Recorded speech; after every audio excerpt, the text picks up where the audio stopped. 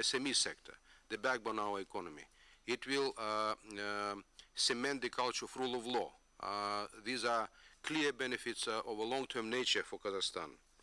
Of course, WTO will bring new markets for Kazakhstan globally and offer Kazakhstan as a new market to other member states of the WTO.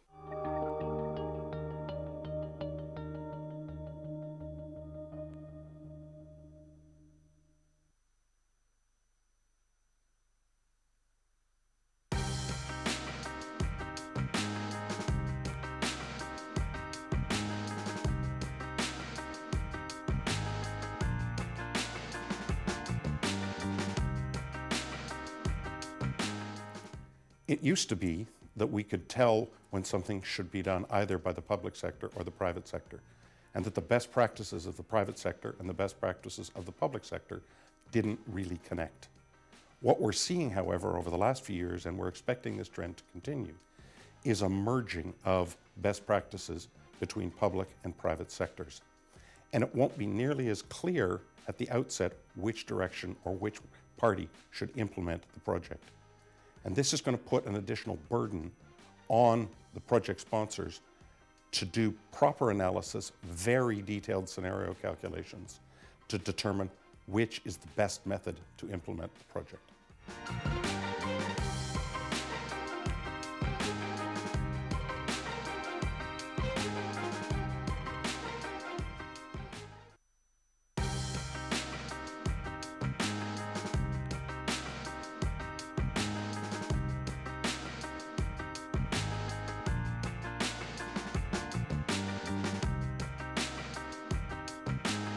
So we're seeing an increase in geopolitical muscle flexing, which is definitely impacting the infrastructure investment market. The world seems to have gone crazy. We're seeing that China go head-to-head with the US, and a good example of that would be the introduction of the AIIB. We're seeing India emerge as a global power. We're seeing a rise in terrorism incidents. So generally, we're seeing a lot more market volatility, and this presents infrastructure investments with a great problem. They are interested in low risk, low return asset investments, and all this volatility is likely to put them off. But the postscript to this trend is, slightly surprisingly, we're not seeing investor returns yet being impacted by this higher geopolitical risk.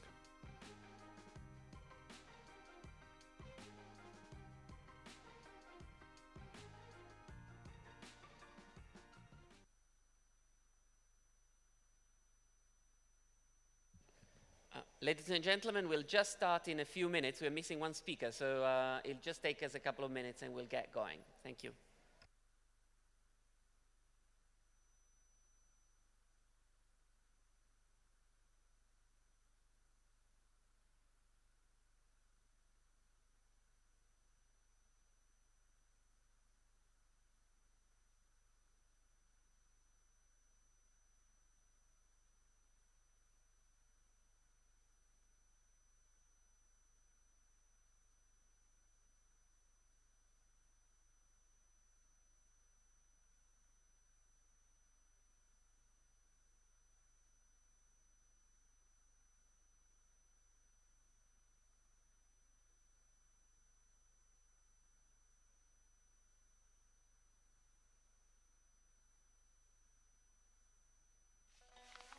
It's the oldest overland trade route in the world, a network dating back to the 5th century BC, stretching from China through Central Asia to Europe's borders. The Silk Road transported everything from spices to gunpowder and, of course, silk between East and West. Now China's President Xi Jinping is bringing it into the 21st century under the name One Belt, One Road. Goodbye camels, hello trains, capable of transporting Chinese-made goods like laptops 12,000 kilometers to Germany. That's faster than shipping by sea. But maritime trade is also a big part of the One Belt, One Road, linking key ports in Asia, Europe and Africa. While the maritime route already carries much of the world's cargo, its overland counterpart is much less developed and passes through some of the world's most remote regions. So the challenge for China and its partners: create a 21st century superhighway while reducing prohibitive import and export tariffs so that East and West can do more business with each other.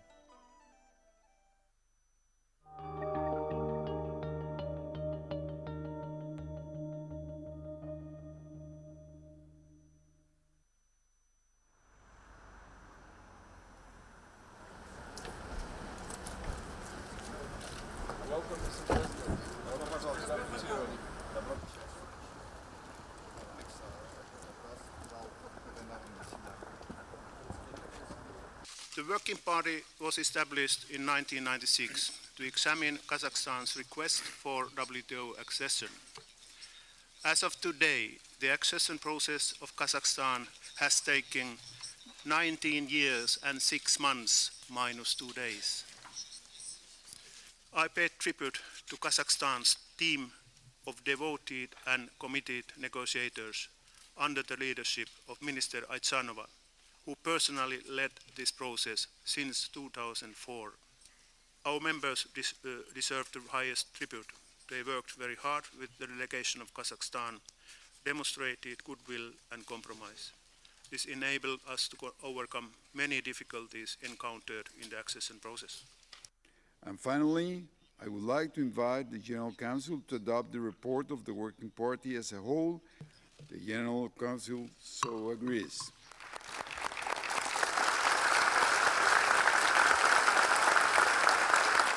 Сегодня для Казахстана состоялось историческое событие, подписав протокол о присоединении к Марракешскому соглашению об учреждении Всемирной торговой организации.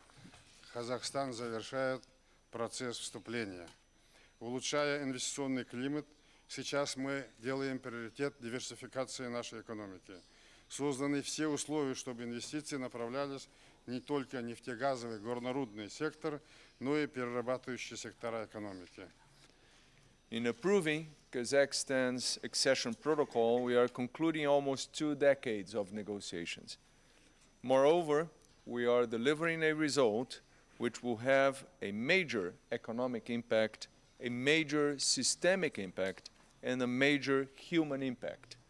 Because, crucially, the benefits of accession can help to create jobs, raise incomes, and improve people's lives.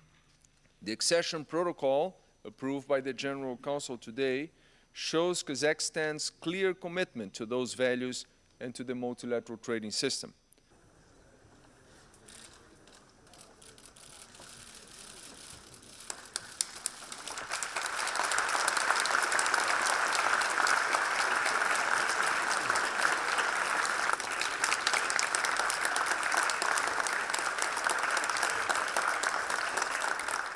I would like to congratulate the government of Kazakhstan for undertaking the very important reforms needed to pave the way for Kazakhstan's WTO membership.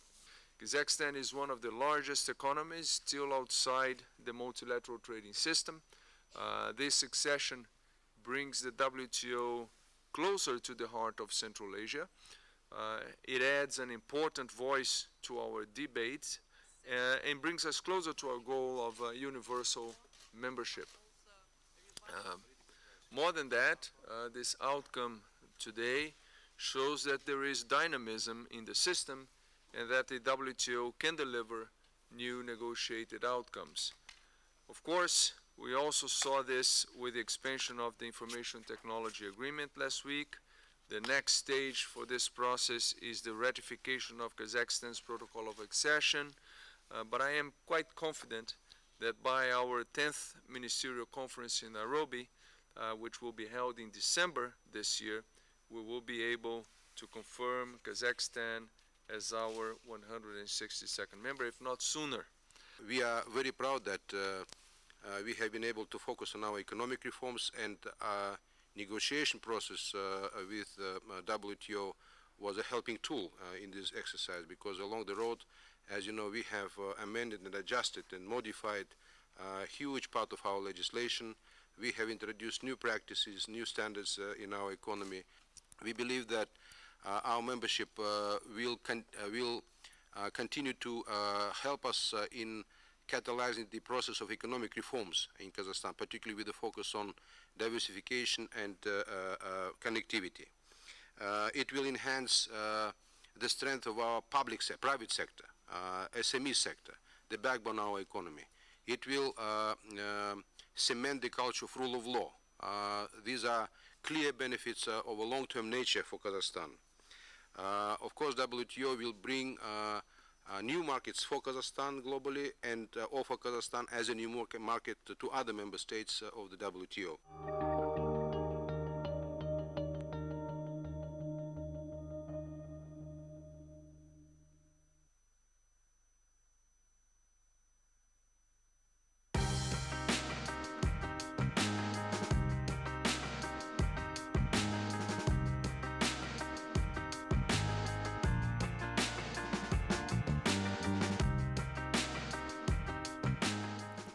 It used to be that we could tell when something should be done either by the public sector or the private sector, and that the best practices of the private sector and the best practices of the public sector didn't really connect. What we're seeing, however, over the last few years, and we're expecting this trend to continue, is a merging of best practices between public and private sectors. And it won't be nearly as clear at the outset which direction or which party should implement the project.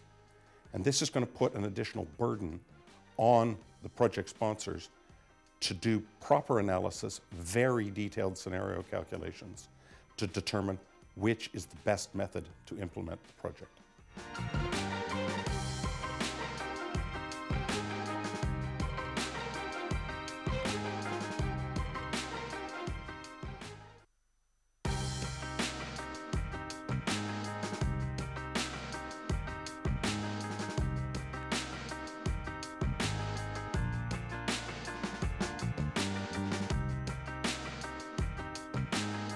So we're seeing an increase in geopolitical muscle flexing, which is definitely impacting the infrastructure investment market. Ladies and gentlemen, we the world seems to now ready to start. Good morning. My name is Mattia Romani. I work for the European Bank for Reconstruction and Development. So welcome to the session that will look in particular at the Silk Road and its context, particularly in relation to private sector development. But before we get into boring stuff that as economists like to do, we have the luxury to have Peter Frankopan, a very distinguished historian from Oxford University, who will give an introductory speech about the Silk Roads. In fact, the speech is based on his book, I imagine. He didn't know I had here, but it's here. He's shy, so he won't say, but it's a great book, so do read it. I found it very, very interesting.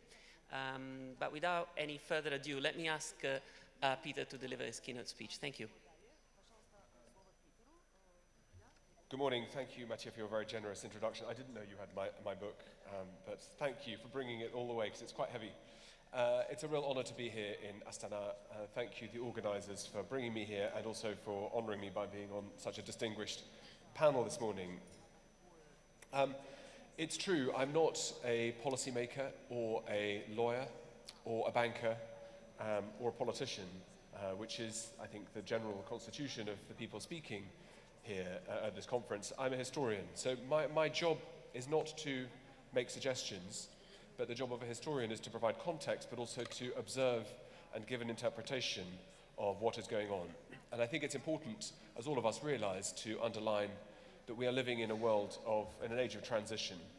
And I think one needs to understand, for me anyway, the world that's going on around us in the context of much wider rhythms of changes of global trading patterns, shifts of power, and changes in the center of the world's gravity, both commercial, economic, fiscal, political, and even military. It's striking to me that yesterday, at the many interesting sessions I went to, there's very little historical context given to the kinds of questions that are being considered here, which seems to me both interesting and maybe something of a shame. I suppose it was typified by the fact that a very distinguished economist yesterday said that for him, when he means history, he means from before 1999. For me, in my faculty at Oxford, we consider modern history to start in the year 527 AD. 1,500 years ago. So one's perspective of what is normal and what is interesting differs wildly. As I said, it seems that we live in a world that's unfamiliar. Threats of Islamic fundamentalism, terrorism, military confrontation, rises of China, what this means for the region and what this means for global economies seem important. But it is fundamental that these questions that are being considered, including private investment rights and private sector investments, are not new. We can convince ourselves, my children convince themselves that everything they see is new and better than in the past. But the kinds of challenges that are being faced today in Kazakhstan, across the region of Central Asia and beyond, are extremely familiar ones. These rhythms of change are nothing unusual. I write in my book about Islamic fundamentalism and terrorism in the 10th century, where a world had to adapt to a problem that we see in the beginning of the 21st century. I write about slowdowns of the Chinese economies and of the impact on global trade in the Ming era in the 15th century, where we can learn a great deal, I think, from seeing what happens when an economy overcooks, overheats, and where shortages in monetary supply have impacts many thousands of miles away. It seems that economists can be quite quick to dismiss history because they consider there isn't data that can be sufficiently mined. But there is plenty of material that can allow these conclusions to be reached. My particular focus on the Silk Roads has been to try to demonstrate that these are not peripheral, exotic regions that have some secondary importance in the world, but they have been fundamental since antiquity. And they've been fundamental not just until 1500 or so, when the rise of the West started to take place, but they've been the world's central nervous system for more than 2 millennia, along which exchanges of goods, exchanges of people, ideas, languages, religions, diseases, pathogens, human DNA, flora and fauna have been exchanged. And this significance is not in the world's distant past, it's on the world of today. And although we consider Silk Road as being something new and a signature Chinese investment and foreign policy program of the early 21st century, in many ways, control of these Silk Road regions, control of their commodities, oil and gas in particular, has been one of the great stories of the last century. We tend to think of the 20th century in terms of the great confrontation between communism and fascism, but in fact one could make a case to say that Western interventions in Iran, in Iraq, Soviet interventions in Central Asia, including in Kazakhstan, have shaped the world that we are trying to understand today. And it could be dangerous to look only in terms of global GDP distributions without trying to put them within a wider context. So today, the kinds of things we're talking about, the relationships between developed and developing economies, or now I know economists like to call them advanced and emerging economies, I think needs to be seen within a context where this shift and of changing economies is entirely normal.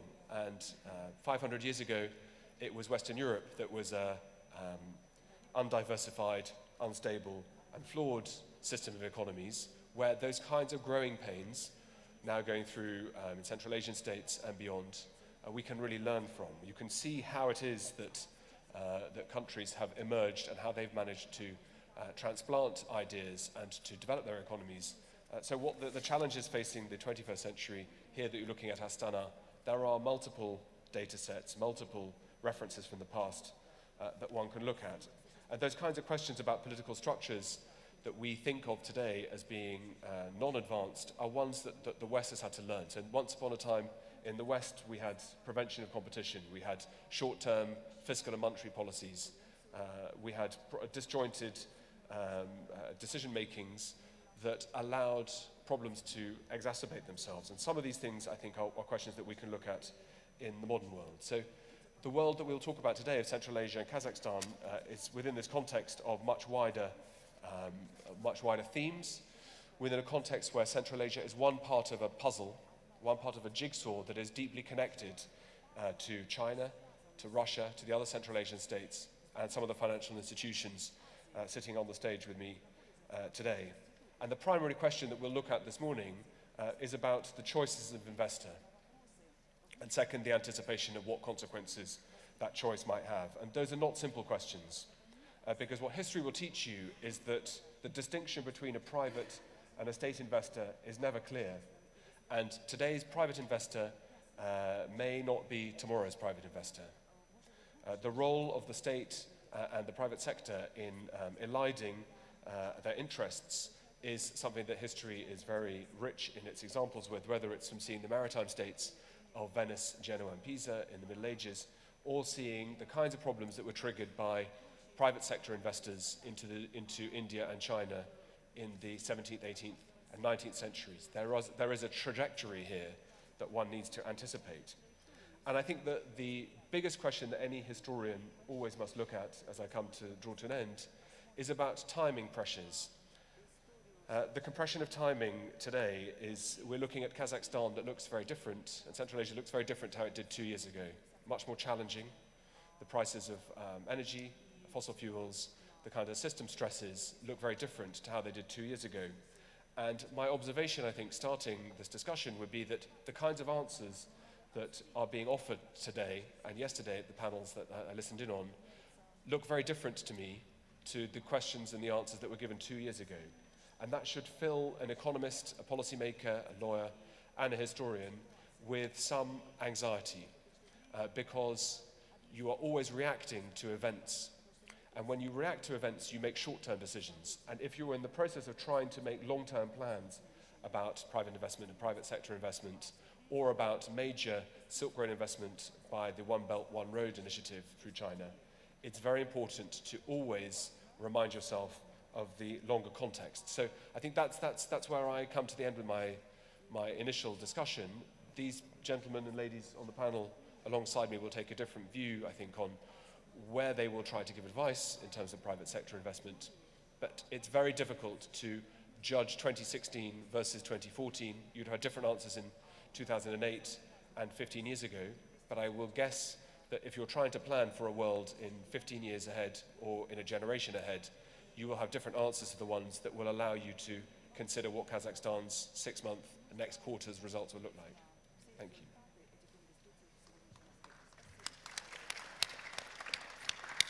Thank you very, very much, Peter, for this perspective that you gave us, which is, I'd say, very different from the typical angle we come from. I think the perfect following to your introduction is from Tatiana Valovaya. Tatiana is a member of the Eurasian Commission, and perhaps the Eurasian Commission is one of the institutions that incorporates the sort of ideas that were at the heart of the Silk Roads from the very beginning in the best possible way. So, Tatiana, can you give us and share with us your perspective? Thank you. Спасибо большое. Но я, наверное, воспользуюсь возможностью, которую дал Питер, и начну тоже с истории. Потому что история это действительно позволяет нам видеть не только прошлое, но и видеть будущее. И, наверное, действительно, вот, Питер, вы начинаете свою книгу с того, что говорите, что еще мальчиком на карте нашли интересный город Баласагун. И этот город Баласагун, он теперь находится на карте на территории Евразийского экономического союза в Киргизии. Поскольку действительно история Центральной Азии, история Шелкового пути сегодня трансформировалась, по сути дела, в предысторию Евразийского экономического союза и в предысторию проекта «Новый пояс Шелкового пути». И действительно, история здесь очень и очень важна, потому что, по сути дела, Шелковый путь в значительной степени не просто соединял Европу и Азию, он и интегрировал Евразию, центры Евразии. Но еще даже до Шелкового пути этот регион тоже неоднократно был в едином экономическом, политическом союзе. Достаточно вспомнить, я всегда говорю, что первым, наверное, интегратором и первым руководителем интеграционного евразийского объединения была легендарная царица Томирис, которая победила Кира Великого еще в VI веке до нашей эры. Поэтому у истории этого региона действительно очень богатое прошлое. И я уверена, что многие уроки, конечно, для нас очень и очень важны. Поэтому, если говорить о том, что сегодня происходит в этой части земного шара, в этой части Евразийского континента, я бы сказала, наверное, что да, действительно, сейчас на слуху две инициативы. Евразийский экономический союз и инициатива экономического пояса «Шелкового пути». Причем я уже вот говорила вчера на форуме, мне кажется, что не случайно об инициативе «Новый пояс шелкового пути» стали говорить вот чрезвычайно активно в последний год. Хотя сама инициатива была выдвинута Китаем еще в 2013 году и здесь была озвучена в Казахстане впервые. Мне кажется, что это не случайно в последний год, потому что год назад был выдвинут проект сопряжения двух инициатив Евразийского экономического союза и нового пояса шелкового пути. Именно с того момента на евразийском пространстве к этой инициативе стали относиться сверхсерьезно и заинтересованно. О чем сейчас вот мы в рамках Евразийского экономического союза обсуждаем? Вот идея сопряженности. Действительно, мы сейчас понимаем, что эти два проекта – это не конкуренты, это не альтернативные проекты для Евразии или для Центральной Азии, это две взаимодополняющие инициативы. Но, конечно, нам еще предстоит сделать видение вот этой сопряжения этих двух проектов и, конечно, в значительной степени отталкиваясь там от прошлого. И в этом плане я вот бы хотела сказать, вот какое видение этого сопряжения, этого будущего могло бы быть. С одной стороны, конечно, новый пояс шелкового пути – это прежде всего физическая дорога. Это физический маршрут из Азии в Европу, из Европы в Азию через центр Евразийского континента.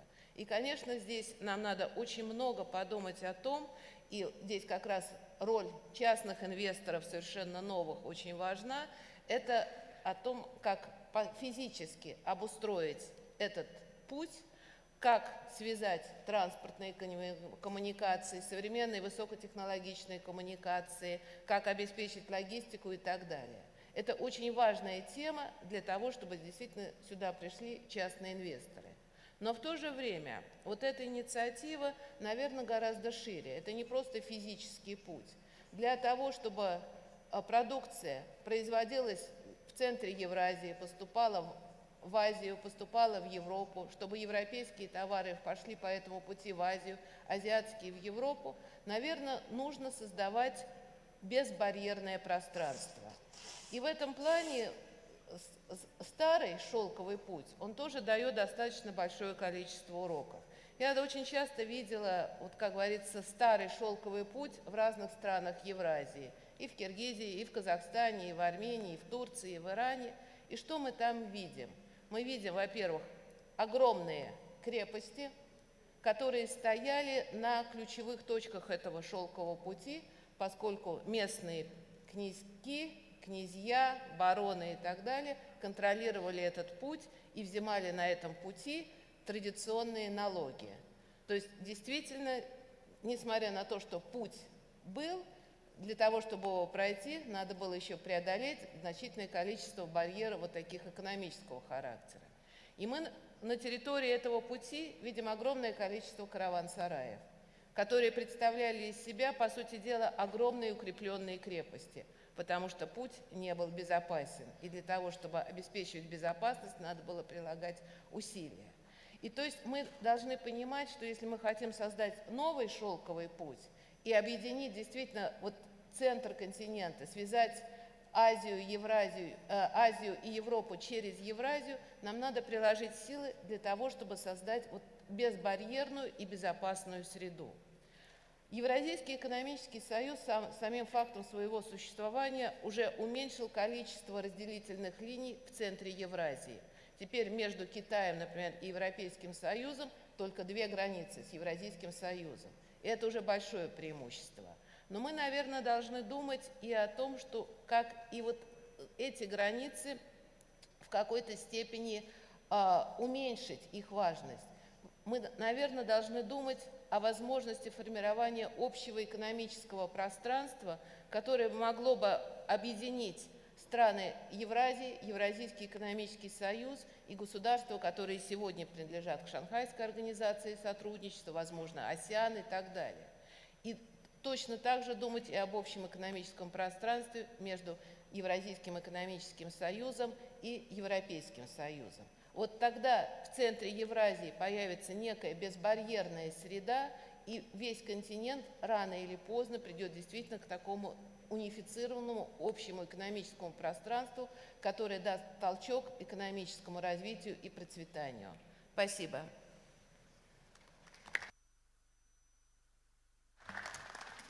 Thank you very much, Tatiana, because not only you made some very interesting points, but you also proved that economists sometimes do read history, and they do know a little bit about history. So thank you for holding up the flag of the economists here. You mentioned something that I thought was very interesting, which is a link that Peter also made, which is the link to private investors and investment choices. Interesting to hear from Peter that these are not choices that we're making for the first time. Investment choices in this region and along the Silk Roads have been made for thousands of years. But you did point to the role of the private sector. And this is a little bit what I thought we would do in this panel, which is to think very hard about what do we think the private sector will look like in the future along the Silk Roads that are being built now, and what are the big obstacles that we see for private sector investors to actually be more present in this region, which is actually being starved of private capital for now many, many years. And I think that's a great question for us to turn to the EIB, the European Investment Bank. So Jan Vapavuri, you're Vice President for European Investment Bank, you are Minister of the Economy in Finland. Can you give us your perspective? Thank you. Thank you very much, and good morning for everyone. I think coming back to the keynote speech, I think the question of the relevant time horizon is a very interesting one. I mean, for some of us, it's maybe the next quarter. For some, it's the next generation. For some, it's the last 2,000 years. For an international financial institution like the EIB, the long-term financing institution of the European Union, it's maybe roughly 10 to 20 years, taking into account that the average maturity of our loans is roughly 10 years. It's certainly true that the constant change and uncertainty are ever present in today's world, and that the predictability of global developments from both an economic and a political perspective has substantially diminished during the last years. However, I think as important it is to understand the rapid change, it's also to realize that everything is not changing. I mean, certain megatrends, now I have the time horizon of the next 10, 20 years, including urbanization, digitalization, and the tackle against the climate change are certainly not losing importance. Due to that, issues like innovation, smart infrastructure, green economy, and booming entrepreneurship will remain as key economic drivers of the economies around the world. All this needs substantial investments, which we, among others, are financing. To take an example from Europe today, the investment in Europe has hardly reached the pre-crisis level 2007, even if interest rates are at an all-time low and liquidity is ample. I think that this clearly demonstrates that liquidity alone is not enough. There has to be confidence among the market participants and willingness to take risk.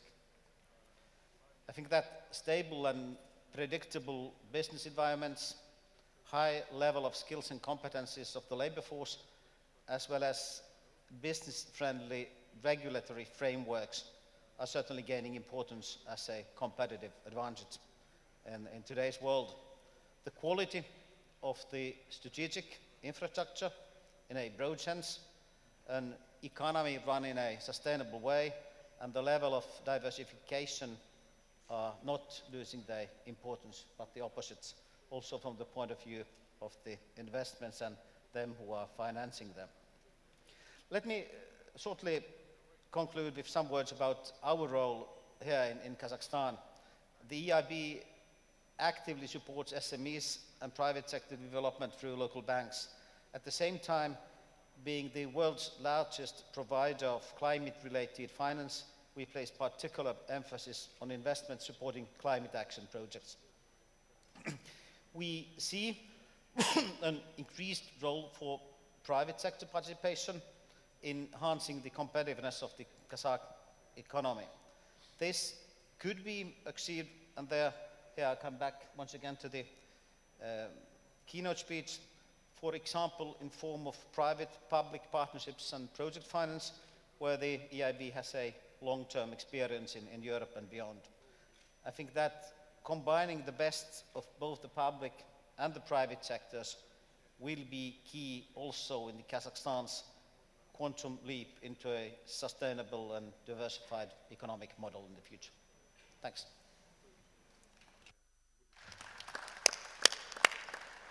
Thank you very much, Jan. Now let's go from Luxembourg back to the core of the Silk Roads and ask Dmitry Pankin, who's the chairman of the Eurasian Development Bank, how this newly established bank sees the opportunities, particularly in relation to private sector. Dmitry. Thank you, Romani. I think I just would like to follow our story about relationship between public and private role in financial area. In fact, it's a very interesting question. We see now rising new bank like Asian Infrastructure Investment Bank, New Development Bank, BRICS Bank. So why? What's happening? Why we have such a serious growth in multilateral development bank? I think we need to maybe to understand 2 points. First of all, financial crisis 2008-2009, and one of the biggest result of this crisis, we have more tightening regulation, more strict requirement for commercial banks in order to take risk. We have Basel III requirement, we have new Volcker rules in United States. What's the result of all this new regulation? Of course, banking system now become more safe. Of course, new capital requirements have very positive impact in global financial system as this global financial system become more safe. That's fine, but other result, it's kind of fighting for quality of assets. We see that many investors try to cut their position with emerging markets, try to withdraw money from funds that from emerging markets funds and to invest in high quality assets, AAA assets. So capital is going back in the United States, in Europe, and question is who will finance all the projects in the emerging market in developing worlds?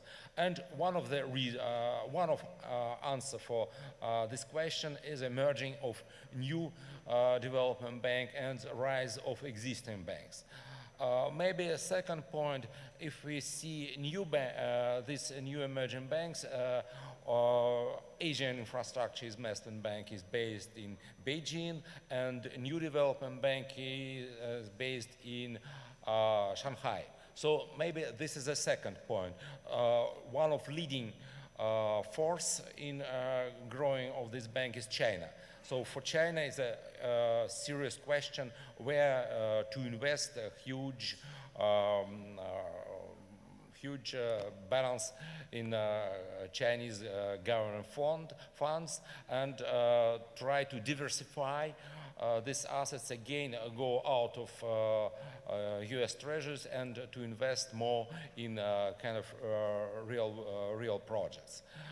This is, I think, second story that is under a new bank development. And in that case, question is, what will be the role of these new development banks and existing multilateral banks in financial environments? Typical answer is that this bank need to finance infrastructure. We have a huge demand for infrastructure project in Asia, and so we need additional capital and additional banks. But if we try to analyze some figures, we see that 70% of all infrastructure expenditure is financed through budget. And real, if we analyzed some figure for 2014, 2015, around 1% of all infrastructure spending is financed by multilateral development bank. So from first appearance, it's very tiny figure, but in that case, what's the real role? Why we are talking about multilateral development bank? I think there are some points, some issue. First of all, 1% it's just general.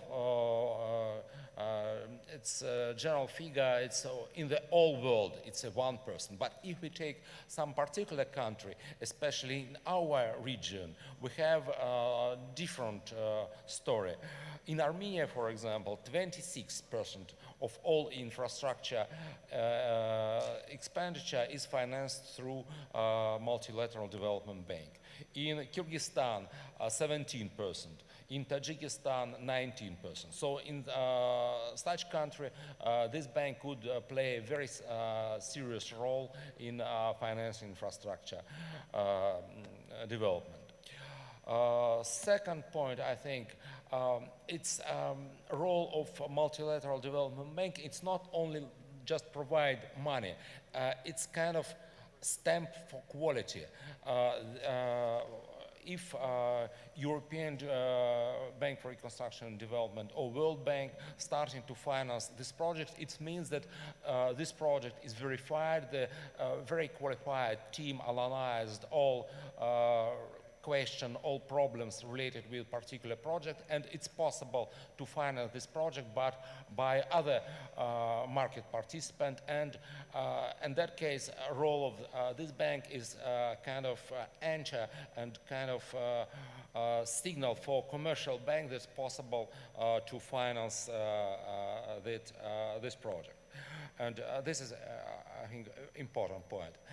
And again, another point, it's a possibility to provide project preparation.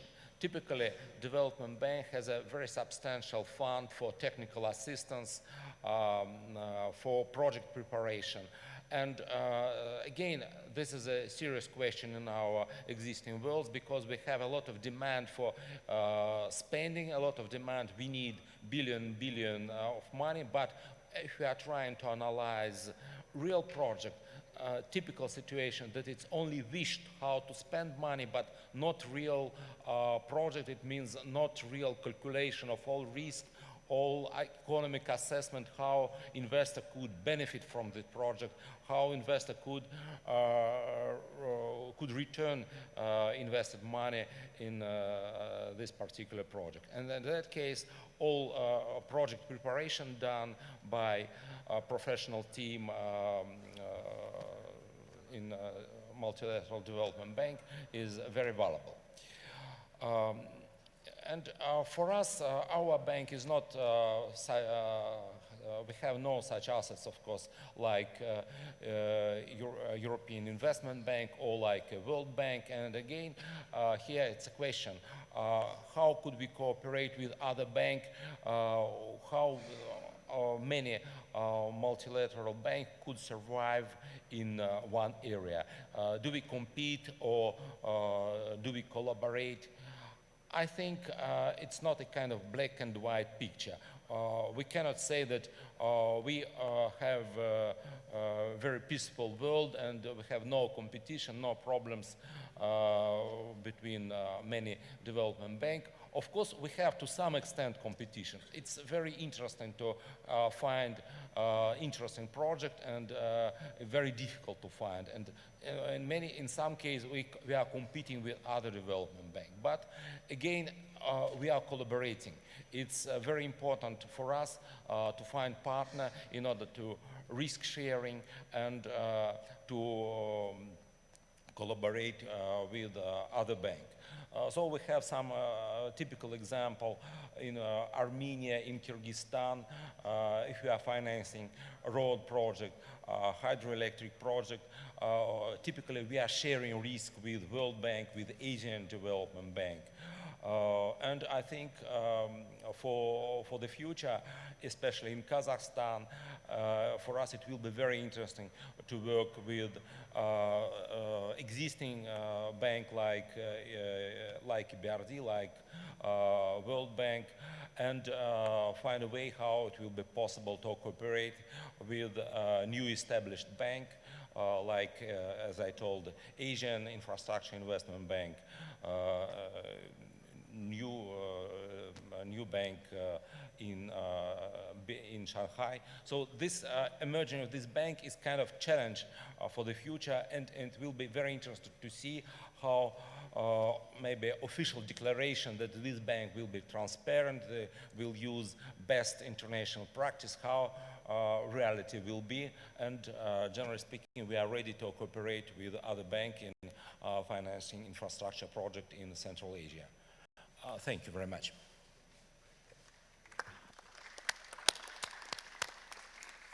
Thank you very much, Dmitry, for an interesting overview of the role of your bank and the challenges it faces and the need for collaboration, which I think all of the speakers so far have emphasized. Now, let's now fly to the other side of the Silk Roads and go for a second to East Asia, where the Asian Development Bank is based. And perhaps we can ask Wan Cai Zhang to tell us how the Silk Roads and the involvement of the private sector in the Silk Roads look like when you look at them from the Far East. Wan Cai. Thank you, Mattia. Thank you. Good morning, colleagues. This is my second time to participate in this very important forum. Last year I was here. This time I'm very happy to be back. I think these topics are very important, and certainly if you look at the role of the private sector in a region, certainly we want to see the big role by the private sector. Of course, public sector will continue to play a very important role in the coming years. It depends on each country's circumstances and development stage. But certainly in general, I see that private sector will be the key driver for the growth in a medium, long term for the region. I think no doubt about that. And I think colleagues all know the difficulties this region are facing, right? And look at this global economic environment and also the regional challenges and individual countries' challenges. I don't have time to go into detail, but I just want to see that. So we need to get a solution for sustainable, inclusive, and even strong growth in the coming years. Some of member countries had a very low growth this year, 1% or 2%. In one country even will have like a negative growth for this year. So I can in general for the Central Asia for the 8 countries, 5 Central Asia and 3 Caucasus countries, based on our ADB's projection for growth is about 2.1%. This year, I just give you the pictures. So how we address these challenges in a region and in a context such as global and regional and individual country circumstances. So certainly we need to look for the sources growth. And so I think how can we promote developing the private sector in each of our member countries in the region, in the Kazakhstan and other neighboring countries. So, Mattia, you asked me a question about, all of us about a question about what are the major, barrier or something difficulties for the development. We Asian Development has been, working with our regional member countries for many years, particularly after joined the ADB after the, 1991, that Kazakhstan joined ADB in 1994. So that over the last, more than 20 years, that we see a lot of changes in the region, and we also see a lot of achievement achievement by the member, but still we see a lot of daunting challenges. So, look at this region, right? It's relatively geographically remote to the seaport. That also many countries are landlocked countries, right? They don't have, they need to look for the way to the market, particularly to the bigger market in other parts of the world. And this is, the challenges. But we also have a very relatively small population in the region, right? For 5 Central Asia countries, altogether have like a population of maybe 66 million or less than 70 million populations altogether. So how if you want to develop a private sector, right? You need the reasonable kind of size of the market here. So how they want to see the market. So how can we address these kind of things? So we want to see the more that physical integration among the member countries. Yeah, we also want to see more trade policy dialogue and trade facilitation, even trade liberalization one day. Many countries want to join, and some countries already joined WTO. Some countries are still, looking for join the WTO. And also, some countries already, joined the EU. My colleagues mentioned about Euro-Asia Economic Union. Some also, many of them are members of CARIC, what we call the Central Asia Economic Regional Cooperation. And also, we have, other important initiatives, right? Like One Belt, One Road, and together with many others. So how, we region, use this opportunity to build that, physical connectivities, transport connectivity, and later, economically, interconnected, integrated. So that's something, we have to address. This is something, And secondly, we see, many infrastructures still, are not there to support private sector, Many infrastructure, really were built many 20 or 30 years ago, before maybe during the former Soviet Union time. So how we rehabilitate and renovate, the old facility like power plant, transmission line, and road and many others. So how can we, build a very, advanced, infrastructure, road, energy system, and the urban, infrastructure system there. Without the infrastructure, this hardware, you cannot expect the private sector to come, right? So, and also in terms of policy side, software side, in terms of business environment, we see a big improvement, particularly if you look at the ease of doing business, right? So based on the statistics, we saw that many countries are improving their ease of doing business, particularly like for country for the Kazakhstan, right? Their current ranking is I think it's 41%. It's 41, right? The ranking. So among the 189 countries, they can further improve. Maybe they can become the top 30 in terms of ease of doing business if more efforts can be made. So I see, but still we see many room for the improvement, big room for the improvement further to improve, the regulatory firm policy environment for the private sector development. So I think, and also, we look at the capital market, the financial sector, right? Particularly for the SME financing, we see still a lot of things we should do, right? So how can we improve the banking sector, financial system, capital market development, and, SME financing? Those are things, if we cannot, they don't have, if the private sector cannot get the money they need, right? So how they develop their business? And also labor market issue also, I see that, right? We need, first and need, the labor, I think they need very sound, labor market institutions in place. And also we should see, that also the, mobility of laborers, right? If needed, within the country, even among the countries. And also that, and also we want to see that, that the labor skills to be further improved, through training, through education, vocational training, these kind of things. So still a lot of work, needed to be done. I see from our perspective, from Asian Development Bank's perspective, we see. So I just give you, maybe we still have many other, barriers on the constraint, right, for the development of private sector. But given the such an important role for the future growth, for the region. So how can we address that? Mattia, you also asked me, what are solutions to them?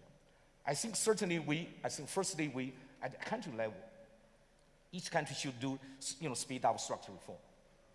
And we can do many things, right? We can take many policies by the government, right? Improve the business environment.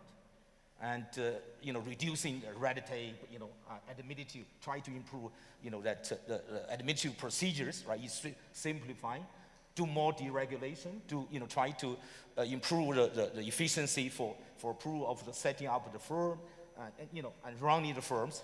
And we also, see that, that we should also try to, introducing the dispute settlement mechanism and the timely arbitration of legal procedures. We also should try to improve the competition and abating the barrier to the market entry, by the enterprises, right? Still we see in many countries in the region, state sector, right, still play a very dominant role. How you reform the SOE, how you try to, let the private sector can, get more entry to more sectors, right? So that they can play more important roles. Some countries, are talking about the privatization. They are doing some, maybe talk more about commercialization of SOE as a first step. So this, something also very important. How we, help to provide better asset to finance, particularly for those SME financing, and also I think how we, foster and managerial and technical skills, right, to the entrepreneurs. I visited one of the small SME we finance. I visited yesterday. Actually, two. I visited one child development center we finance through our SME financing. Another one is the ice cream production, businessman.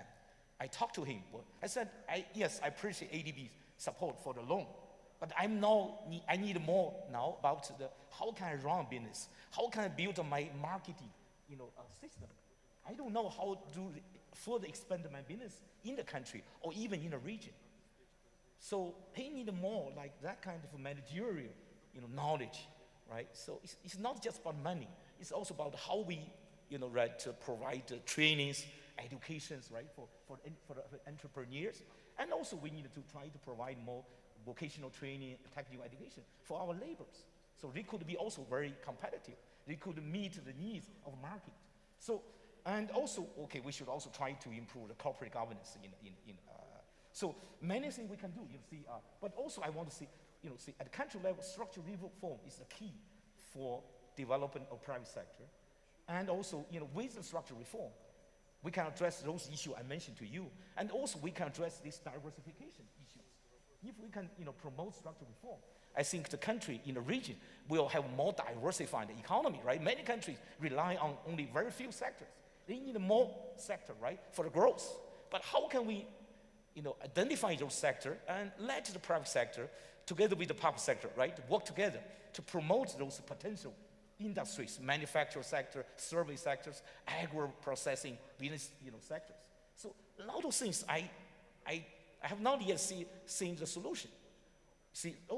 But at the regional level, I also want to say that we need to strengthen cooperation. Many colleagues talk about, Silk Road, EU cooperation, and my EIB and also Euro-Asian development. Talk about it. ADB also, supported this regional cooperation integration for many years, I can tell you. We, particularly in the region, we through this CARIC, Central Asia Economic Cooperation Forum, right? We have 10 members within this CARIC Central Asia Economic Cooperations.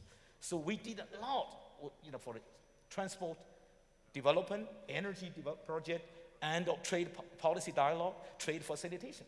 In the coming years, we also want to even further promote, the economic corridor development. Try to transform the transport corridor into the trade corridor, and finally to become an economic corridor. So you see, with that corridor, economic corridor in place, with more integration in the region, right, you will see more business opportunity for private sector, right? Along the corridor, and you'll see more regional trade and investment with trade policy, trade facilitation here. And, infrastructure here. You'll see more movement of goods, people, services, right? Capital. So I just let you know that. So with that kind of regional integration cooperation, we can make a difference for promotion of the private sector at the country level, at the regional level. So we really will promote the economic growth in our member countries and for our region, and also for the global economy. So, but certainly for ADB's role, I can tell you, that we will continue to support all of these kind of structural reforms, infrastructure development, regional corporate integration. I think we have been working with with others. Certainly, we cannot do this alone. I see that many countries in the region, I visited many countries in the region, I see that in the recent years, they want us to support more PPP projects. I met with the decision makers. They said, Mr. Zhang, I want you to do more PPP projects in my country, in the different sectors. I want you to do more private sector operation in my country. You see, that kind of changes. I saw that in the recent years. So this is a very good momentum, right? So ADB will try to do more private sector operation, try to promote PPP project. And also we'll try to provide more policy-based loan and investment project support structure reform, infrastructure development also. Like the one in the country, Kazakhstan, we support SME financing, right? And we support policy loan for Kyrgyzstan and Tajikistan and other countries for improving the business environment, investment and climate, right, for the private sector development.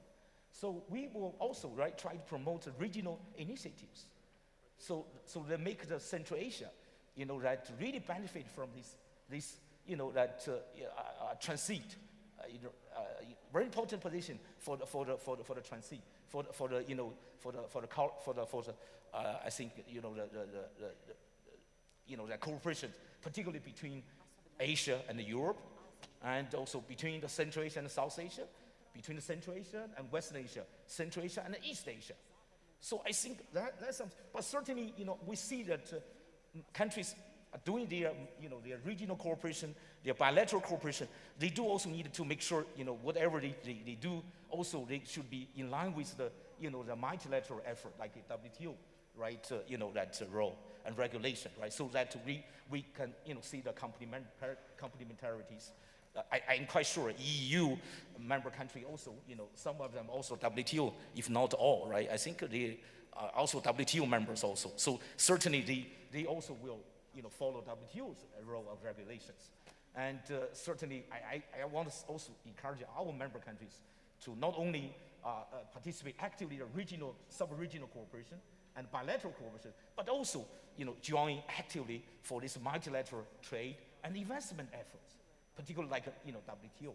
So we also will provide our support together with others. But certainly, our Euro-Asian Development Bank said, we ADB, Asian Development Bank, we cannot do alone. We will work closely with other development partners, with government, with private sector, right? With the new banks like AIB and new, other, financial institutions, existing one and new one. I can tell you, we are going to have a first co-financing with the AIB in June, very soon, for one project in the highway sectors. So this is a kind of an example I can show you. We Asian Development Bank, right? We will, like to work with other banks, particularly even the new development bank for the infrastructure development in the region. So that, I just give example. So we are ready to working with all the others to support our, regions, our countries, economic and social development. So maybe I use too much of time. Thank you. Thank you very much.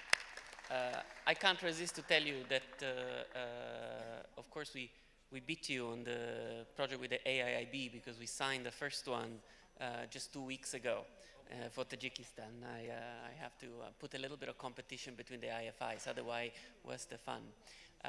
But you actually did lay out perfectly the challenges for our next speakers, because at one point you said that we don't have all the solutions, but we are quite good at diagnosing what the problems are, which is typical traits of economists.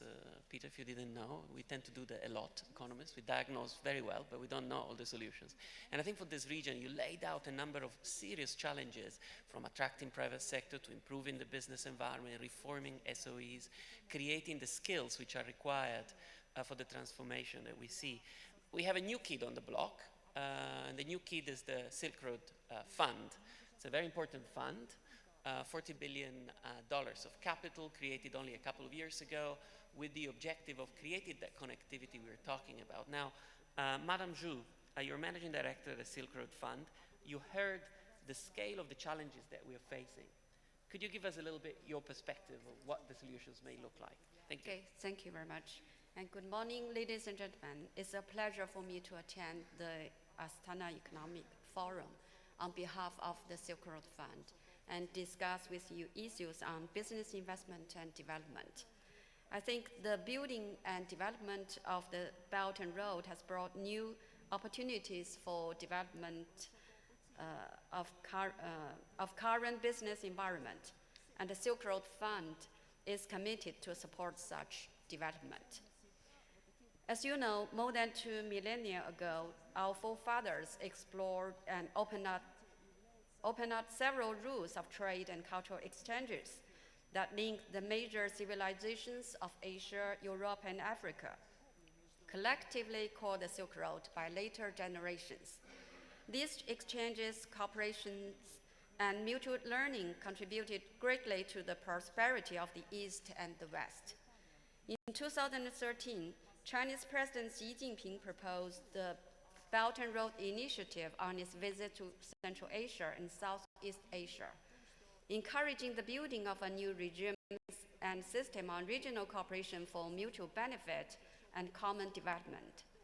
The initiative, highlighting that policy coordination facilitates connectivity and impeded trade, financial integration, and people-to-people bonds should be promoted, provides us with hard-won opportunities to improve connectivity. Kazakhstan, a country along the Asian Silk Road, made great contributions to connecting the civilizations in the East and the West and boost their culture, economic, and trade cooperation. China is its second largest trade partner. The heads of state of the two countries thought highly of the development of the China-Kazakhstan relationship during their meeting in Beijing last year. They signed the joint declaration on new stage of comprehensive strategic partnership between the People's Republic of China and the Republic of Kazakhstan. In recent years, China and Kazakhstan have promoted the integration between the building of the Silk Road economic belt and Kazakhstan's new economic policy of the Bright Road, which has produced positive results. As you know, under such circumstances, establishing the Silk Road Fund became a natural choice. On November the 8th, 2014, President Xi Jinping announced that China would commit $40 billion to the establishment of the Silk Road Fund. Incorporated in Beijing at the end of December 2014, the Silk Road Fund is a medium to long-term development and investment fund. Through a variety of equity-oriented investment and financing options, the fund invests in areas such as infrastructure, resources and energy development, industrial cooperation, and financial cooperation, and is dedicated to promote the economic and social development of China and the countries along the Belt and Road and the connectivity between them. Since its foundation over a year ago, the Silk Road Fund has achieved sustainable progress in project investment. And until now, we have finished 3 project investments. And ladies and gentlemen, last year, the Silk Road Fund just started its operation. And this year, we are looking forward to partner with you and jointly contribute to the global business investment and development. And thank you.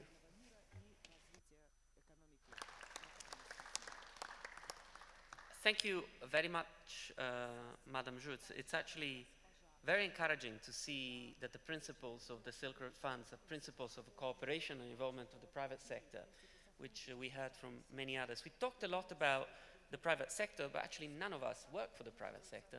So it'd be actually interesting to hear from the horse's mouth what are the challenges that the private sector faces in this region and what can be done about it, what's needed, what can we do as international institutions, government officials, what can we do to facilitate private sector investment? And nobody can help us do that better than Robert Vartavanian, who is the head of M&A and financing for KPMG.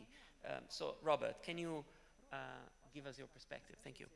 Certainly we'll try. Good morning, everybody, and it's nice to be back. It was a year ago when I spoke at the conference and very much enjoyed it. I want to start actually with a quote, and I'd like you to keep this in mind as I then raise a couple of points for possibly further discussion. A very well-known CEO of an extremely large financial institution said that private capital goes where it is welcome, but it stays where it's well looked after. And while you're thinking about the implications of that, let me mention two areas: global population growth and competition for capital, and then the huge and significant One Belt, One Road initiative. So first of all, population growth. Well, if I stick to my 3 or 4 minutes, I can tell you that the global population will have gone up another 450. The length of this conference, it will have gone up 15,000. Every week, it rises 1.5 million. And since the last time I was in this podium, the population of the world increased by the size of Iran or Germany. And Iran is actually very topical for the next point, which is about competition for capital. Competition for capital, private capital, is global. But as has already been mentioned, people always focus on financial capital, forgetting about human capital. And that is absolutely key. Without the human capital, the financial capital will not follow, and that is a very important point, whether it's at the state enterprise level or at the private level. People, quality, education, and experience of how to use the capital is absolutely fundamental. The change, because I said this last year, the change from last year, ironically, is that, and I think Dimitri mentioned this earlier, there is a real hunger for good bankable projects. So whilst the challenge is huge, there is also a lot of capital, and they are looking for good bankable infrastructure projects. And the problem is finding those. Let me just say that, again, it is not about the capital. It is about risk. If you think about risk, perceived or real, the capital will come if the risk sharing and risk allocation is appropriately split or dealt with. Let me briefly move on to One Belt, One Road in this first piece. I've already said that China's initiative is hugely significant, but I think, at least we believe, it brings with it responsibilities for China in particular. And we think the best projects, the ones most likely to get early traction, are ones that are win-win. Win for China, win for the country, the other country involved, or the countries involved. Also, we believe that it'll be key to earn what we would call a social license to operate. That would be things like a good working environment, contributing to communities and minimizing carbon footprint. And in fact, it could involve infrastructure that doesn't directly benefit China, like healthcare, education, and housing. And obviously this creates opportunities for local players who can bring their local expertise and knowledge, relationships, contacts to bear. And when I look at the private sector and the opportunities within One Belt, One Road, and we can again talk about the more detail later if necessary, I see primary opportunities, typically within the construction of infrastructure. Then there will be secondary opportunities, which are both during the build of the infrastructure and then operating the infrastructure afterwards. And then what I would describe as tertiary opportunities, which are the wider opportunities in community. And that could be in country or through opening up trade westwards and eastwards. And those, I think, can be quite transforming. So, I would say that whilst it is fair to comment that not all the initiatives yet are fully aligned, I think we've heard that everyone wants that alignment. But it is a huge opportunity for Kazakhstan to accelerate its reintegration into a wider global trading community. And I think Kazakhstan must do all that it can to seize the opportunity not to be marginalized, but in fact, rather to be in the middle once again. And probably everyone in this room has a responsibility to make sure that that latter happens. So, thank you.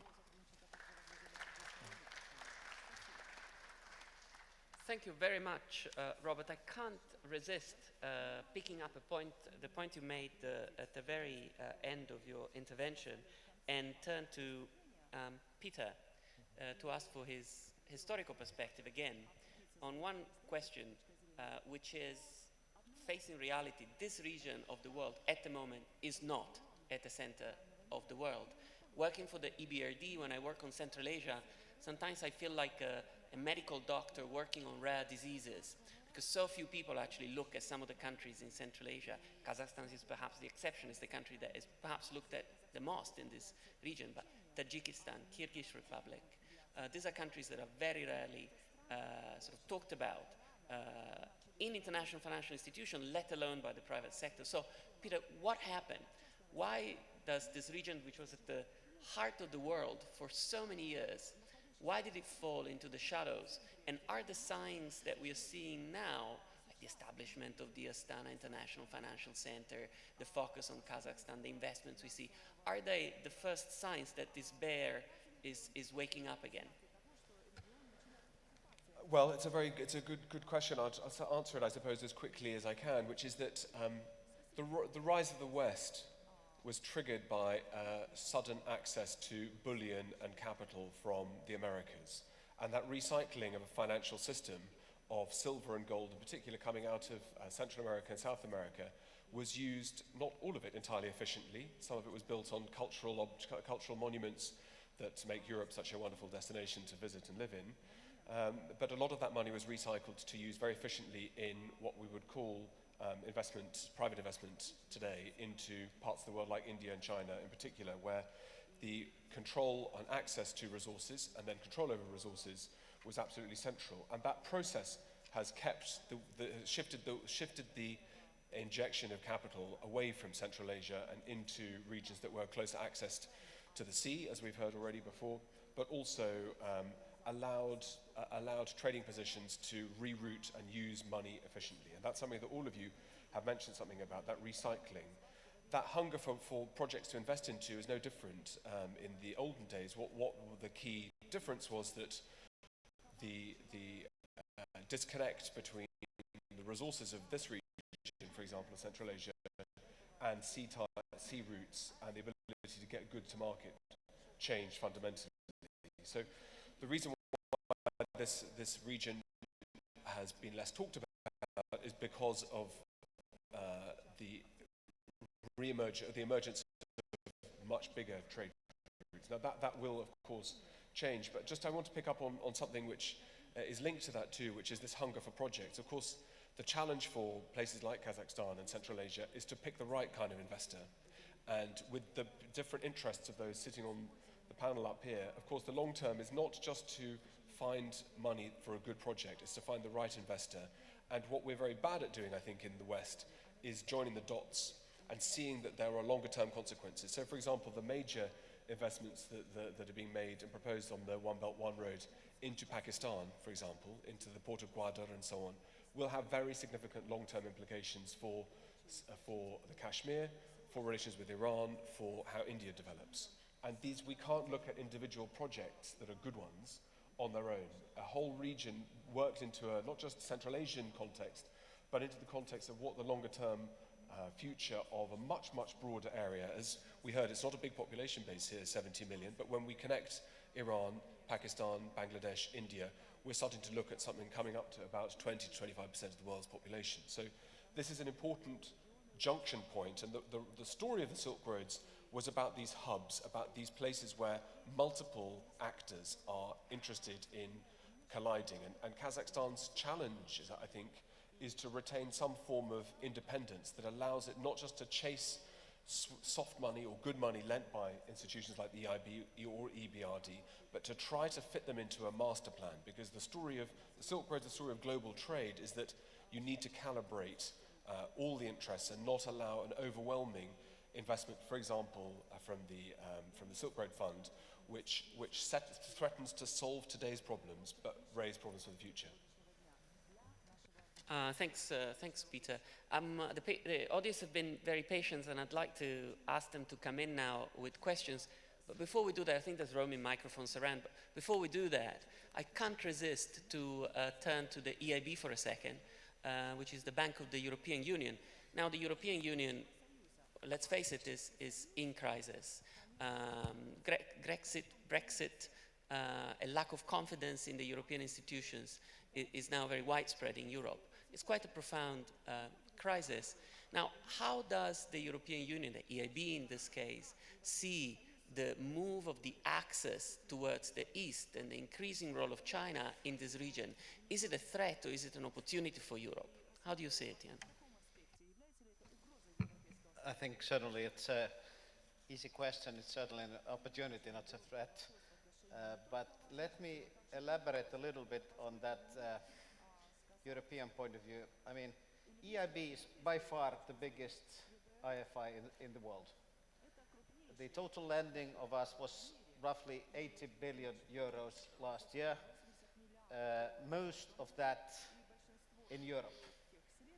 However, we only stand for 3% of the total amount of investments in Europe. And that's Europe only. My point is not that the MDBs can't solve the issue, even if that's true, but that we need partnerships. We need partnerships between East and West. We need partnerships between countries, between MDBs, between public and private, between everyone. What we are thinking in Europe at the moment is some kind of paradigm shift also concerning the role of MDBs. We are used to measure our success in the total volumes of our lending. But I don't think that's the right way to do it. It should be the measurement of the total amount of investment we are able to mobilize. And that's, by the way, the great idea behind the so-called Juncker plan. It's not the question of how much money we put in an investment, but how much private money we are able to mobilize. And I think this is the key issue. And in order to be successful in this one, you really need to understand the logics of the private sector. Could I just comment on that, actually? I think this is absolutely the critical point, and the multiplier effect and the leverage that the MDBs can bring to the market and therefore attract private capital. In our discussions with private investors, it is not that they do not want to invest, and they do not see risk as one word. There are many, many risks in a project. You will all know them. Some of the risks naturally should lie with the private sector, and some with the public sector, and some you can argue about. And if the MDBs can be that enabler and focus on the risks which the private sector, perceived or otherwise, just will not accept, then that would be a huge step forward in multiplying the capital available. Thanks, Robert. Let's see if the audience, people in the audience, have any questions for our panelists on this topic or on other topics. Any questions? Just put your hand up and the microphone will come to you.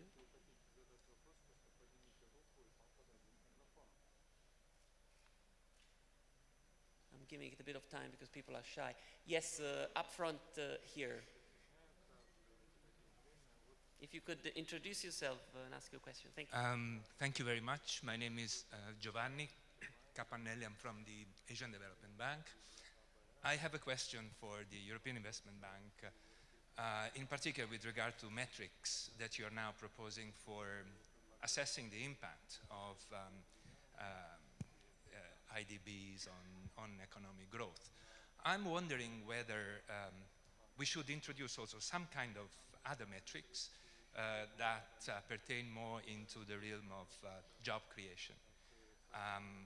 We are in a region that has been now suffering from external shocks.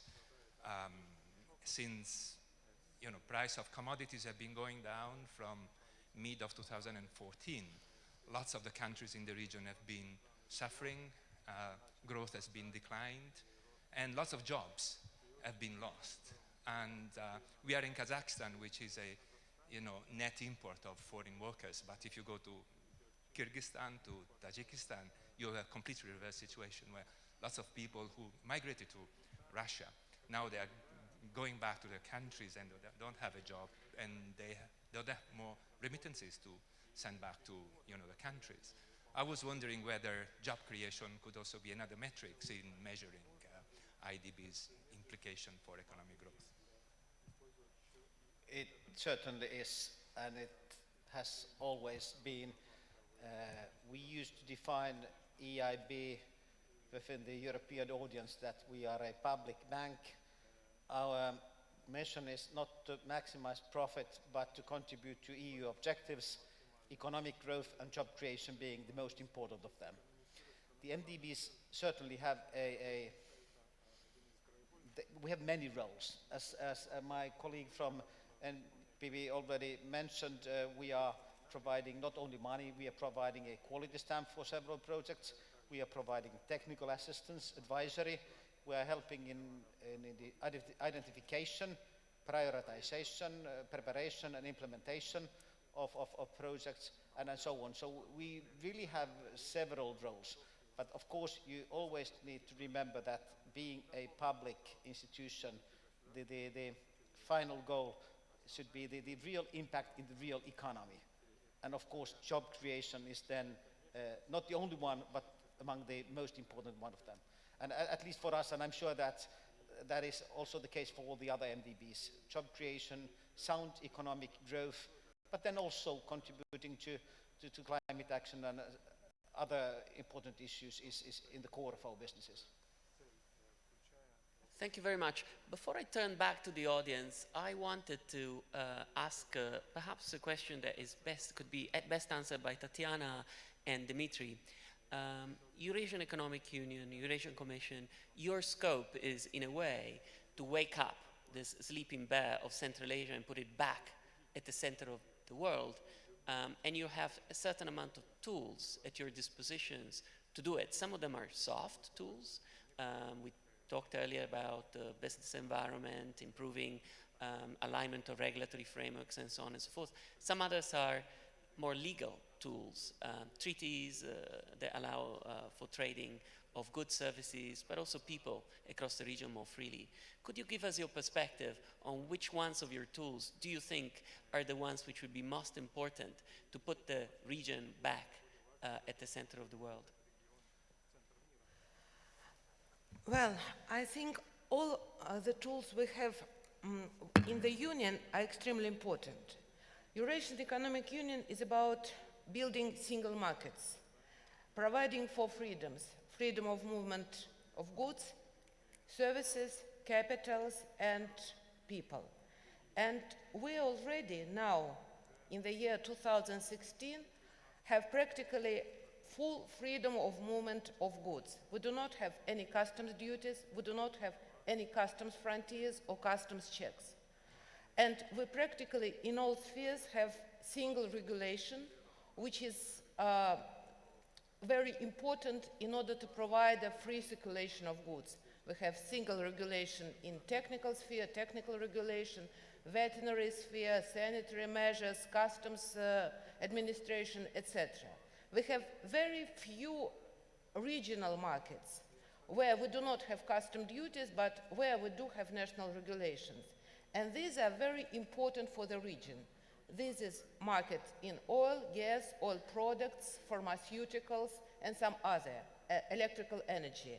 And we do have a roadmap when, even in this sensitive market, we will have unified supranational union legislation. Pharmaceuticals this year, 2016. Electrical energy, the year 2019. Oil and gas, no later than 2025. And we think it's of crucial importance for investors. Because, for example, if investor comes now to Kazakhstan and invests into pharmaceuticals, 2 years ago, he thought that his pharmaceuticals will be able to circulate freely only in Kazakhstan, in a market of 15 million of consumers.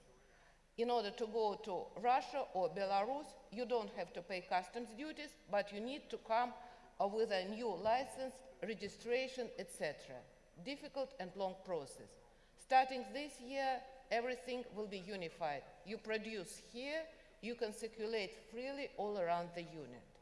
And we think it's of crucial importance for attracting investors. And we already see, for example, in Kazakhstan, as a result of a Eurasian Economic Union and the Customs Union, which came into force in the year 2010, already, for example, automobile industry was created, because now it's a market of 180 billion people.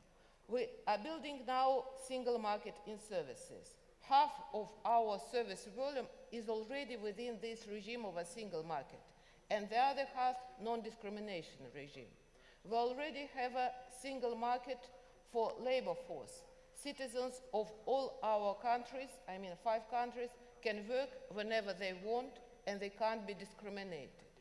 We already have a certain degree of mobility of capital. Practically, it depends on the national legislation. But by the year 2025, we plan to establish common financial market.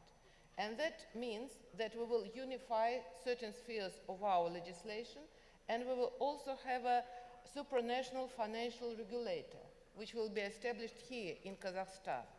And our vision of this market is that by the year 2025, for example, a bank which is established here in Kazakhstan, maybe with foreign investors, etc., having a license from a central bank of Kazakhstan, will be able to provide services all around the Union without obtaining additional licenses from Central Bank of Russia or Belarus. So we think that really Eurasian Economic Union has lots of instruments already, but in 10 years' time we'll have more instruments, and that really, I think, provides possibility for attracting capital, both private and public. Thank you very much. Dimitri, you want to add anything to that? Thank you, Matteo. Maybe just, some words.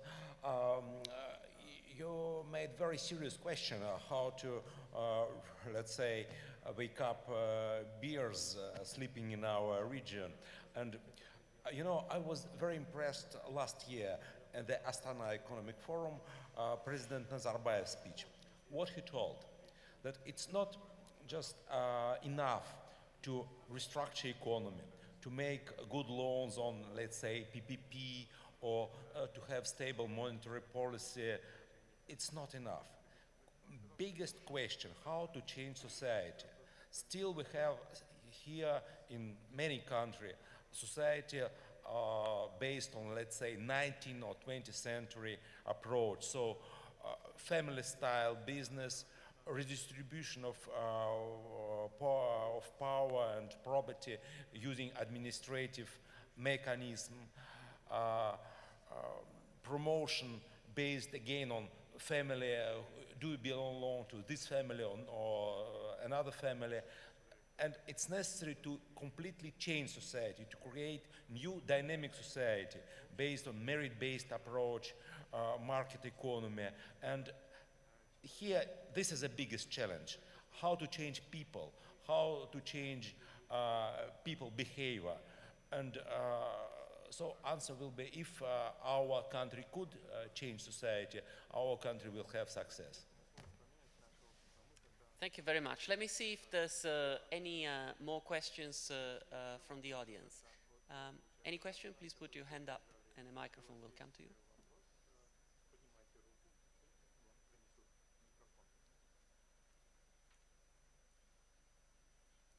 Okay, as you think about your questions, I do have one. It's a bit of a tough question, but unless you ask tough questions, you don't resolve tough issues, which is for Madame Zhu.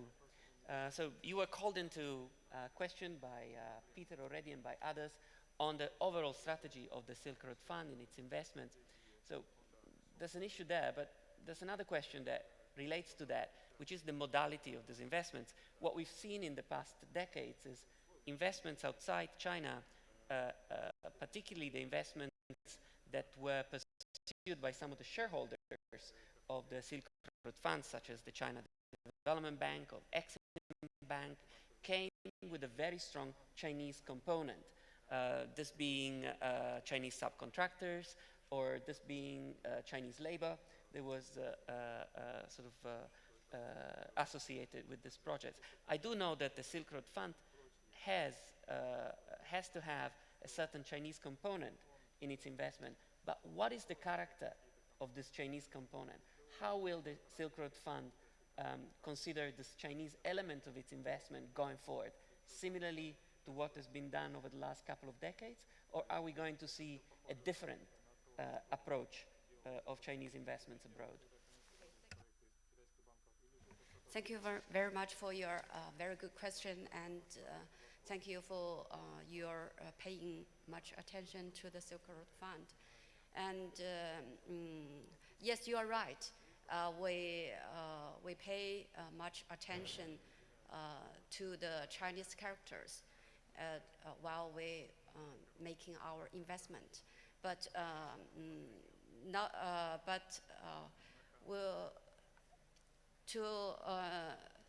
probably it's easier for you to understand this question by starting introducing more about our characteristics.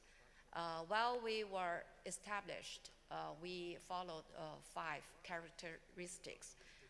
First is we have a diversified equity structure, and the initial capital of $10 billion of our fund comes from the SAFE and Investment Corporation and Exim Bank and CDB. And second, we followed the diversified investment destinations. And the One Belt, One Road countries and regions are our key regions, but our investment has no regional limitation. We can invest globally. And the third, we have the diversified areas of investment. That I have already introduced. For instance, infrastructure, communication, and financial, energy, and resources, and capacity, industry capacity. But that's no limitation for us for that. And fourth, we have diversified investment vehicles. We can invest in equity. We can also invest in loan and fund. We can also manage entrusted assets and commission others to invest. And fifth, we have diversified partnership. We would like to work and cooperate with enterprises and financial institutions, both in China and abroad, and also international financial organizations. Our investment principles are connectivity, economic return, cooperation, and openness. That means Chinese element is important for us, but we also focus on our investment philosophy. The two investment philosophy of ours is our investment should follow or suitable to the strategies of the countries related to our investments, including China and other countries. And the other one is we should, these projects should be profitable. So these two are key elements for us. If the projects are suitable to our investment philosophy, then we can do that. And probably you have known we have already published 3 projects. And the first one is in Pakistan. We invest a hydropower plant with Three Gorges Corporation. And the other one is we buy shares and also loans to the Pirelli tire in Italy. And the third one is we buy shares and also loan to the Yamal LNG project in Russia. And these projects align with the Silk Road Fund's investment philosophy are the typical cases of our attempts. That's in green field development, merger and acquisition in global markets, and also supporting energy development and production capacity cooperation. And besides that, we concentrate quite a lot in Central Asia, especially Kazakhstan. And last year, we have already established the China and Kazakhstan capacity production fund. That's $2 billion. And we have already established a working team. And the projects in this special fund was proposed by both sides. And we hope we can have our project finished soon. Thank you very much. Thank you. That is a very reassuring answer. It does sound like a really new way of doing business compared to some of the practices that we saw in the past in China. But a specific question, if you can answer it.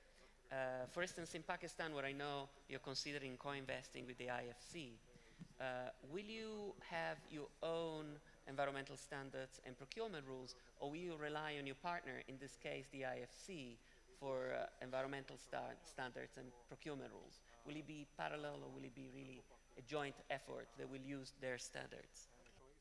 Thank you very much for your good question. I think while we are making our investments, we are independent. But because we are new and we just have 1 year old, and we need time to get acquaintance with the market. And as other gentleman has said, there's opportunities now in the world, but also risks very high in the world. So if there's other very competitive investors involved in, then probably we can share our experience and share our benefits, profits, and also our risks. So we communicate with other institutions, especially the international institutions like IFC and also EBRD, Asian Bank, closely. And we hope we can benefit altogether. Thank you. Well, thank you very much for that. We are at the end of our time. We do have one question. Oh, yes, I see it. Yeah. Добрый всем день, Нуржан Алимухамбетов. Как известно, деньги любят тишину, бизнес комфорт. И вот те движения, о которых вы говорите, они ведут к тому, чтобы объединять усилия, координацию, сотрудничество, достижение международных проектов и так далее. Но в то же время мы в мире наблюдаем ситуацию, когда идет серьезное разобщение в части экономических интересов, политических интересов, религиозных интересов и так далее. Это два взаимоисключающих процесса. Хотелось бы спросить, как вы видите перспективу, если точка и какой процесс будет преобладать, потому что в итоге тот процесс, который будет важнее, он и поведет мир в ту сторону развития, которая там видится за этим. Спасибо. I like when easy questions come at the end like this. I'm not sure whether anybody wants to address it. Peter will need to do it because the historical perspective needs to come. Sorry? Okay, but let's have this question first because I liked it. I thought it was very challenging. Peter, you want to give us your historical perspective of this diverging and mutually exclusive trends, if you want? Are they really mutually exclusive? Are they new? I've learned my limitations, which is to be able to look backwards in time. I have some certainty. I think what's very difficult is to predict where we are. And I think, like I said in my talk, one of the difficulties is that Astana looks very different, and the questions that are being answered today look different than they did 24 months ago. If we were sitting here in 12 months' time and there's a very speedy recovery in commodities pricing, people will take a very different view, I think, on both on looking back on these immediate trends, but also in terms of what capacity and what problems that multinational banks will be trying to solve. So I think it's very difficult to try to answer these questions with an immediacy. But having said that, I think that there are inevitabilities about looking at where resources are based, looking at where the big strategic interests are specifically of China, which has taken a very bullish view, potentially a very positive one, across this region, and how countries of this region retain their independences is, I think, the primary way in which investment takes place is going to be benchmarked and measured in the future.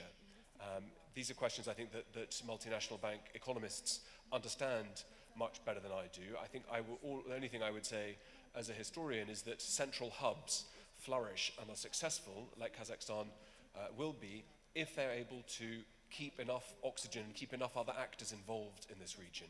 And that means that the motivations of private sector investors, multinational banks, state-led banks, need to be weighed very, very carefully and need to be considered very carefully. Exactly who invests is not just about return on capital, it's about finding the right partnerships. Some of that risk, seems to me, can be protected by involving this approach of multiple agencies. I think what we forget from the point of view of the EBRD and the EIB, we are not neighbours to this region. We never have been neighbours to this region, and we won't be neighbours to this region. And so our attempts to build and reconstruct and develop, which is the name of Matthias Bank, a reconstruction and development bank, looks very different to the kind of mutual long-term gains that are potential here across a forming Eurasian Union, across China, looking increasingly across into Central Asia as well. How those questions are handled means that the engagement of the politicians and the bankers in Kazakhstan and in its neighbouring countries is absolutely fundamental. So those themes, I think, if you would like a good book about it, I can recommend one. That's mine. But I think that the key question is how to retain as many people interested in this region as possible. And if I was a Kazakh, if I was advising the Kazakh government, I would say the more I had people coming from Beijing, from Luxembourg, from London, from Moscow, the better. The more people I can get engaged. And I would also want to have people from other neighboring states and from India, Pakistan and Iran here as well. Kazakhstan will flourish, and the Silk Road's flourished where you have the bombardment of the maximum number of ideas, peoples, languages and voices. Thanks, Peter. I'm no historian, but I wanted to add one observation to the question. And your question was really based on the premises that there's incompatibility between a trend of integration, new treaties, and so on and so forth, and the trends of contrast and differences in views which are driven by politics or religion.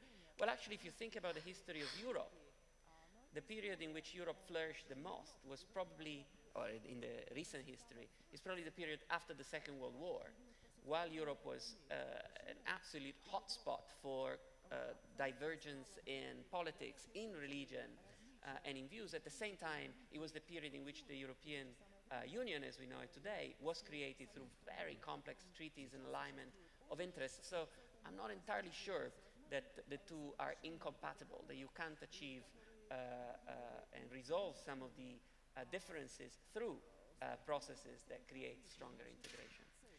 We are eating into the coffee break, so I'm aware that we're a bit out of time, but perhaps we can take one more question if you bear with us, since we started a little earlier. There was another question somewhere here. Yes, this gentleman. Last question for you. Сагадиев, Казахстан. Я не буду задавать вопросов, я хотел бы высказать несколько суждений, если вы позволите. Мы прежде всего благодарны всем участникам экономического форума в нашем государстве. Тут за 2 дня высказаны были много идей, очень хороших идей, они весьма полезны и для Казахстана, и для всего региона, наверное, ну и они полезны и для мирового экономического процесса. Особенно нас импонирует обсуждение идеи Великого Шелкового пути. Это то историческое наследие, которое на многие века сохранилось в памяти нашего народа. И благодаря этому шелковому пути мы в одно время были очень процветающими странами, не только Казахстан, но и весь этот прилегающий регион. Поэтому обсуждение этого вопроса нас очень-очень интересует. И те идеи, которые вы высказали, мы очень надеемся на то, что дадут новый мощный толчок развитию этого великого проекта. Ну и 2 таких замечания, уважаемые коллеги. Мне, например, не совсем удобно слышать, когда участники этого форума говорят, что надо разбудить этот регион. Смею вас заверить, этот регион не спит. 25 лет он начинается активным строительством нового общества. Вы это все прекрасно знаете. И поэтому не совсем корректно, когда такие вещи у нас случаются. Это некий менторский тон, который нельзя воспринимать нам, казахстанцам, активно ищущим свои пути в этом мировом процессе. Это первое. Второе. Вот мы много говорим о качестве институтов. Совершенно правильно. У нас очень слабые институты, мы их сейчас преобразовываем. Во всяком случае, пытаемся их преобразовывать, модернизировать и так далее, и так далее. Но есть же ведь международные институты, Всемирная торговая организация, международные валютно-кредитные отношения. Почему там не происходит каких-то серьезных изменений? Ведь в национальных границах мы можем решать свои проблемы. Это правильно. Мы должны, здравоохранение, образование, ну и много других вещей. Но мы тесно связаны с мировой экономикой, с процессами глобализации, международными валютно-кредитными отношениями, с правилами Всемирной торговой организации. Но почему-то эти процессы, в общем-то, они сейчас стагнируют, или, я не знаю, обсуждаются или не обсуждаются, но, в общем-то, они не решаются. 15 лет тому назад, если я не ошибаюсь, в Катаре, в Дохе, 33 развивающие страны предложили очень серьезные предложения с тем, чтобы уравнять правила торговли в масштабе Всемирной торговой организации. Было много обещаний сделать это, много прошло после этого министерской конференции, но мы же еще ничего не сделали. И, кстати сказать, это одно из серьезных препятствий тому, чтобы вот эти развивающие страны, в том числе и наша страна, развивались должным образом. Второе. Международные валютно-кредитные отношения.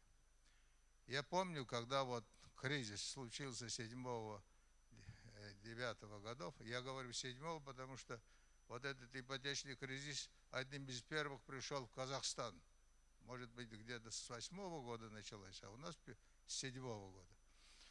Так вот, тогда был очень серьезный проект, по-моему, Организация Объединенных Наций, там создала какую-то комиссию, пересмотреть Бреттон-Вудское соглашение, сделать валютные финансовые отношения или такую архитектуру, которая бы способствовала современным условиям, современным потребностям.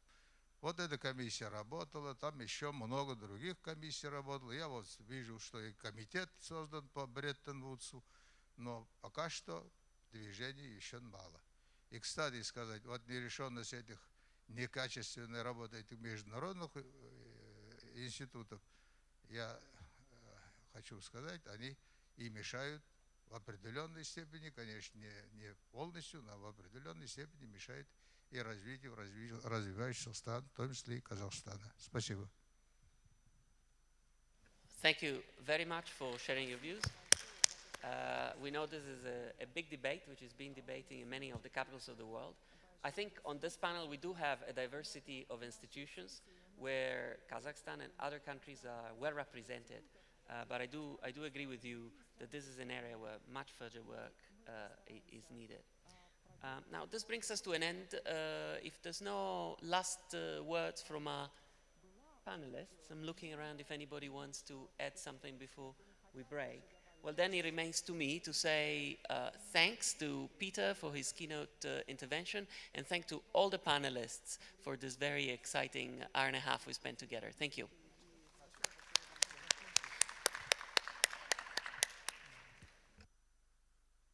Dear ladies and gentlemen, Open Leaders discussion will start in 20 minutes time, right here. Уважаемые дамы и господа, диалог с лидерами начнется через 10 минут. Здесь.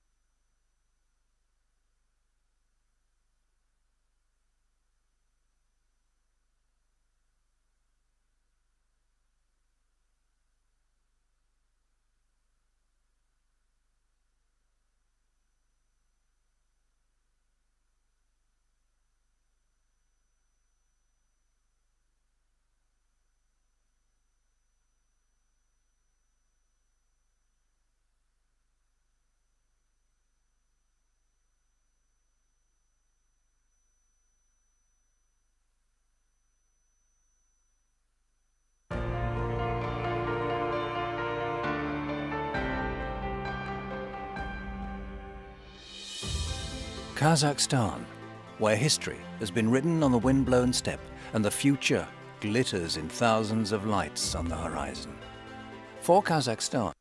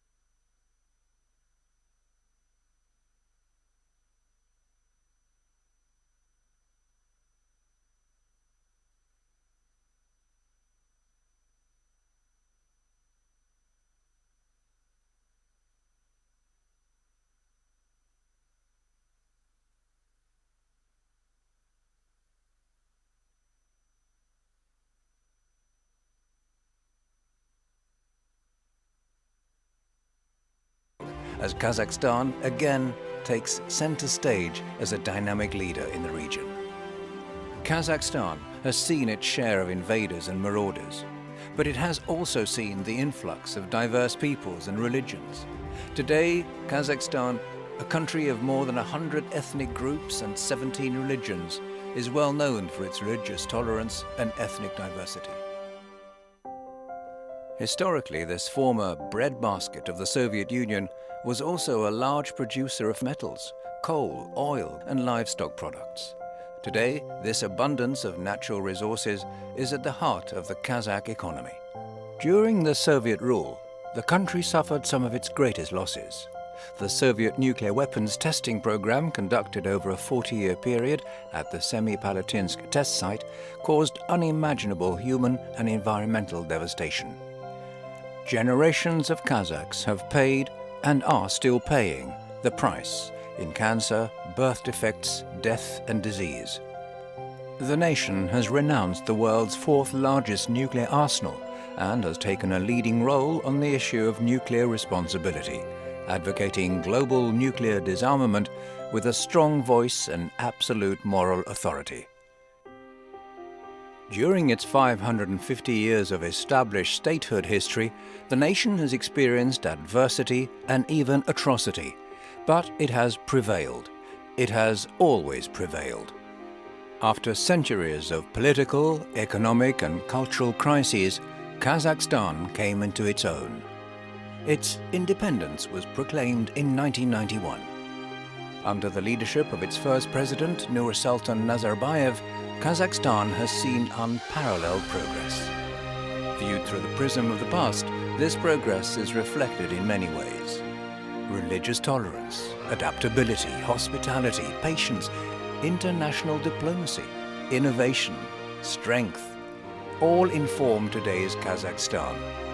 A willingness to see all sides, the propensity to balance and dialogue, the sense to not choose east over west, north over south, has made Kazakhstan an example of stable growth that any up-and-coming nation would do well to emulate.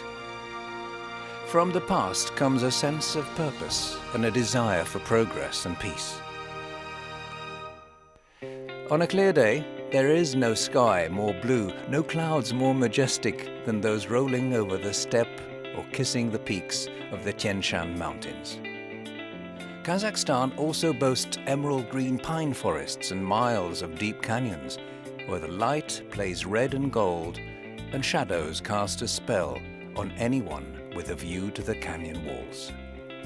The mountains host a variety of adventurers in every season, from skiing, snowboarding and skating to hiking, riding and camping. Kazakhstan offers something for everyone. As host of the 2011 Asian Winter Games, the nation declared itself as a world-class destination for sporting events. Building on that success, Almaty has bid to host the 2022 Winter Olympics. But apart from the varied and stunning natural beauty of the country, cities have grown. Infrastructure has increased 1,000-fold, along with the equally impressive Kazakh economy. And infrastructure will grow even further when the country implements its new economic policy, Nurli-Zol, over the next 3 years, making Kazakhstan even more of a major land bridge in the heart of Eurasia. Astana, the sparkling, nascent capital of Kazakhstan, sits on the steppe as a concrete symbol of progress and innovation. High-rise buildings and green space mingle with the new but historically minded opera house and the presidential residence, the Akoda. Massive shopping malls rise up alongside the ultra-modern Peace and Harmony Palace pyramid.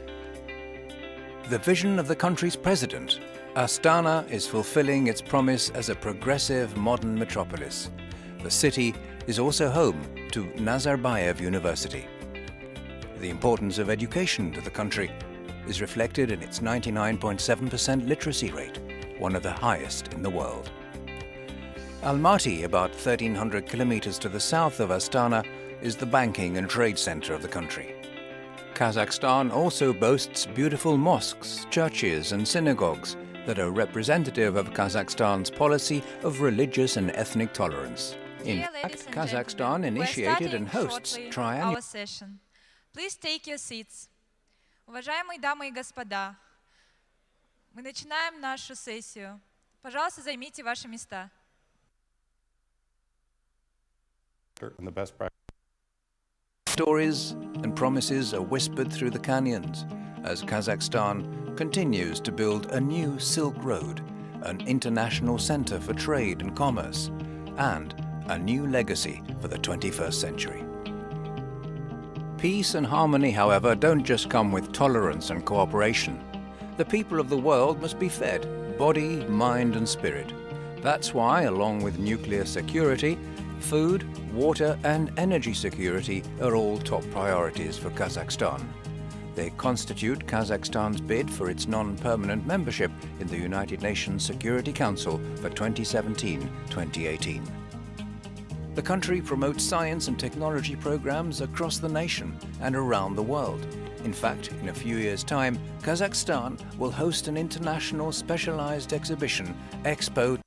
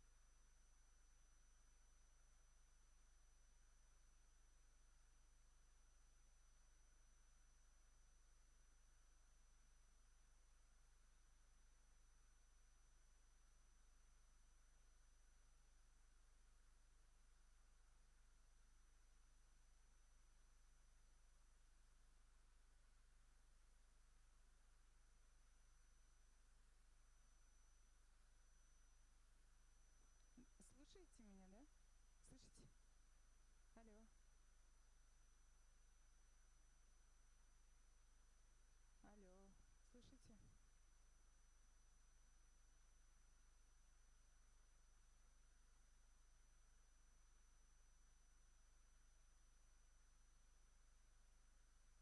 Русский это. На русском когда говорю. Слышите?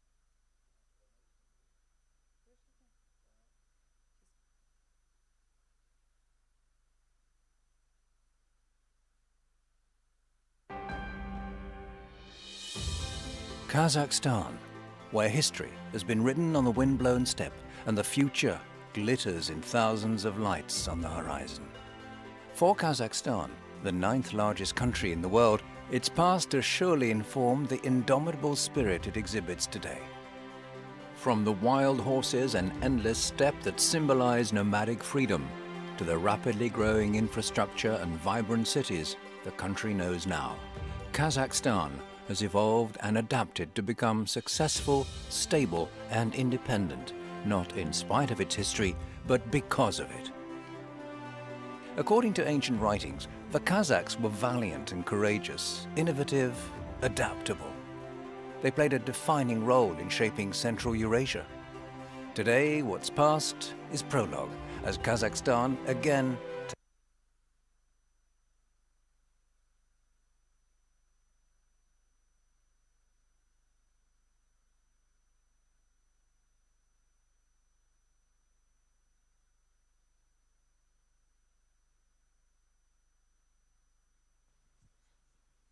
Dear ladies and gentlemen, we are starting our session. Mr. Sargsyan, the floor is yours.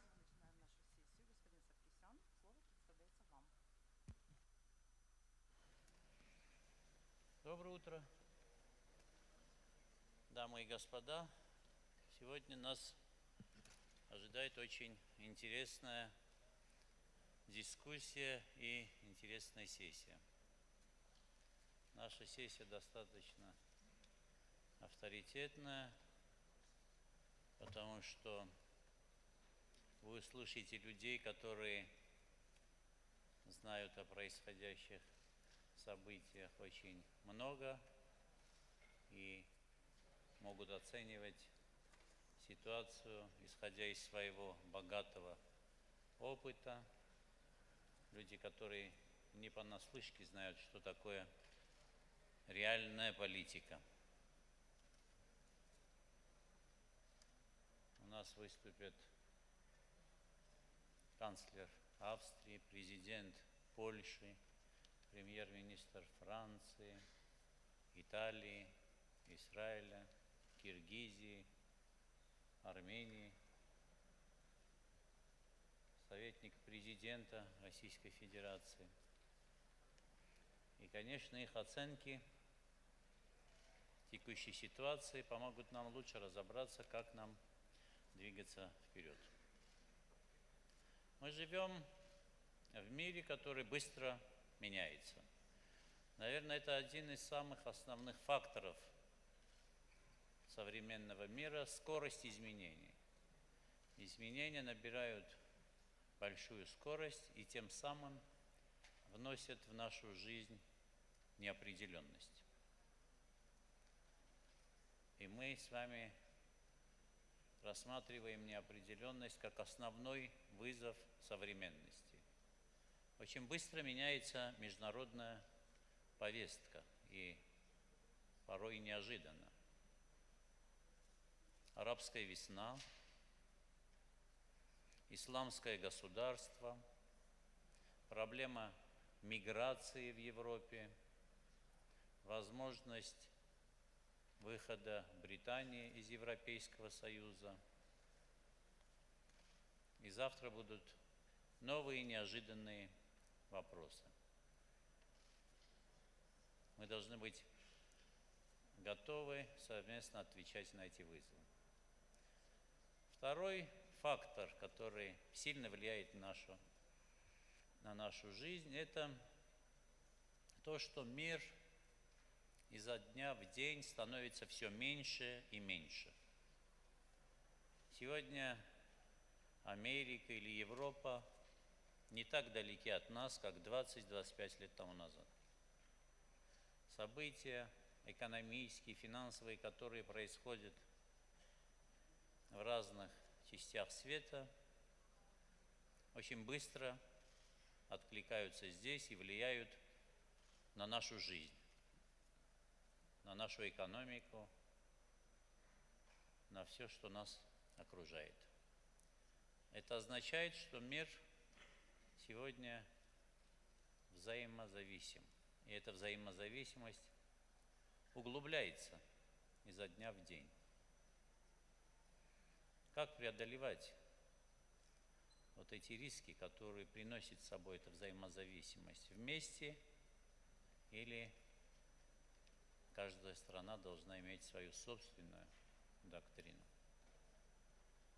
И третий фактор, на который я хотел бы обратить ваше внимание, заключается в том, что на наших глазах меняется экономическая парадигма современного мира. В частности, меняется базовый процесс не только в экономике, но и в обществе. Сегодня не производство товаров является основной функцией экономики, а прежде всего это сфера инноваций, это сфера производства знаний, и развитыми считаются те страны, которые производят больше новых знаний. То есть базовым процессом современного общества становится мыследеятельность. Одновременно в экономическую доктрину это вносит следующее фундаментальное изменение. Добавочная стоимость в современной экономике создается не в традиционных отраслях, а в новых отраслях. В сфере хай-тек, инноваций, в сфере высокопрофессиональных услуг. Насколько мы готовы к этому вызову современности? Тезис, который сегодня звучит, заключается в том, что трендом в современном мире является тренд усиления региональных экономических образований, который, вот этот тренд, является ответом на современные вызовы. Опыт Европейского Союза, формирование Евразийского экономического союза, углубление экономической интеграции АСЕАН, попытки формирования новых региональных экономических образований типа трансатлантического партнерства или транстихоокеанского партнерства, который сегодня тоже является предметом обсуждения. Я бы хотел свой первый вопрос сформулировать следующим образом и обратиться к Сергею Юрьевичу. В последнее время в ваших выступлениях вы говорите, и в ваших статьях вы говорите о новом технологическом укладе, который меняет мир. Какой смысл вы вкладываете вот в это понятие технологический уклад и какое новое содержание несет этот уклад для нас? Спасибо.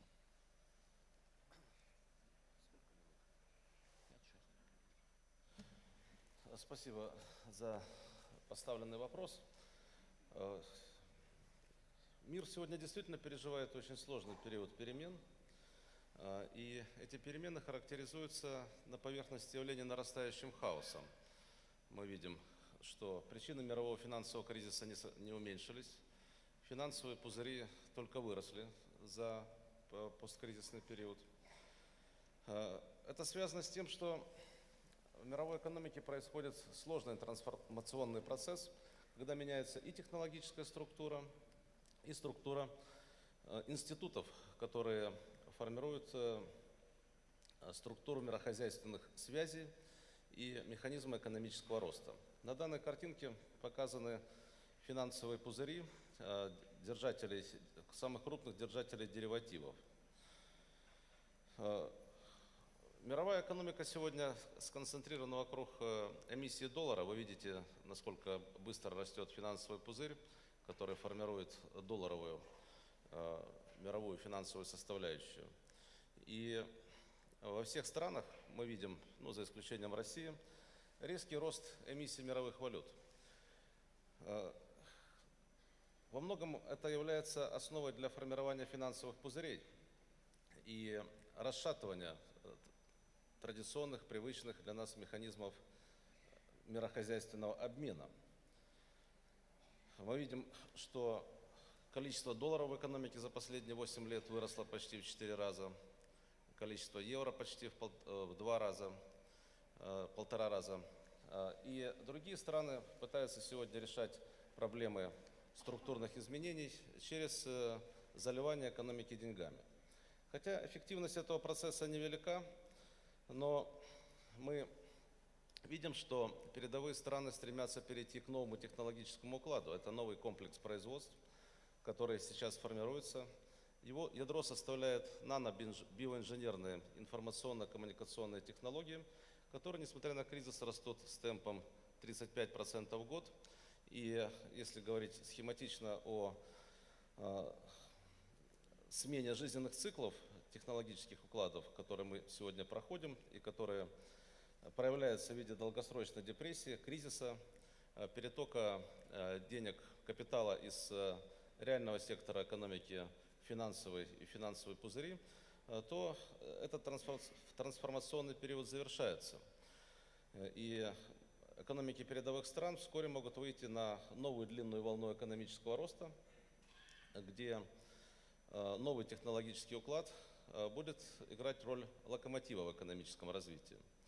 Этот уклад отличается существенно от прежних тем, что в нем большую роль играет гуманитарная составляющая.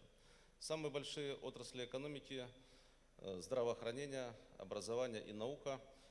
Мы прогнозируем, что через 5-7 лет на долю этих отраслей в передовых странах будет приходиться более 50% использования валового продукта. И этот сложный переход сегодня чреват большими потрясениями, потому что при смене технологических укладов меняются, как правило, и мировые лидеры. Раньше этот процесс сопровождался не только депрессиями, но и обострениями военно-политической напряженности. Такой же аналогичный процесс, скажем, 30-е годы прошлого века шел через милитаризацию экономик и кончился катастрофой Второй мировой войны. Сегодня мы наблюдаем завершение жизненного цикла мирохозяйственного уклада, который сформировался в 70-е годы прошлого века, когда мир проходил через гонку вооружений, и огромные военные расходы создали ядро современного информационного, коммуникационного, технологического уклада. И главная задача, которую нам сегодня совместно нужно решать, это вопрос избежания нарастающей конфронтации и формирования такого механизма концентрации капитала, который шел бы в новых технологиях не через гонку вооружений, а через наращивание совместных проектов, которые могли бы объединить нужные технические потенциалы разных стран и помочь выйти на новую длинную волну экономического роста на основе нового технологического уклада. Процесс этот очень противоречивый. Появляются новые страны-лидеры. Мы видим экономическое чудо в Китае, в Индии и формирование нового мирохозяйственного уклада, новой системы институтов, которые, в отличие от либеральной глобализации, сочетают в себе стратегическое планирование и рыночную самоорганизацию, государственный контроль за движением денег и свободу предпринимательства в разных секторах. Государство в этом новом мирохозяйственном укладе стремится выполнять роль гармонизатора, создавать такие условия регулирования экономической деятельности, которые бы обеспечили максимальный рост общественного благосостояния и перевели конфликты, которые всегда существуют между хозяйствующими субъектами, из конфронтационной сферы в сферу сотрудничества.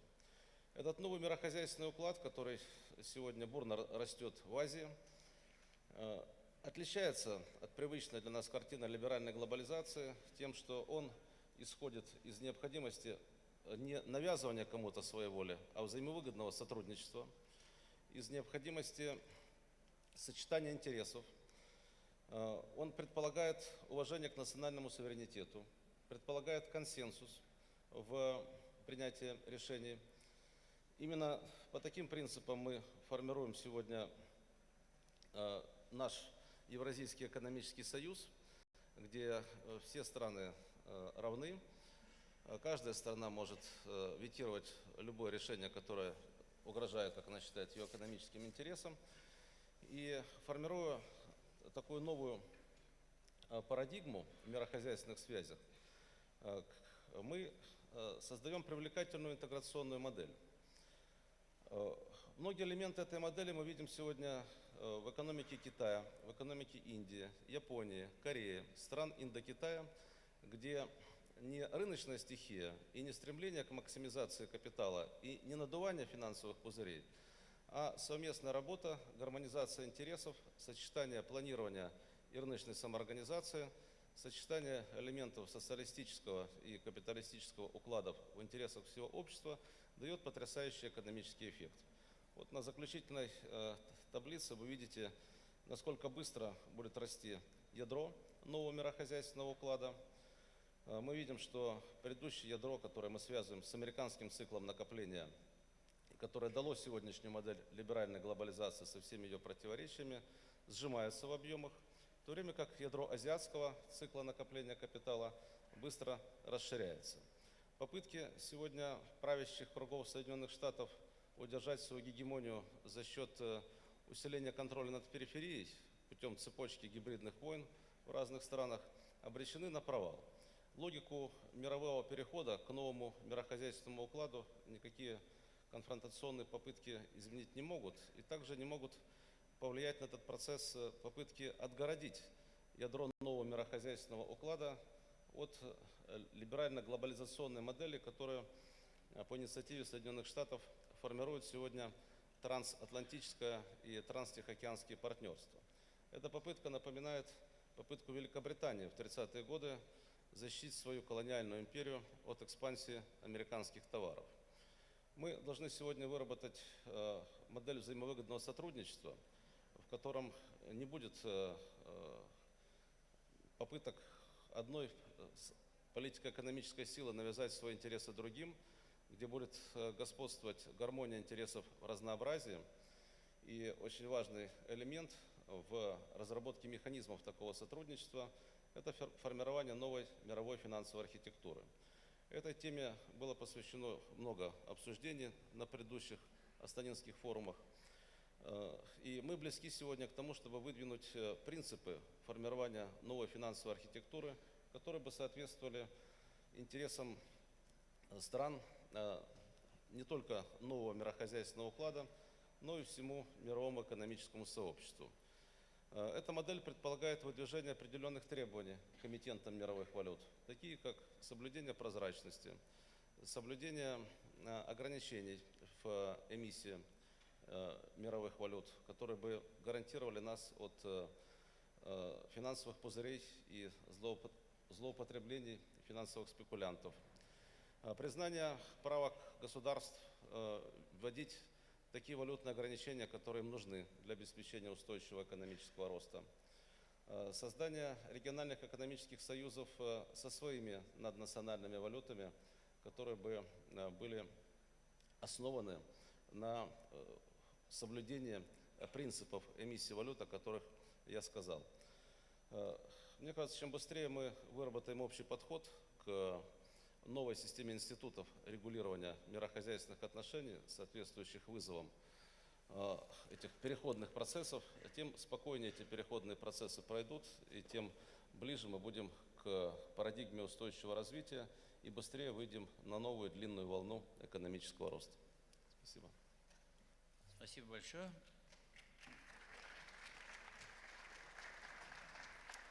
My second question to Mr. Filon. Mr. Filon, I can't miss an opportunity to ask you to comment the trade and investment agreements which many experts call megas. My question is mostly about transatlantic trade and investment partnership. What are your expectations over the negotiations? Will they be summed up positively?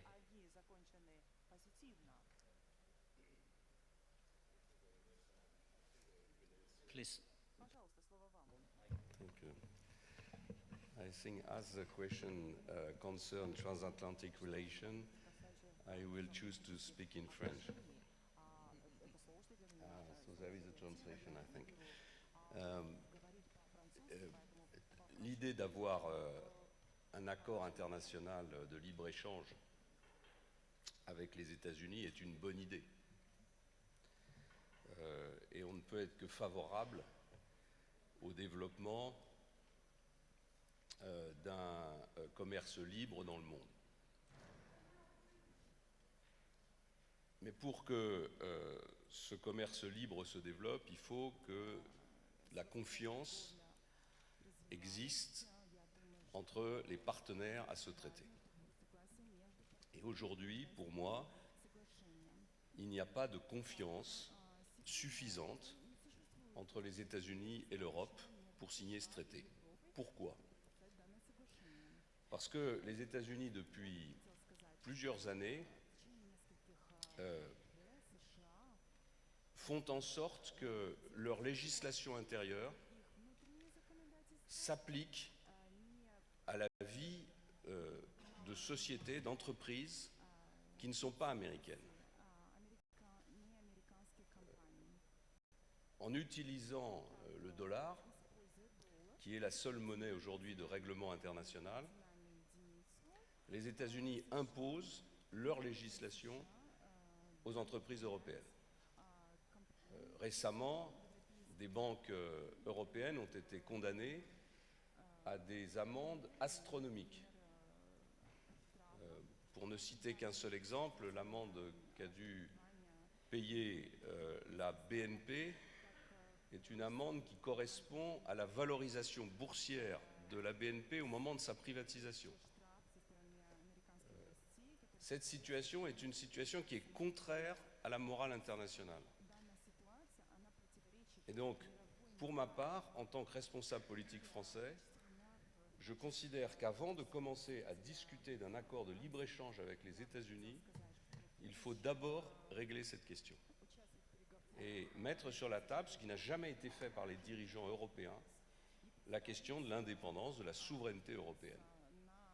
Les Américains ont des règles, ils ont une politique étrangère, c'est leur droit. L'Europe a ses règles et elle a sa politique étrangère. Il n'est pas acceptable que, par le biais de la justice américaine, par le biais de l'utilisation du dollar, les États-Unis imposent leur vision au reste du monde de la politique étrangère. Ceci joue par exemple aujourd'hui sur les relations entre l'Europe et l'Iran. Ceci joue aujourd'hui sur les relations entre l'Europe et la Russie. Ça n'est pas conforme à l'intérêt européen. Et donc pour ma part, je ferai tout ce qui est en mon pouvoir pour bloquer cet accord tant que cette question ne sera pas résolue.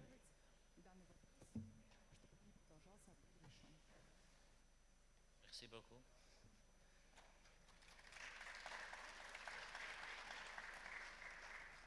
My next question to Mr. Prodi. The European Union has created powerful institutions inside the European Commission. But many people speaking of the administrative institutions have complained about the European Union's bureaucracy. When you became president of the Commission, what this challenge, have you felt any inconvenience with that?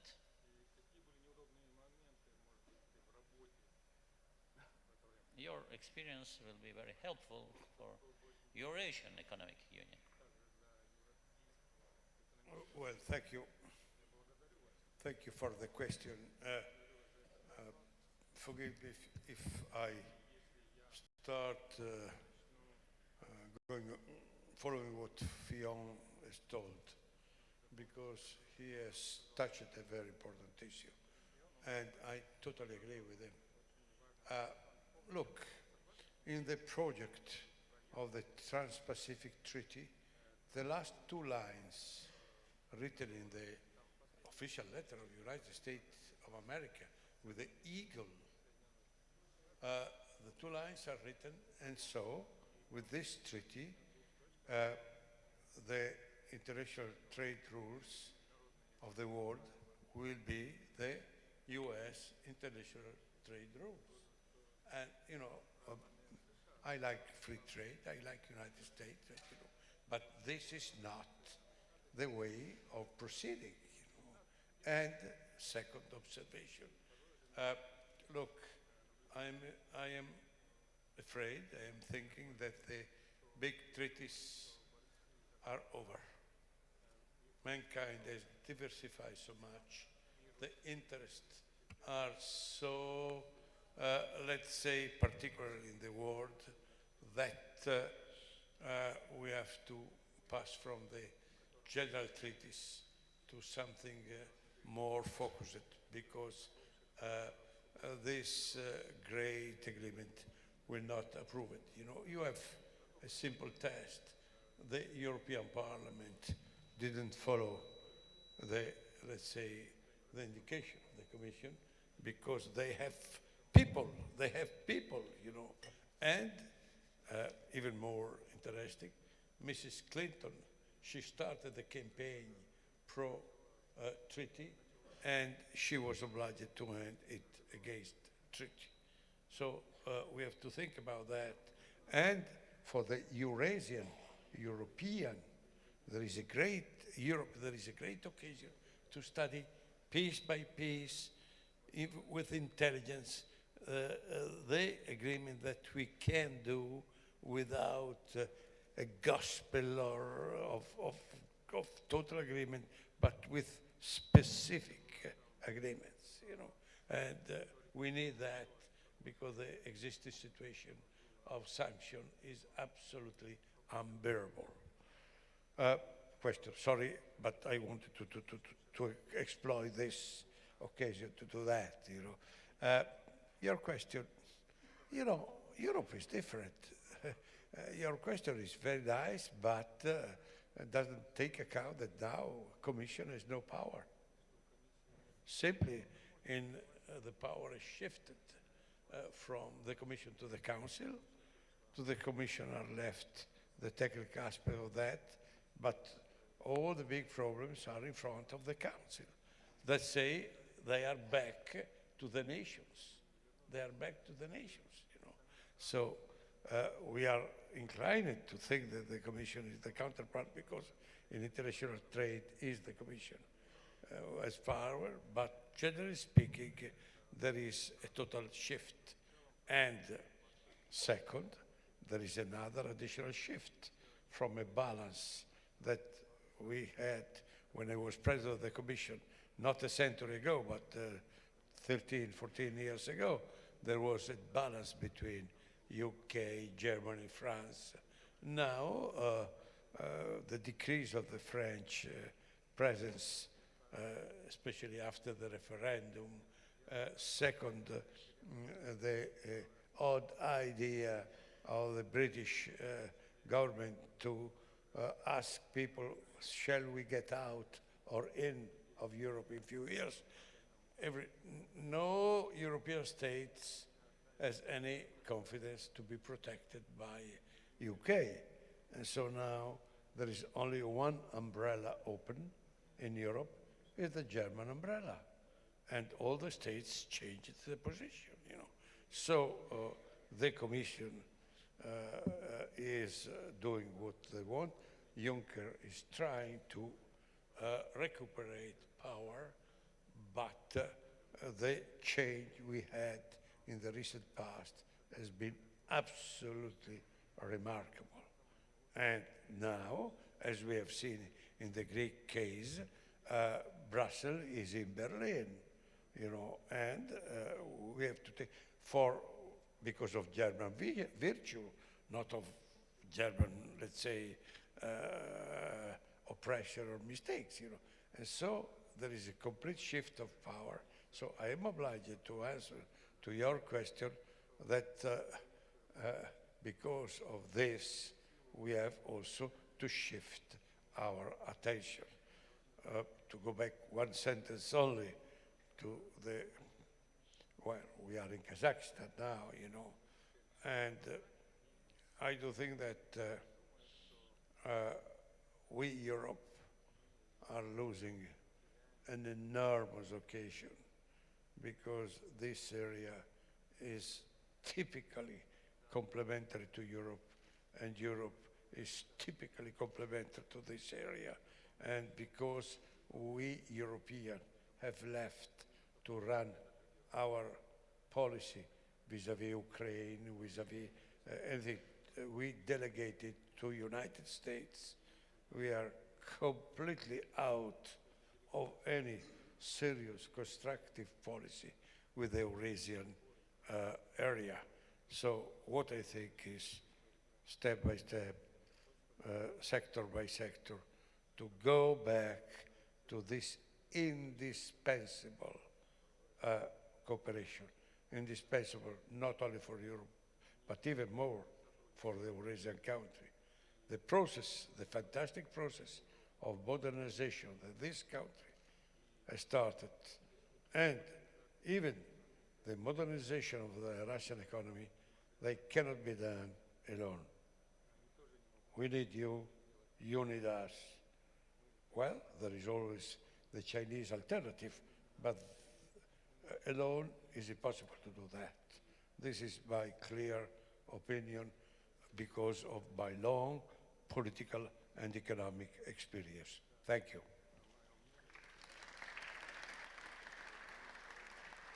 Thank you very much. Your experience, your impact is very influence for our decision-making process, because it's very important for new Eurasian economic movement. Mr. Gazenbauer, during the last 2 years, Europe faces the hardest migration crisis within the decades. There are some voices in Europe which insist that the migration may challenge Europe also in economic terms. How justified are such kind of ideas? Please.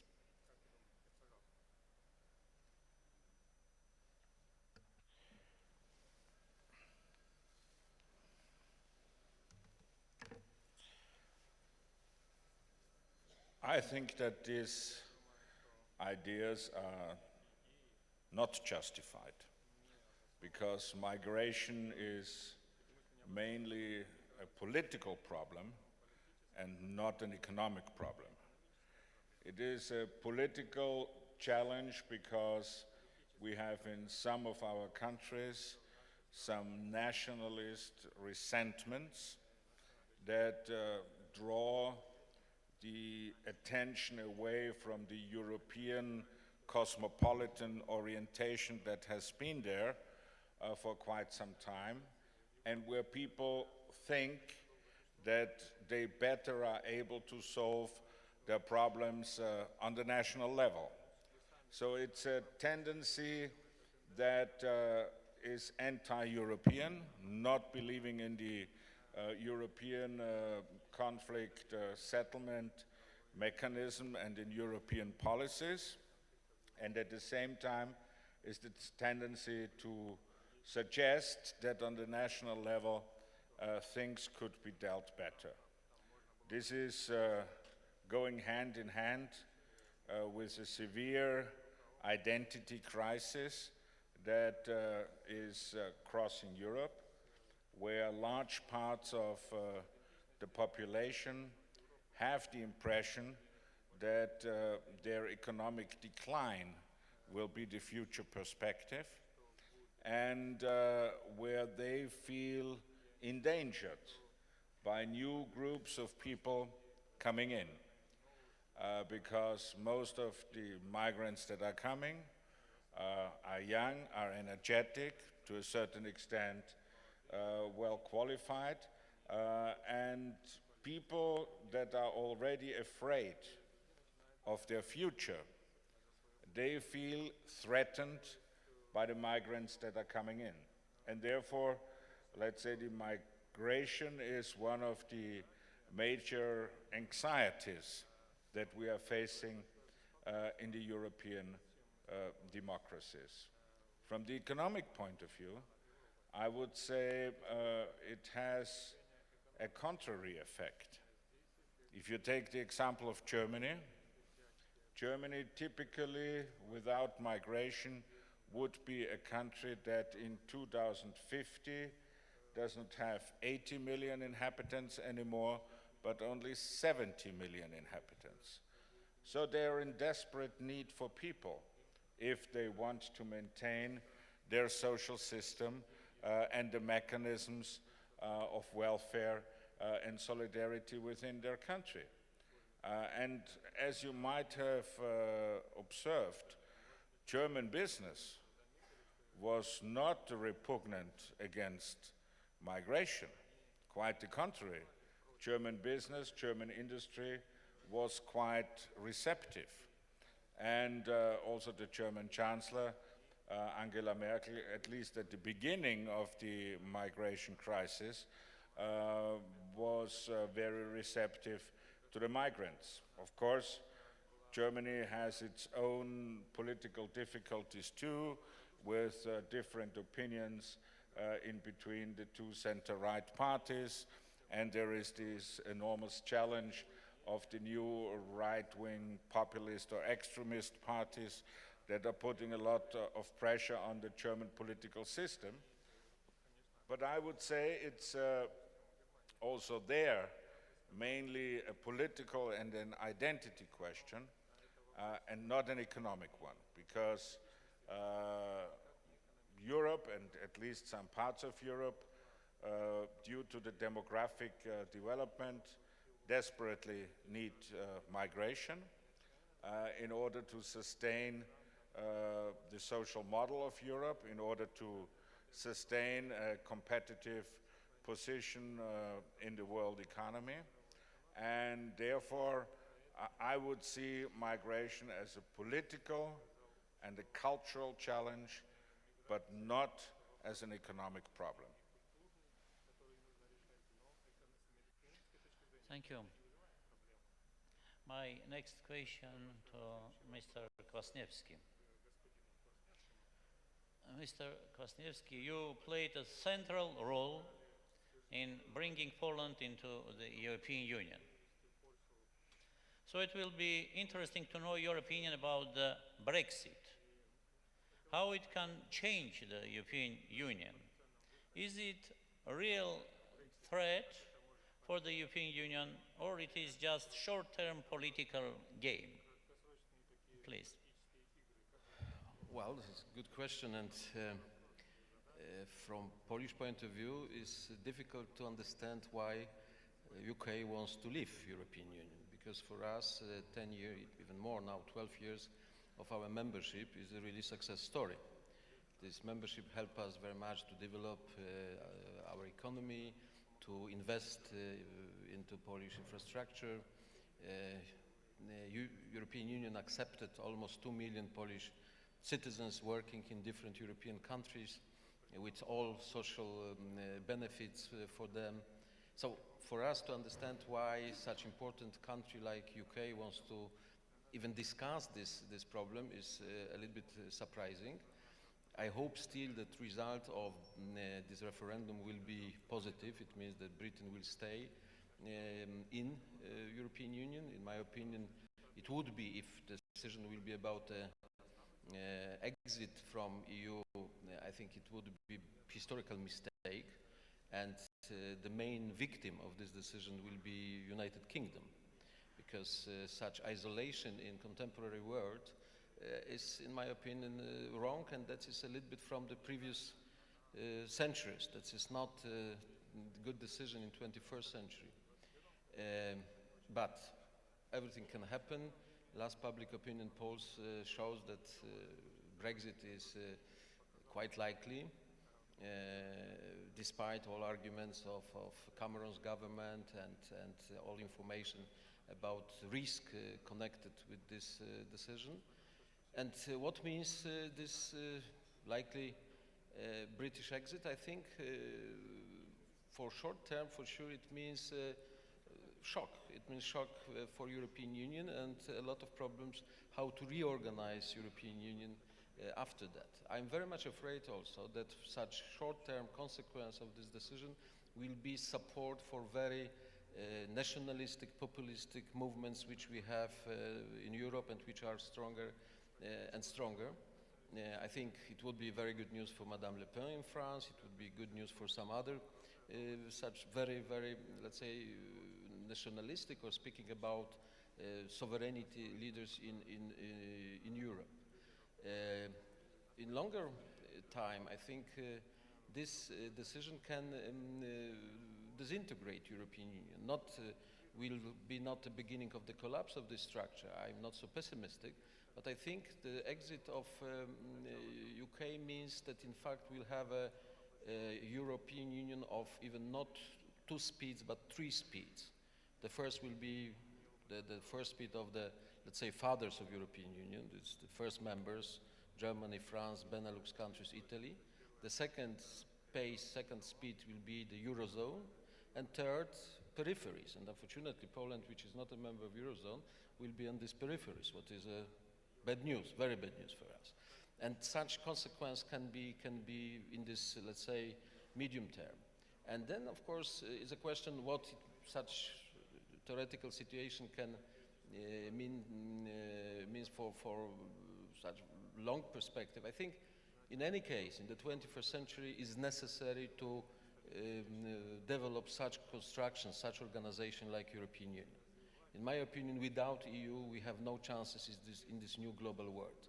No one, even the strongest European country like Germany alone, is not able to play a role as a global player in this new architecture of the world. So finally, I think, after such turmoils, after the shock, after such high cost of this decision, and even wasted time, what maybe that is the main problem of this decision, likely decision of United Kingdom. But finally, we'll be back in some concept of deep European integration, deep European cooperation, and even we'll be back again to find some good ideas for common European policies, especially vis-à-vis our main world partners like China, like United States, etc. Without that, I think Europe cannot be a serious element of this new world. And finally, I would like to comment some of your opening remarks. I agree with these remarks, especially the change is nothing special in our life, because from the beginning of civilization we have a permanent change. Maybe the most stable element of humanity is a change. But the pace of this change, the speed of this change is unbelievable. And that is a real challenge, because we politicians, we businessmen, we citizens, we have to react immediately for this new information, new phenomena, new processes, etc. And my advice to this audience is that I think that is not very optimistic advice, I'm so sorry, but I think even if Mr. Glaziev is right, that we have two models today in this global architecture of the economy. We have this liberal globalization promoted by the United States, and we have, let's say, Asian-style development, which they can compete, they can show own strength or own weaknesses. But that is a question mark. We don't know how these two models can coexist and how these models we will develop, and what means, in fact, sustainable development, because it sounds good. That's a great idea. But frankly speaking, nobody knows how to organize this sustainable development in the framework of one country, and what to do with the sustainable development in the frame of whole world. The same we have with geostrategy. We know that the time of Cold War is finished, and thanks God. We know that this leading role of the United States is finished also. And we feel that we will have in the future some important centers of politics of the economy in China, in India, in South America, in the United States, in Europe, in Russia, etc. But still this process is going, it's status standi, it's not finished. And we have in fact not one well-prepared international organization which can be useful or helpful in this process which is going. So my understanding of the situation is that unfortunately next, I think 15, 20 years, that is a time of chaos. And we should be prepared on this chaotic situation on the economic field, on the political field, on the strategic field, everywhere. And that is a really challenging situation for all of us, for business people, for politicians, for everybody, and even for the citizens. I think many nervous reaction of the citizens, also young generation, is because of this chaotic environment. The time of paradigms is finished. Probably the 21st century is not century of paradigms, it's a century of paradoxes.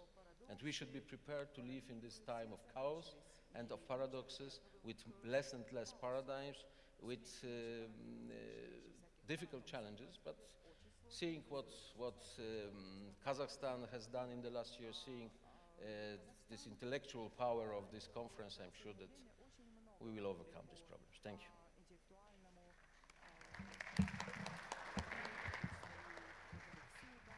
Thank you. Mr. Barak,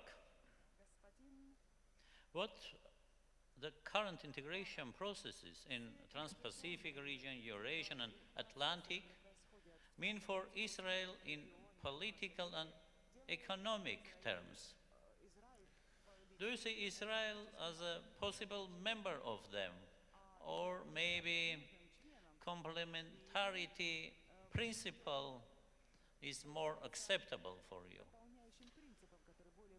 I think, first of all, that Israel is too small to be a real player in the global processes that have been described in the last hour. But bearing in mind what you mentioned at the beginning, and now Kwasniewski, we kind of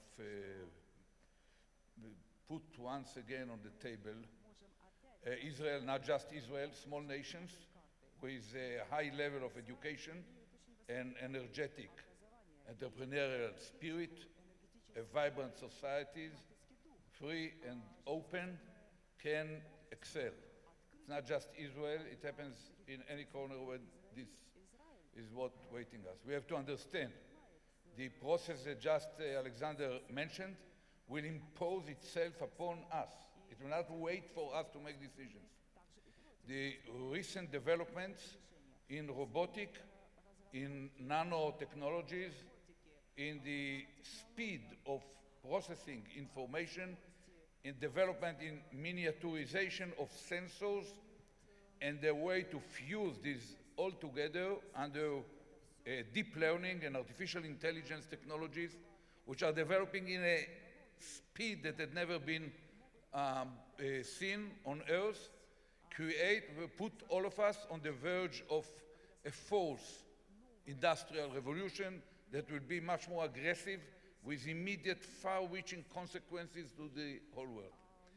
Any human activity that could be analytically described will be made by robots much faster, much more effective, with much less mistakes, and without need for human beings to operate them. It's not just the car building. Within few years, with cars on the roads, whoever visited Mountain View recently have noticed that the cars, the robotic cars of Google are driving in the streets, not just on the highway, in the streets on Mountain View. People, pedestrians, are more afraid from the human-driven cars than from these autonomous cars. But it will go from car building to building of the mechanical watches. The Swiss watchmakers will get a tough competition from robots. It would not stop in processes that could be described analytically. It will go deeper.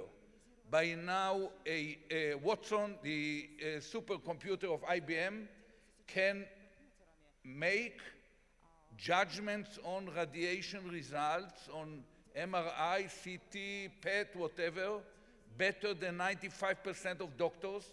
And by swallowing another million pictures or images, it will go beyond 99% of human beings. It will start with as assistant, professional assistant system, because no one will be ready to be operated based on the judgment of a machine, but within several years it will become the leading phenomena. Now think of it. This robotization will make a major fraction of our workforce in the most advanced societies, not in Bangladesh or the Philippines, in the United States of America and in Europe. Not just unemployed, but unemployable. No one will need them. Robots could make it much better, much faster. This is the real development that will carry us beyond the natural resources-based economies into the new world of the next revolution. The area of deep learning developed in the last few years. It was not even thought of as a science a few years ago, but within the last few years, Google hired the leading scientist of deep learning from Toronto. Within weeks, Facebook took the leading scientist from New York, and Baidu took the head of computer sciences department in Stanford and made them their leaders. I met with Eric Schmidt half a year ago, discussing this development in deep learning. He told me they hired 6 young PhDs from Oxford or Cambridge, I don't remember, dealing with deep learning. After they established a startup in London, within 2 quarters, before they produced anything, they hardly met, just based on their name, Google bought them for $500 million. No one understood it, but within a year now, they produced an algorithm that in the Chinese play of Go, beat the best player on earth. We have to think of it. The social and political structure of our world is based upon the ages-old paradigm, where the elites, the leaders, they need the people. They need them to work, they need them to pay taxes, they need them to fight, and in democracy, they need them to vote. But what happens if the elite do not really need the people anymore? They don't need them to work, the robots do it better. As a result of it, they don't really need them for tax, they have to pay them social payment or transfer payments. Hopefully, if this conference will succeed and the similar conference around the world, they won't need them to fight. So what they need them at all? It will threaten what we see now, the populist politics in America on both sides. Sanders on one side and Trump on the other side appeal to the same kind of people. These are the victims of globalization, where the great treaties were signed. It means the jobs were moved from America to Mexico to the Far East, but it was taken from Americans. These Americans now take revenge. The same happens in Europe, except Germany, and will happen in other places. And I mention it because in this newly emerging landscape, I come back to the concrete question you asked. The ones who will succeed, the ones who will excel, are not those who have area or natural resources. These will be the ones who can enter these new areas earlier than the others, keep running very fast, creative and effective, and have the human capital that can freely contest with these new challenges. The ones who will be the first to produce these robots will get an edge.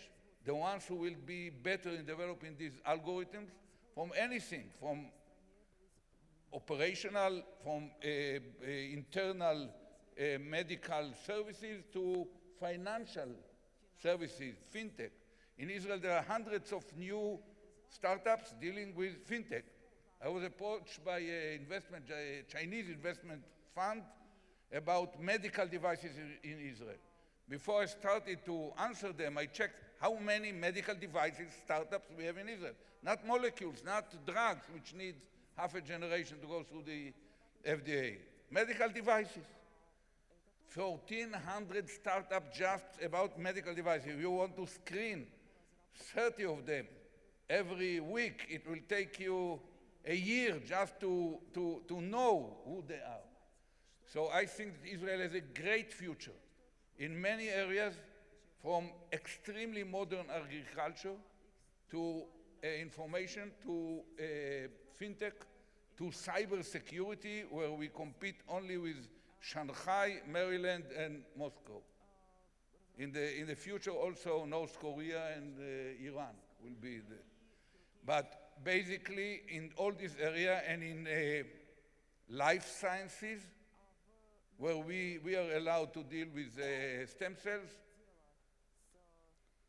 we are making a huge mileage. I think that it's a great, vibrant society. Youngsters are coming out of their service in the equivalent of NSA and R&D, institutional defense establishment, and moving daringly into new adventures. And some of them succeed. So I talked about Israel, but I think it's happening in other places. in Silicon Valley. Of course, they are the leaders in UK, in certain places in Europe, including Scandinavia, even China and Singapore and South Korea had a great effort, fully realizing what blocks them to do it, are moving in this direction, and that's basically the future. Thank you.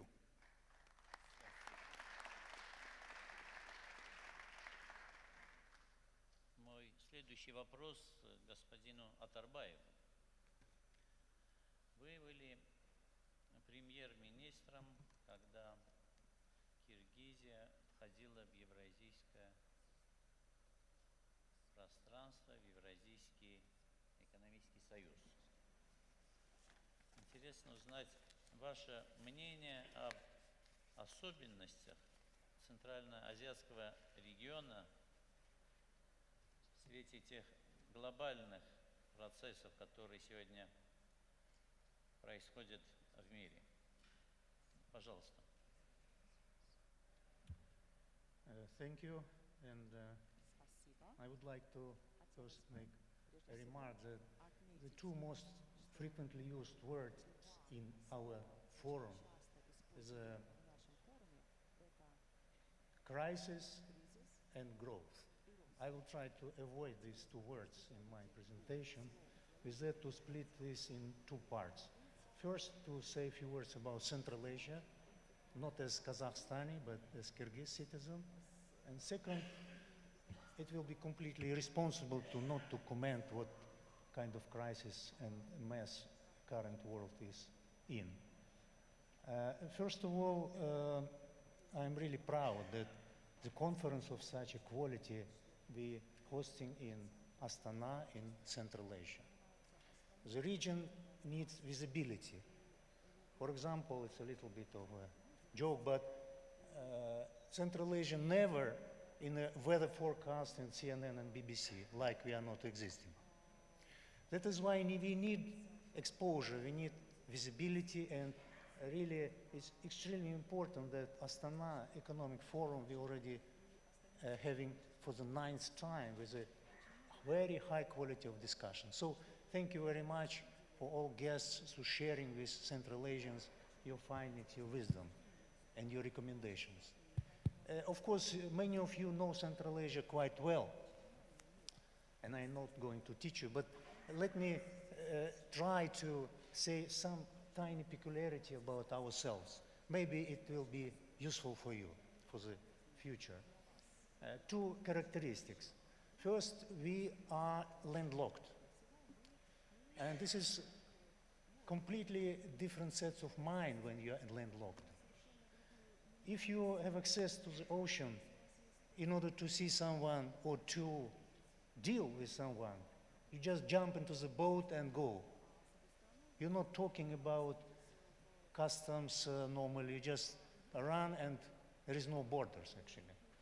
When you're in landlocked country, you have to deal with your immediate neighbors, maybe few of them, in order to get access to your friend, relative, or to make a deal with someone.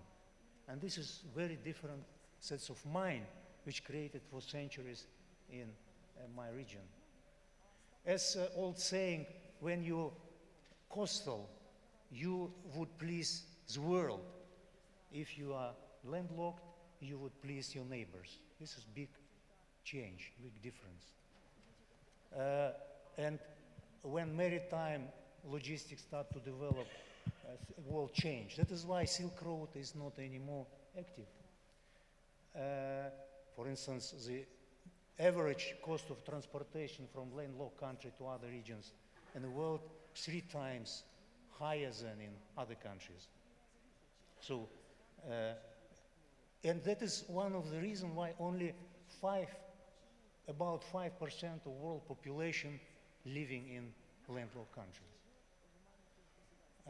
If Marco Polo would be traveling these days from Europe to China on the Silk Road, he would be traveling much longer because of the borders, custom procedures, visas, etc. This is frustration. And it has to be changed, and it has to be political will to change these things. The second characteristic of our region of Eurasia, at least it's related to Kazakhstan and Kyrgyzstan, that we are nomads. This is very important fundamental historical characteristics. In nomadic culture, it's not like in village. You don't see many people around you. You're always traveling alone with your family, with your relatives.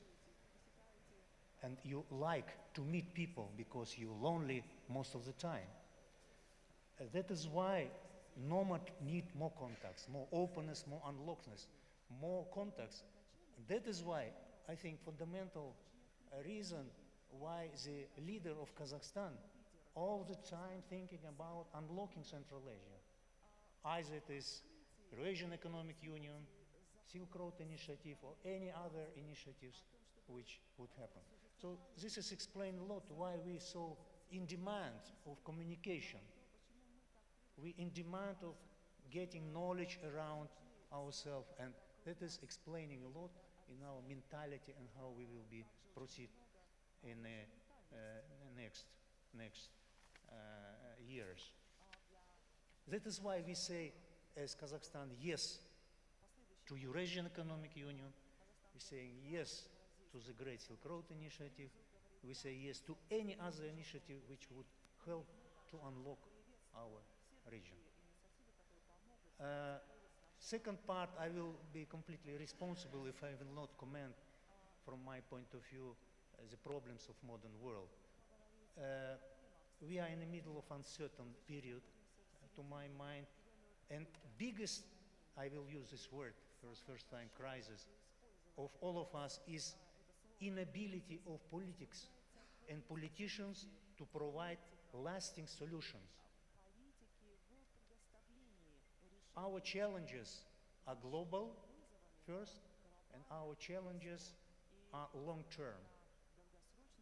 And conversely, the most two fundamental illnesses of modern world are nationalism, which is ignorance of others, and short-termism, which is ignorance of future. So we have to, and both are simply politically driven bad practices. Politicians looking to be elected. In 2 years, they're considering the next elections. There is a problem of running the world, and even so we have, as our panel member said, world getting smaller with the fourth industrial revolution and the connectivity. The borders is still dividing us. This is two major tendencies which we looking after now. So the recommendations, cooperation is not nice to have, but the only solution for more prosperous world in the future. Second, about growth. Everyone saying about growth. Politicians love growth, especially in election campaigns. Economists love growth. But what is it that growth should bring? And where should it grow? If growth will bring building more schools in developing world, making better quality services, healthcare, infrastructure, this is good growth. But what growth would mean if someone want to have second, third, fourth car, or buy second house, or to build more golf courses around the world?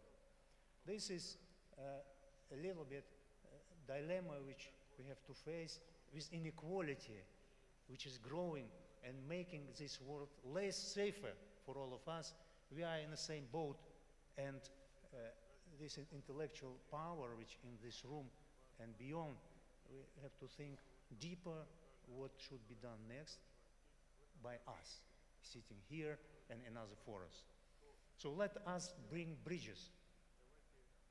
Let us be courageous in challenging our thinking to change in according with the fourth industrial revolution criteria. And let us make honest discussions. And last not least, let's us have a little bit of fun. Why doing this? Life is too short to spend it only on worrying. Thank you.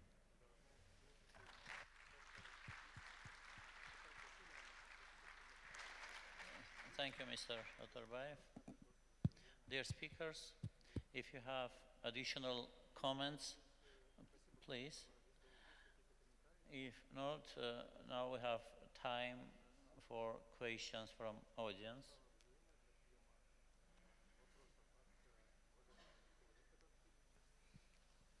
Please. Take a microphone, please. Sure, I know how to use it. It's working. Yes. My name is Boris Borazan, and I am with Global Sovereign Advisors. The first time I came to Kazakhstan was in 1970. Doesn't work? Yes, now. Oh, okay. First time I came to Kazakhstan is in 1972 with Tupolev 144. I had too many rubles in Moscow and didn't know what to do with them, so it was a different country. Consequently, I was here maybe 50 times. And now, following the speech of President or Mr. Atrobayev, touching on Kazakhstan, I'm looking at Kazakhstan. I've seen Kazakhstan moving forward. Life is getting better. Connections, bridges. I see a very good connection with the West, very good connection with Central Asia, but it seems to me Russia, of course, but the connection with China is not there. And I start digging in some papers, looked at CIA statistics. They say that Kazakh people are not trusting China. They're trusting Russia, they're trusting West, they're trusting Belarus, but not China. I would like to ask this distinguished panel. I see President Sargsyan or Chairman Sargsyan is worried-faced, and Mr. President Filan is also very, very worried. I can see that. Do you think that Kazakhstan should have more connection with China in order to have balance? And the next thing would be what I want to ask. I was crossing the border between Germany and Austria in the car, which is a non-event usually. I was stopped. There were commandos behind with automatic weapons, and there were officers of the Grenzpolizei. And I was asked where I'm going and how I'm going and what I'm doing, etc., etc. Is the Schengen dead?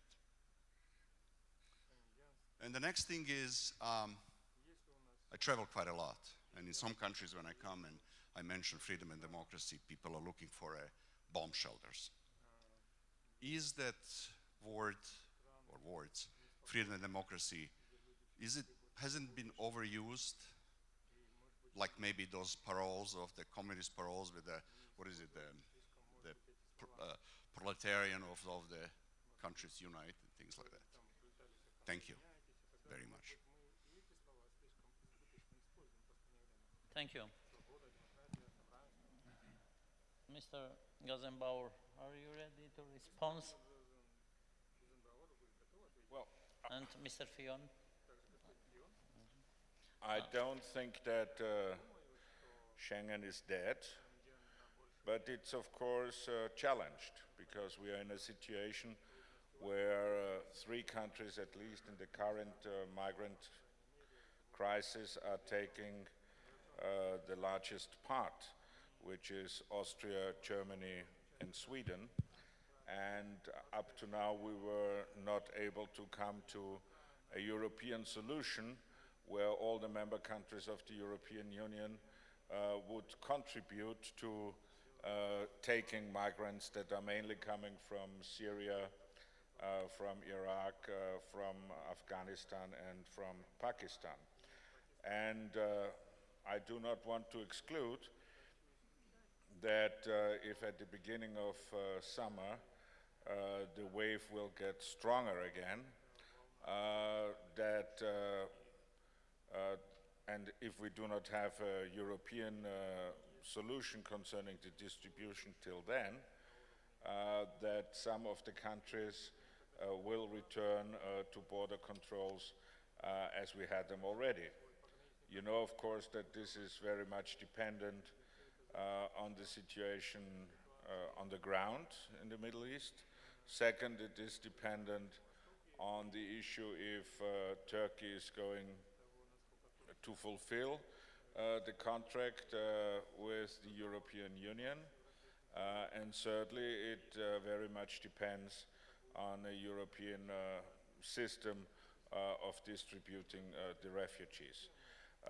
But realistically speaking, if one of the three elements doesn't work perfectly, I would not be surprised if some of the member countries would do border controls again, not on a permanent basis, but at least for those days when the migration flow is going to be very robust again. Thank you. Mr. Fillon, please. Yes, I don't know if China and Kazakhstan have to be closer. I know that Prime Minister Massimov is very close to China. But your question is an occasion for me to answer to another question. Mr. Kaczynski say that we are going toward chaos. And I think he's right. The very low growth, the human factor is not under control. The world population has doubled in 2 generations, and we have more refugees now than ever since the end of the Second World War, and we have a lot of crises. And one of the most serious crises is the one with what I call Islamic totalitarianism. Why I am speaking about totalitarianism because it's exactly the definition of this movement when people want to force by strength the world to adopt a way of life which is completely the contrary of our way of life. And this totalitarianism is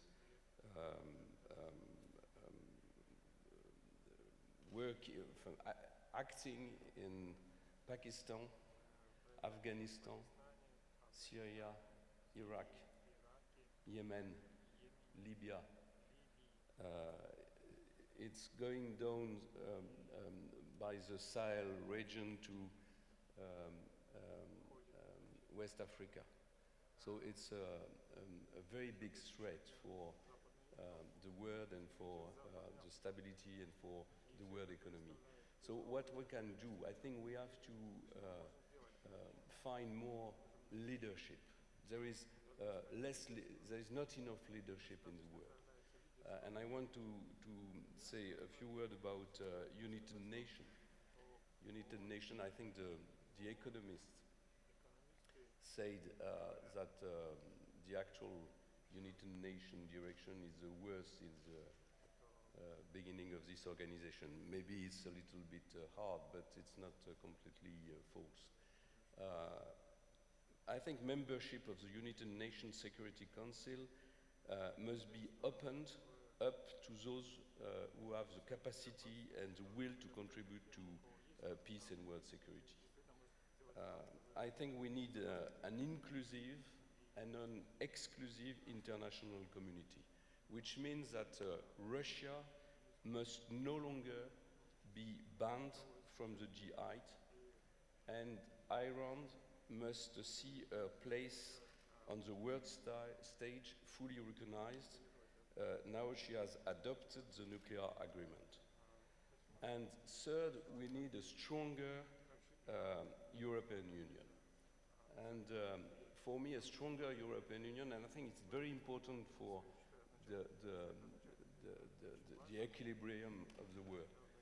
A stronger European Union is a European Union concentrate on 6 priorities, not 10, not 26. A currency, a strong currency, which be able in the future to compete with the dollar and in some years with the Chinese currency. I was not in favor of the European currency, but now we have it, and I want this currency will be useful. I speak about the role of the dollar and how the US use the dollar to control the world economy. We need in the future to have a very strong euro, which means a fiscal harmonization in the countries with the European currency. The second priority is the single market. The third will be a border policy with a strict control of entrances. You speak about Schengen. We need European borders with a strong control. Another priority will be a common energy policy. And the last priority will be a defense policy for Europe. Because we lived with the US umbrella since a long time. The US umbrella was useful during the Cold War. The US umbrella is not very useful against this totalitarianism I mentioned. So Europe needs a strong defense policy. And I think it's by recreating leadership in the world that we will be able to face the threat Mr. Astanинский says. I'm sorry, my English is not very good, but I make some effort for you.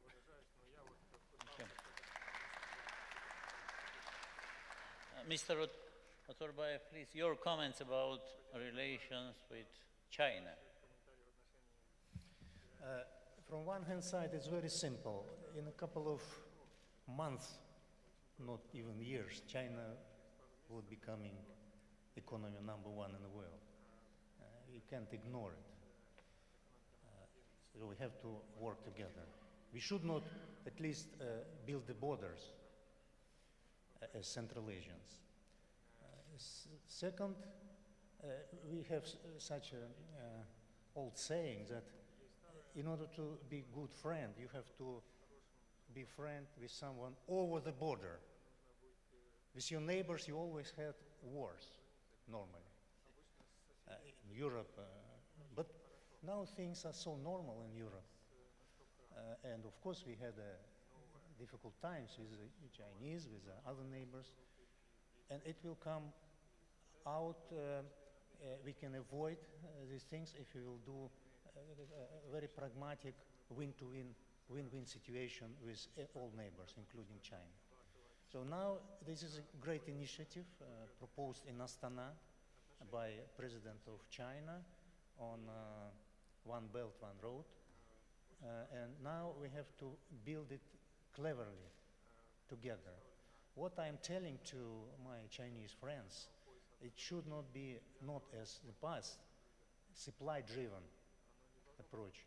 It should be demand-driven approach based on a deep dialogue between countries involved to this process.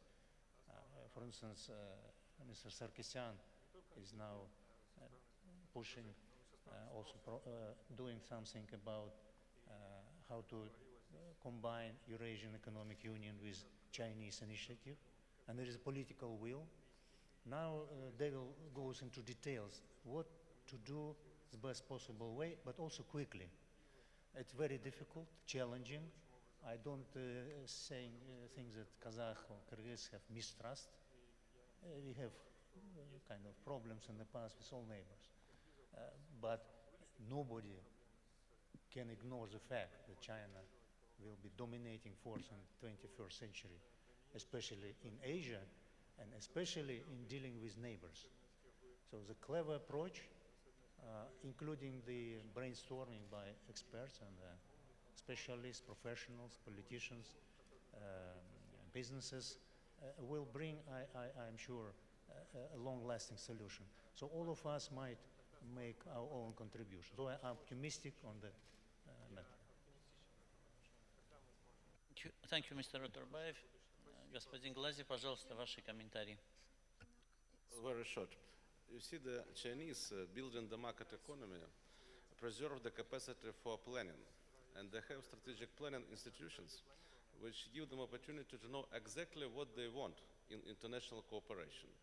Unfortunately, we lose such a capacity, and what we need at the moment, I think, to create the international consortium which will work together, trying to realize the Chinese initiative of new Silk Road, together with the initiative of our president, Kazakhstan, as well as other countries of Eurasian Union, Economic Union, are trying to think how to connect Eurasian integration with the new Silk Road integration of China. And perhaps the best way to do this is to create international consortium, including the European Union. Thank you very much. Dear colleagues, do you have additional comments? Yes, please. Yes, please. I have probably only one comment. We talked a lot about growth. And you heard a lot during this forum from leading economists in the world about what they think, what really happened, what's the meaning of the paradigm shift in the economy. My observation is that very few of them really understand, and even those who understand cannot be sure that they understand well and that will not be kind of contradicted next year by what really will happen. But on the very profound level, the only way to get to, I'm very pessimist about Europe, whether the growth targets that are mentioned will be there. And American economy is far from being already stable, and not to mention what might happen there if one of the candidates will win and change the atmosphere about world treaties and so on. I think the only profound way to change the direction of the economy globally is through a great step forward in productivity. It starts and ends with productivity. That's what moves things up. And in this regard, the openness, all the remarks of the member from Kyrgyzstan are very accurate. It's only through cooperation and through the new wave of development that will come with the next industrial revolution that the world will start to go out of this possibly long-term stagnation or deflation into a new stage of growth. Thank you. Mr. Prodi, please, your comments. Just a telegram only. You are right. We need technological progress. We need productivity. But the real danger is that if we go on with this split in the distribution of income, your product taken by productivity, nobody will buy them. We are really in front of a clear danger of secular stagnation. The money, the absorbing capacity is now going on and on in the hands of people who have a low propensity to consumption. And we are simply producing more and buying less. What is that? Stagnation. This is the real danger of our economy. Thank you. Mr. Kwasniewski, please, your comment. I try to answer this question about trust in such relations with neighbors. You mentioned that in Kazakhstan they have a lack of trust to China, and I think that this year Poland celebrated anniversary of 1,050 years of independent statehood, and you know that we are located between two superpowers, Germany and Russia, so we know something what means to be geographically, historically located in such a position. And I think that is possible to change this approach of the people. I think the last years of Polish-German relationship, that is very good evidence of that, very good experience. But that is possible only if we will invest very much for this humanitarian factor. More contacts between people, between young people, tourism, exchange of students, cooperation of between universities, more good books about each other, more good movies, more discussions about the history, about the future, because it's necessary to say that we can live together because we will live together because that is our destiny, but we can organize this social, this political environment in very peaceful and very collaborating way. So I think that is possible to do, but needs some efforts, especially for people, especially for young people, and especially with education, with good books, with open debate about all complicated problems also, which were in the past. Thank you. Any other comments? No? Ladies and gentlemen, allow me to express my gratitude and appreciation to our participants, and thank you very much, all of you. Спасибо, наша сессия завершилась.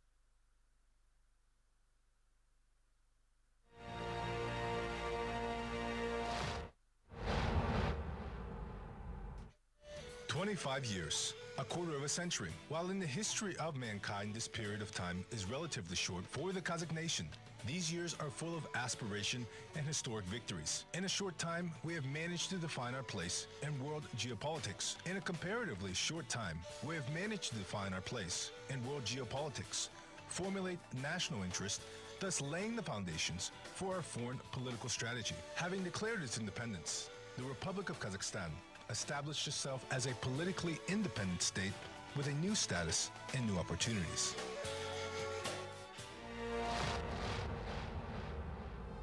After the independence was declared, Kazakh was adopted as the official language of the Republic of Kazakhstan.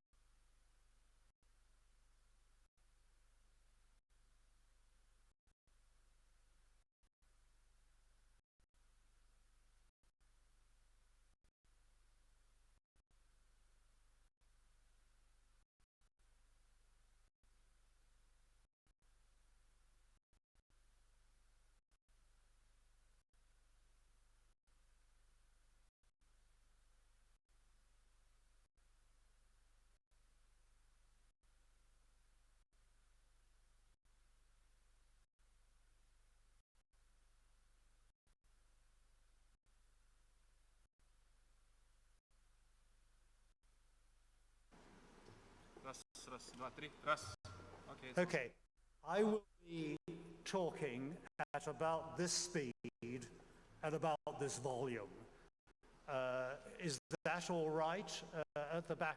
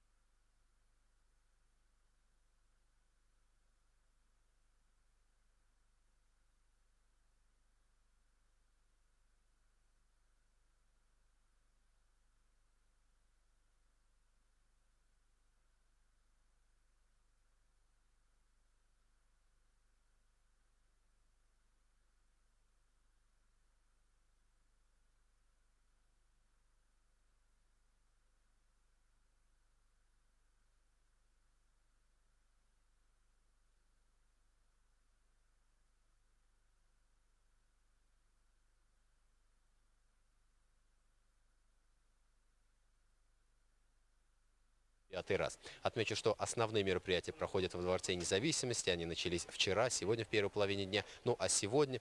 Söyle vereyim ben.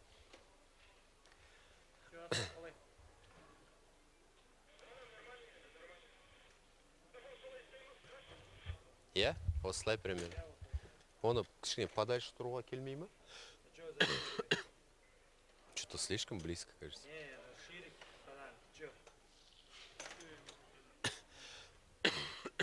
Бізде еще бұйырса суфлер болады ғой. Бізде бұйырса еще суфлер болады. Поэтому чуть-чуть.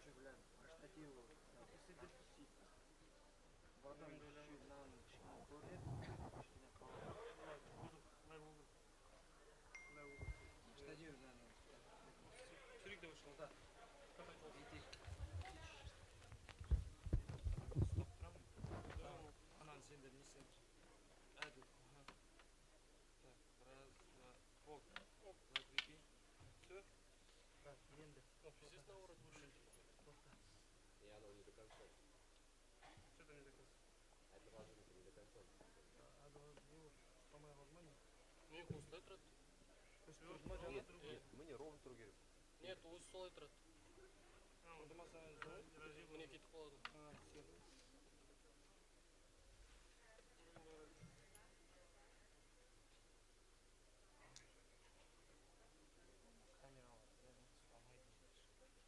Әге, кәні бер тұрш, жаңа орынға тұрш. Микрофон қайда? Бұлай тұрайын. Бұлай жақсы болар еді.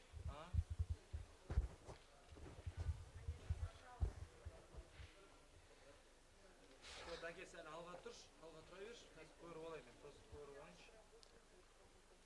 Сәл бұлай тұрасың ба? Жоқ, ана, бля, грязно, штатив. Қайсы? Ана жаны, фонарный. По центру? Ну. По центру.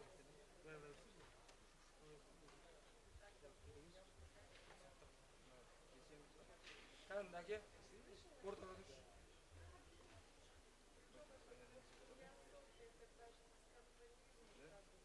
Светін жөнде әді. Вообще. Бір жағын атып тұрма? Алға қарай қоясың. Алға түскен кадрға.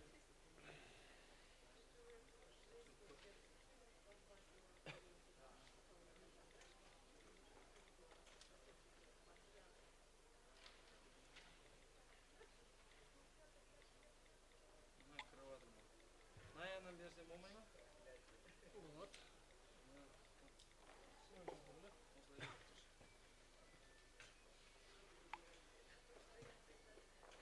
Жәке, біздің боймен қалай осылай тұра берсем бола ма? Екіде? Екіде бұлай тұра берсем бола ма? Қазір көріп олай. Маған шықсам, что-то менікі нереально болып кетті. Лучше сол Түсіп тұрасың сен? Я осы астында тұра берген дұрыс болады. Қазір Бірінші қазақша негіз. Шықш, жақында берға, жақында. Екіде кадрды осы, перекрывашты жоқ. Жақсы. Ассаламу алейкум, ардақты ағайын, эфирде. Төмен түссе? Бұлай тұра берейін не? Жандос.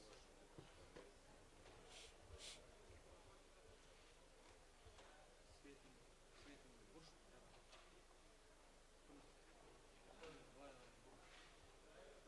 Камера. Может, сен артына қойып жүрші? Не қылып. Успел. А что, вот так же нормально?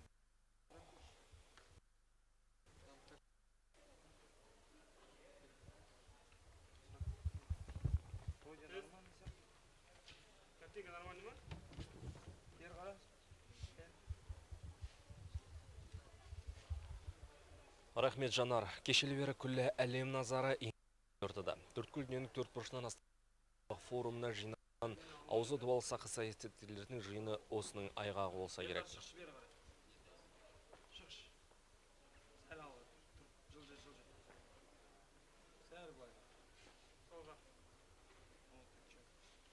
мынау слишком жақын болып кетеді.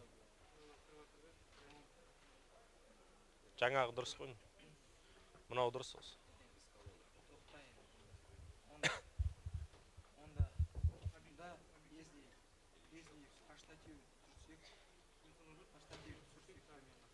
Давай, Курик, до конца снимай. Елдар, онда сен до конца тақыл жаңа неге? Тақыл жаңа неге? Артқа тақылшы.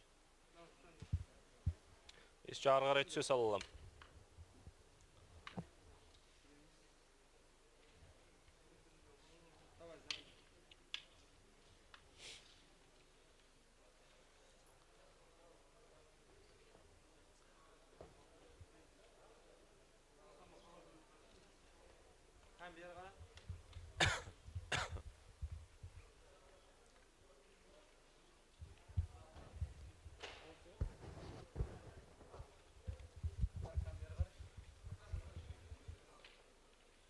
Рахмет Жанар, ассаламалейкум ардақты ағайын, өздеріңіз көріп тұрғандай Астана экономикалық форумына жиналған аузы дуалы сақа саясаткерлердің барлығы сосында. Төрткүл дүниенің төрт бұрышына мында келген.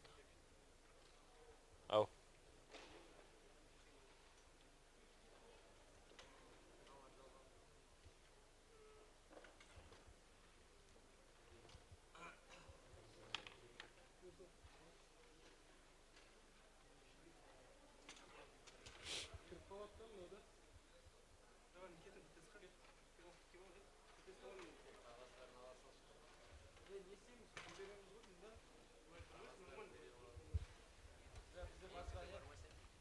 Қазақшасы анау үстінде қалды ғой, папка полностью. Жандос қайтып? Жандос, сен үстінен барып қағазды ала саласың ба? Даниярдікі мен менің үстінде жатыр. Ау.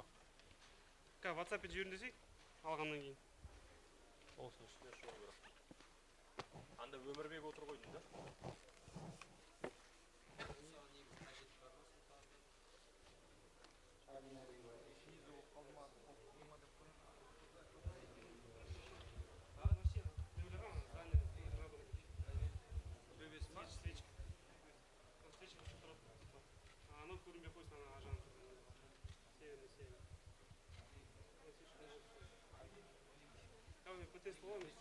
Елдар, бері қарай жылжышқа, жақындашы алғаға. Давай сен, бар, бейт тағы.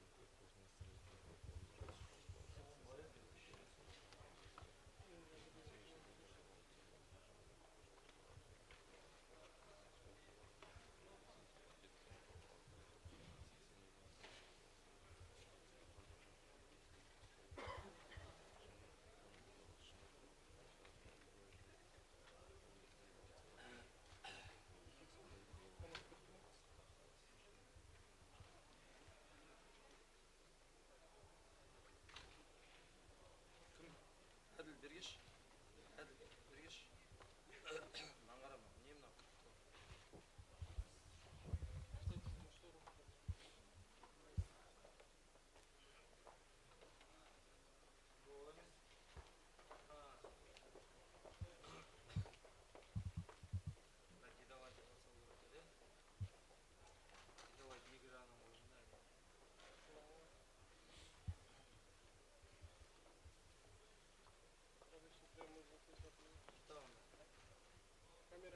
Камераны алып келесің ба?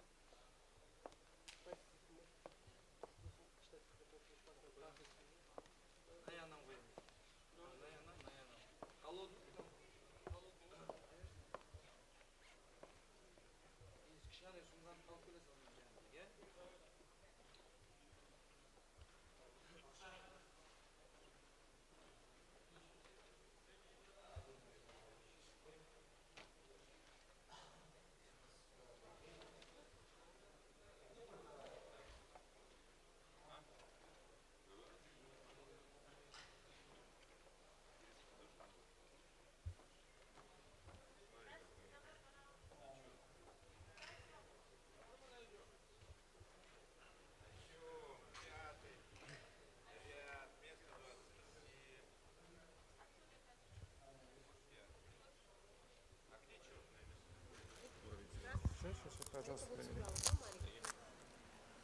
Раз, два, три, четыре, пять. Раз, два, три.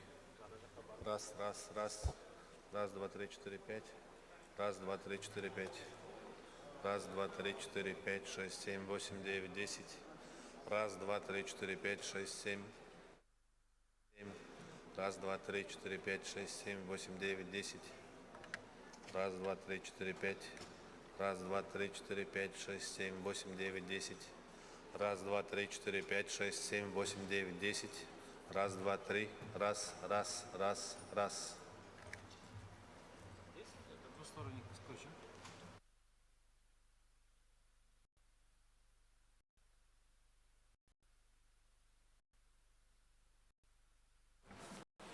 Раз, два, три, четыре, пять. Раз, два, три, четыре, пять, шесть, семь. Раз, два, три, четыре, пять, шесть, семь, восемь. Раз, два, три. Раз, два, три, четыре, пять. Раз, два, три, четыре, пять. Раз, раз, раз. Раз, два, три, четыре, пять. 10, 9, 8, 7. Раз,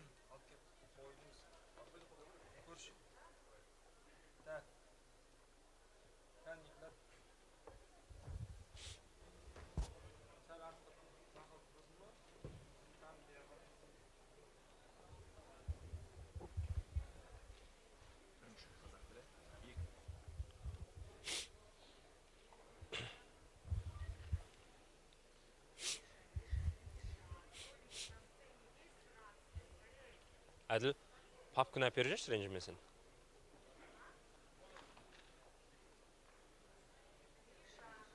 Ой, рахмет.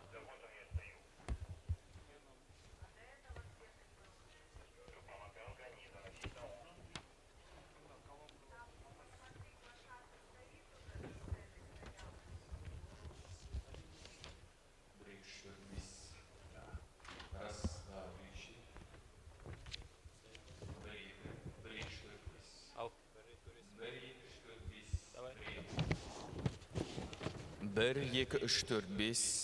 Бір, екі, үш, төрт, бес. Раз, два, три, четыре. Раз, два, три. Раз, два. Рахмет, Жанар. Кешелі бері күлі әлем назары еңселі елордада. Төрткүл дүниенің төрт бұрышынан Астана экономикалық форум нағылған аузы дуалы сақа саясаткерлердің жиыны соның айғағы болса керекті. 2008 жылдан бері жалауын сүрмеген бұл жиында әлемдік көшбасшылар, атаңызға айналған бірегей тұлғалар мен түрлі бизнес өкілдері бір алаңға жиналып, экономиканың еңсесін тіктеу тетіктерін талқылады. Әлемнің 80 елінен келген 5000 астам делегаттың дені жаһанды жайлаған жағымсыз мәселелерге тосқаулы болуды көздейді. Жаңа экономикалық шынайылық, әртараптандыру, инновациялар және білім экономикасы.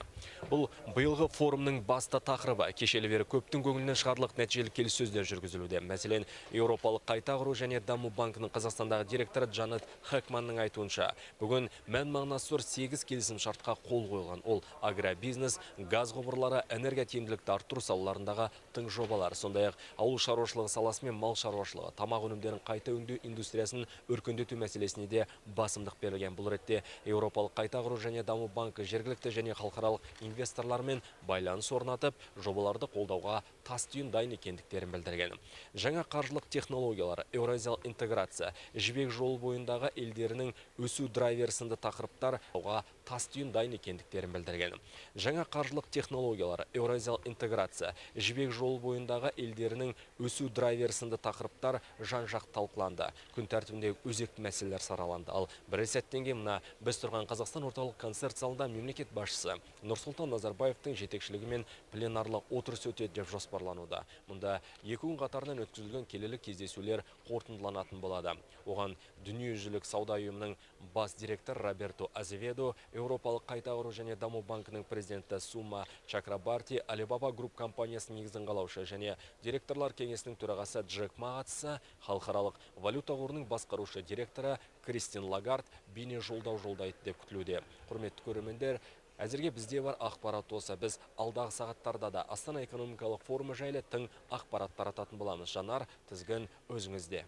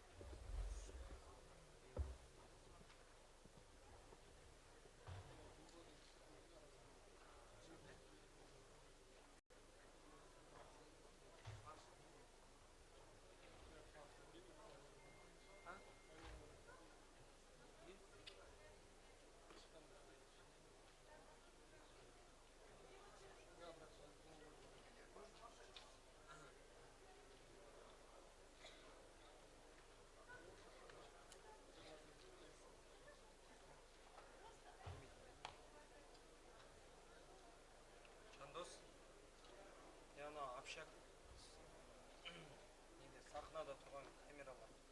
Может, Әділ мен Өмірбекті қосып екеуін походу помогать может, да? Все.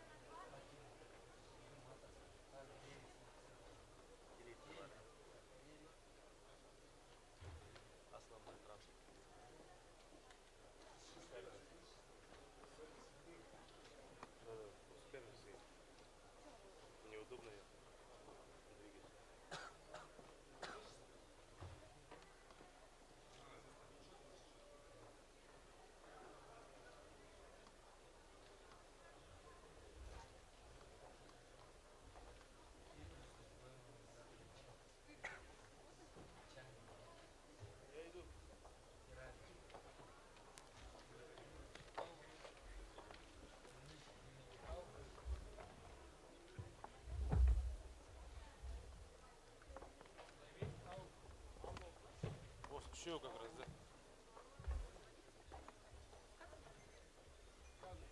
Там сядь.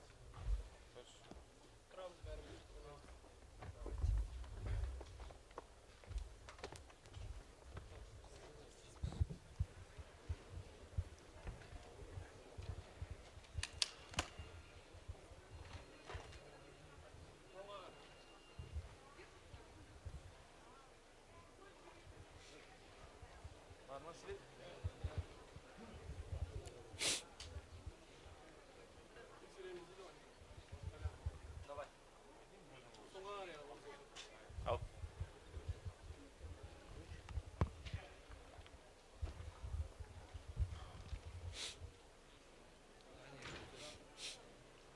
жерден өтуге болмайды қазір.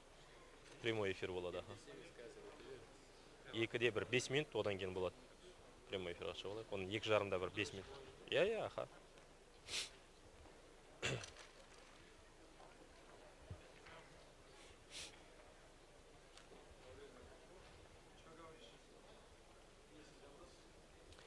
Рахмет, Жанар. Кешел бері күлі әлем назары еңселі Елордада. Төрткүлдің төрт бұрышынан Астана экономикалық форумына алған аузы дуалы сақы саясаткерлердің жиыны соны.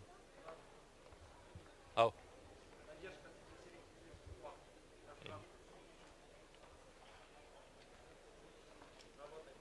Рахмет, Жанар. Кешел бері күлі әлем назары еңселі Елордада. Төрткүлдің төрт бұрышынан Астана экономикалық форумына алған аузы дуалы сақы саясаткерлердің жиыны соның айғағы болса керекті. 2008 жылдан бері жалауын түсірмеген бұл жиында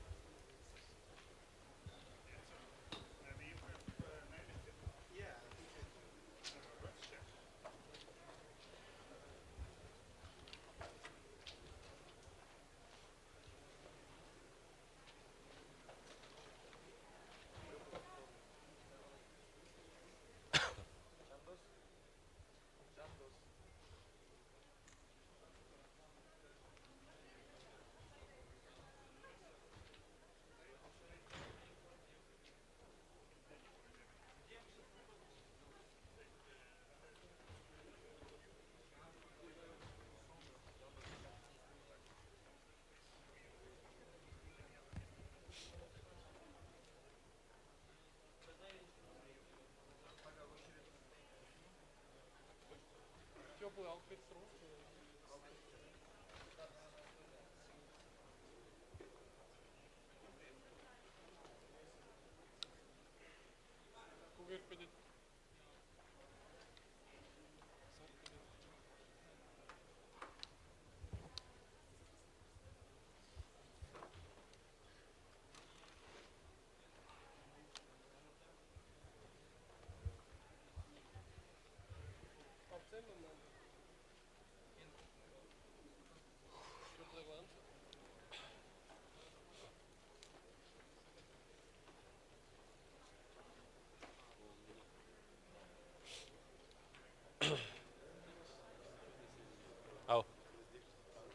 Ау.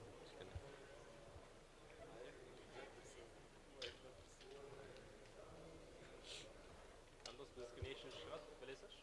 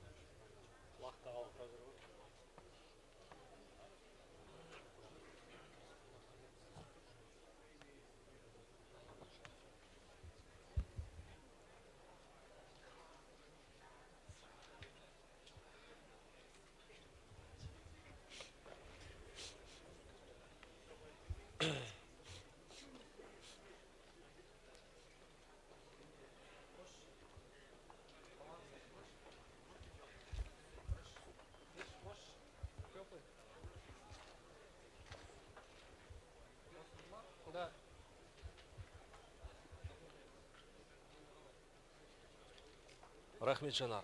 Кешел бері күлі әлем назары еңселі елордада. Төрткүл дүниенің төрт бұрышынан Астана экономикалық форумна қалған аузы дуалы сақа саясаткерлердің жиыны соның айғағы болса керекті. 2008 жылдан бері жалауын түсірмеген бұл жиында әлемдік көшбасшылары, аты аңызға айналған бірегей тұлғалар мен түрлі бизнес өкілдері бір алаңға жиналып, экономиканың еңсесін тіктеу тетіктерін талқылайды. Әлемнің 80 елінен келген 5000 астам делегаттың дені жаһанды жайлаған жағымсыз мәселелерге тосқауыл болуды көздейді. Жаңа экономикалық шынайылық, әртараптандыру, инновациялар және білім экономикасы бұл биылғы форумның басты тақырыбы. Кешелі бері көптің көңілінен шығарлық нәтижелі келіссөздер жүргізілуде. Мәселен, Еуропалық қайта құру және даму банкінің Қазақстандағы директоры Джанет Хекманның айтуынша бүгін мән мағынасы зор 8 келісім шартқа қол қойылған. Ол агробизнес, газ құбырлары, энергия тиімділікті арттыру салаларындағы тың жобалар, сондай ауыл шаруашылығы саласы мен мал шаруашылығы, тамақ өнімдерін қайта өңдеу индустриясын өркендету мәселесіне де басымдық берілген. Бұл ретте Еуропалық қайта құру және даму банкі жергілікті және халықаралық инвесторлармен байланыс орнатып жобаларды қолдауға тас түйін дайын екендіктерін білдірген. Жаңа қаржылық технологиялар, еуразиялық интеграция, жібек жол бойындағы елдердің өсу драйвері сынды тақырыптар жан-жақты талқыланды. Күн тәртібіндегі өзекті мәселелер сараланды. Ал бір сәттен мына біз тұрған Қазақстан орталық концерт залында мемлекет басшысы Нұрсұлтан Назарбаевтың жетекшілігімен пленарлық отырыс өтеді деп жоспарлануда. Оған дүниежүзілік сауда ұйымының бас директоры Роберто Азеведо, Еуропалық қайта құру және даму банкінің президенті Сума Чакрабарти, Alibaba Group компаниясы негізін қалаушы және директорлар кеңесінің төрағасы Джек Ма қатысты. Халықаралық валюта қоры Кристиан Лагард жолдау жолдайды деп күтілуде. Құрметті көрермендерімізге әзір.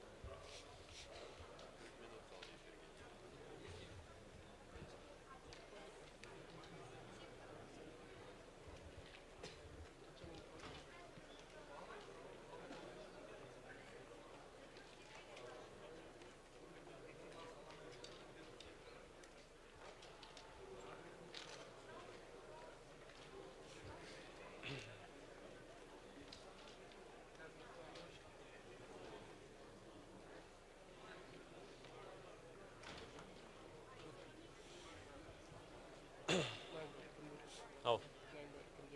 Kimler? Delega.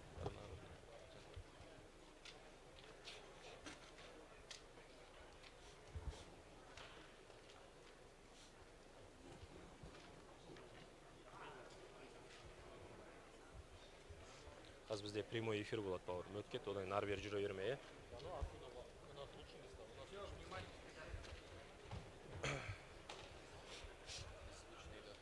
Иә.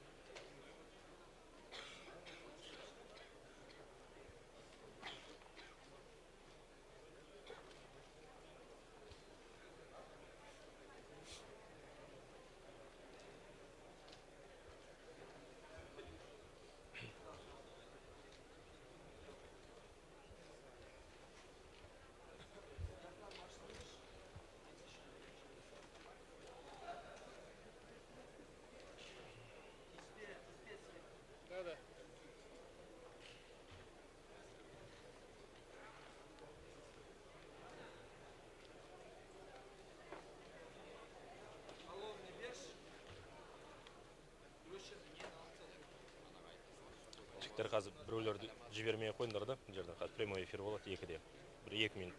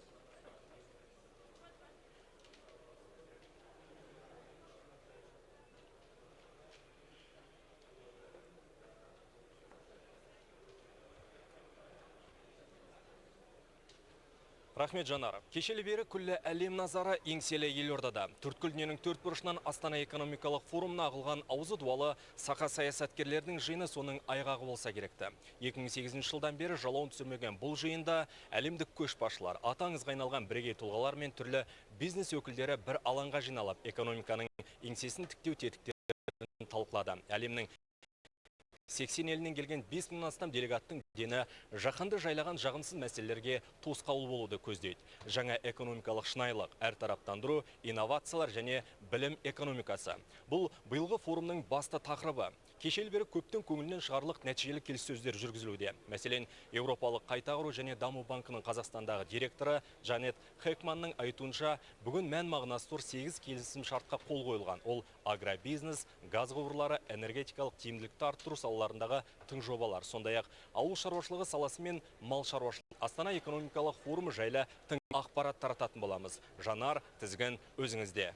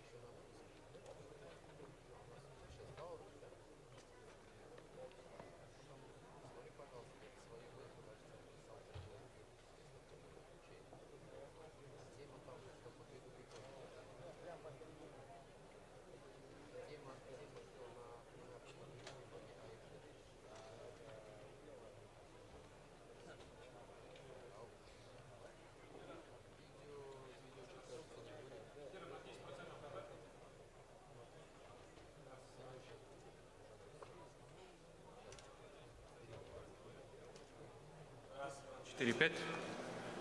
Раз, два, три, четыре, пять. Нормально? Заводиться не будет, Индира? Раз, два, три, четыре. Раз, два, три, четыре, пять, шесть, 7, 8, 9, 10.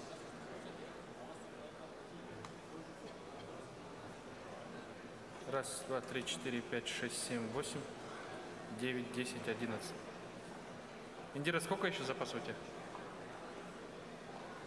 Еще 5%. Больше не надо. Все, не надо. Все, нормально.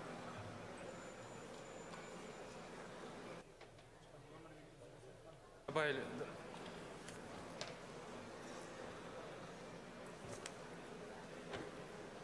На 10% добавили. Еще 5.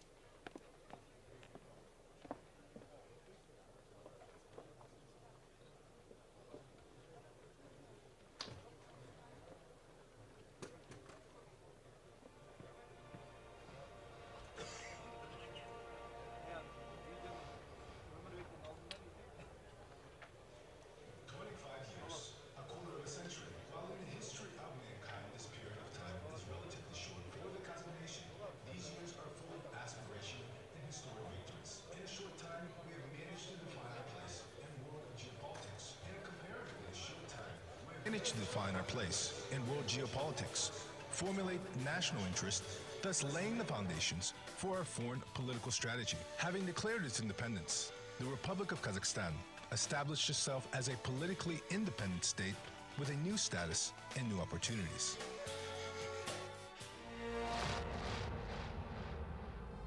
After the independence was declared, Kazakh was adopted as the official language of the Republic of Kazakhstan. The national flag, emblem, and anthem were adopted to represent the sovereignty and the identity of independent Kazakhstan. The national currency, tenge, was first introduced on November 15, 1993. One of the foreign political priorities was the delineation of borders in accordance with the international law.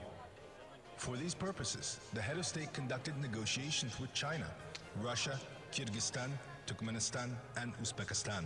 We have gained clear, internationally recognized borders. The major diplomatic priorities remain deepening and enhancing friendly relationships with members of the global community. Over a quarter of a century, Kazakhstan has established diplomatic relations with more than 130 countries of the world and joined such authoritative organizations as the Commonwealth Independent States, the Eurasian Economic Union,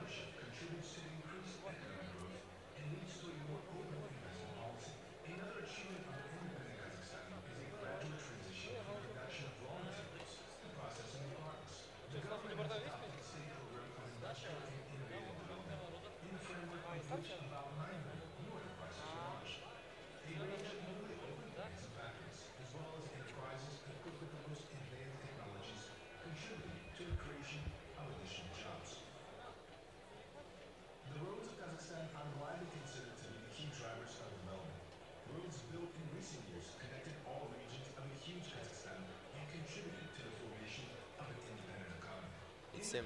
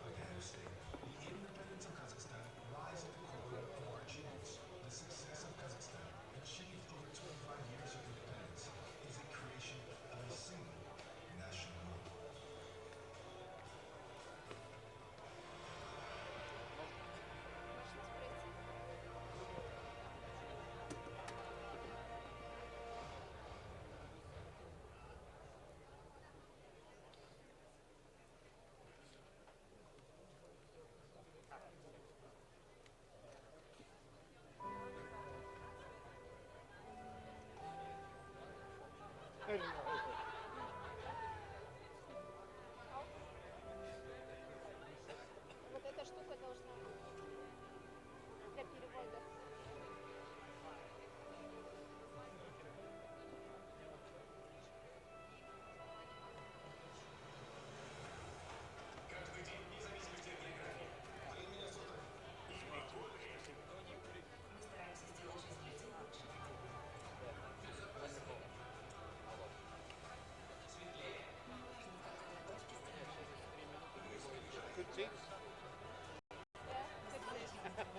Nice to meet you.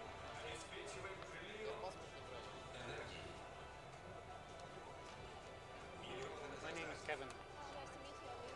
Aline, nice to meet you. Where are you from? From Canada.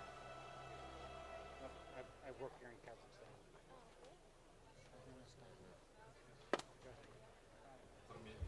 Kevin.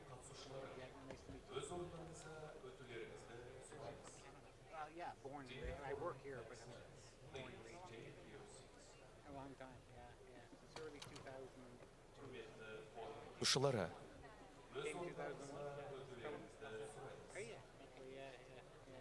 I came in May of 2001 when I took his Lorta. I was with the hurricane.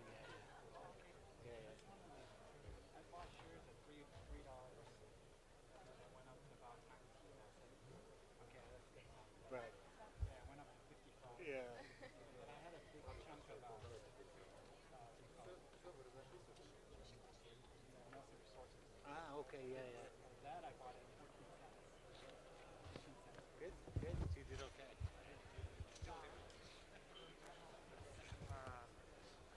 Yeah, continuing to invest.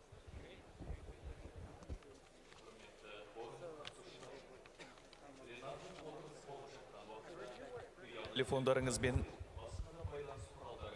сөндіріп қоюларыңызды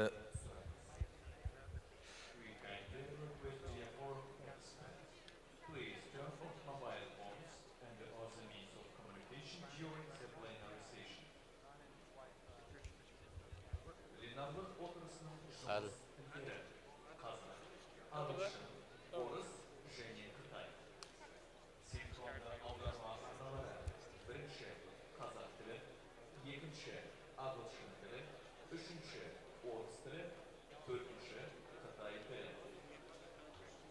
The working languages of the plenary session are Kazakh, English, Russian, and Chinese. Свет. Sessions of simultaneous interpretation. Number 1, Kazakh. Number 2, English. Брикш, раз, два, три, четыре, пять. Раз, два, три. Раз, два, три, четыре, пять, шесть, семь, восемь, девять, десять.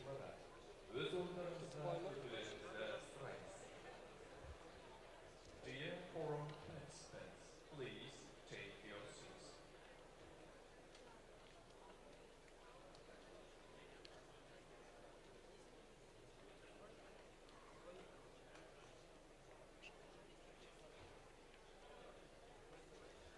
Сейчас будет прямое подключение. Просьба don't speak too loud. And just don't stand up. И просьба не вставать. Спасибо.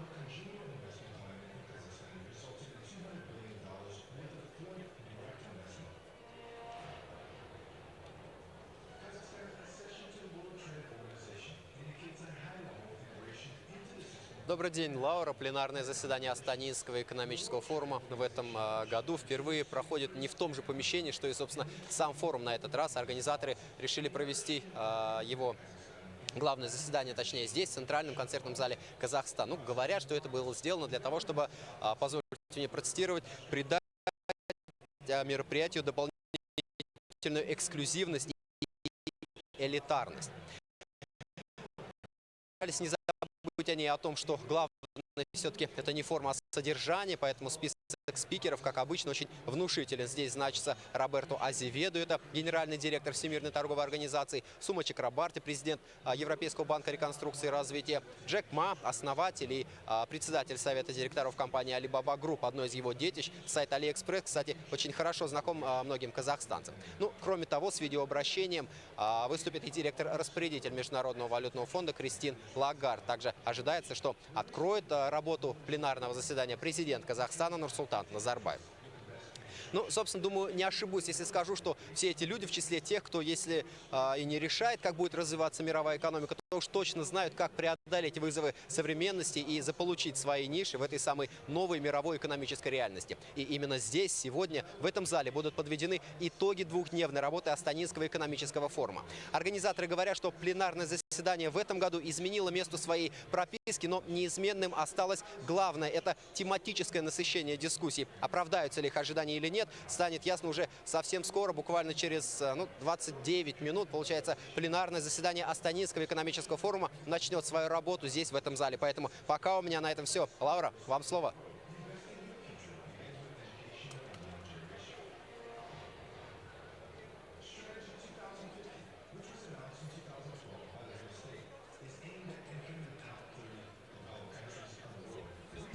Nations Plan 100 Concrete Steps, which outlines the ways to implement 5 institutional reforms, is aimed at ensuring the further development of state and at responding to the global and internal challenges. The institutional environment, which will contribute to the creation of a new structural economy, is currently being formed. The future of Kazakhstan, which consolidates 140 ethnicities into a single nation, is embodied in the Mengele Yel idea. Today, Kazakhstan is widely considered as a peacemaker that takes all necessary measures aimed at establishing friendly relations with members of the international community. Kazakhstan urges to make a world without nuclear weapons and international terrorism, as well as these are the main problems of today's global agenda and the most important task of civilization. Due to a fundamental choice in favor of a world free of nuclear weapons, Kazakhstan has taken the rightful place on the international stage. The manifesto World 21st Century, authored by Nursultan Nazarbayev, is one of the main stages to promote diversity for peace and sustainable development. Under the leadership of President Nursultan Nazarbayev, Kazakhstan has successfully undergone a range of reforms. Our country has become one of the dynamically developing countries and is recognized as a reliable state. Modern Kazakhstan is a state with sustainable development, stable political situation, developed society, and improved living standards.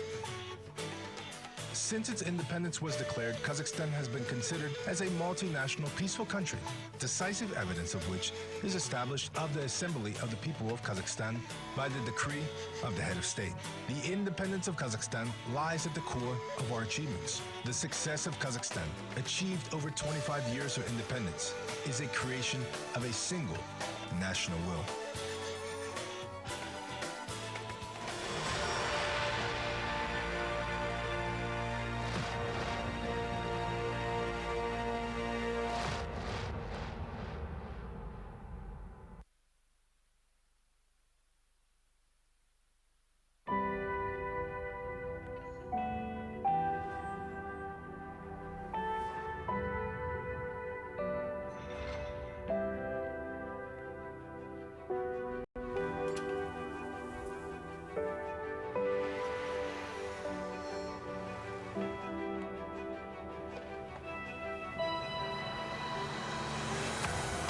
Каждый день, вне зависимости от географии.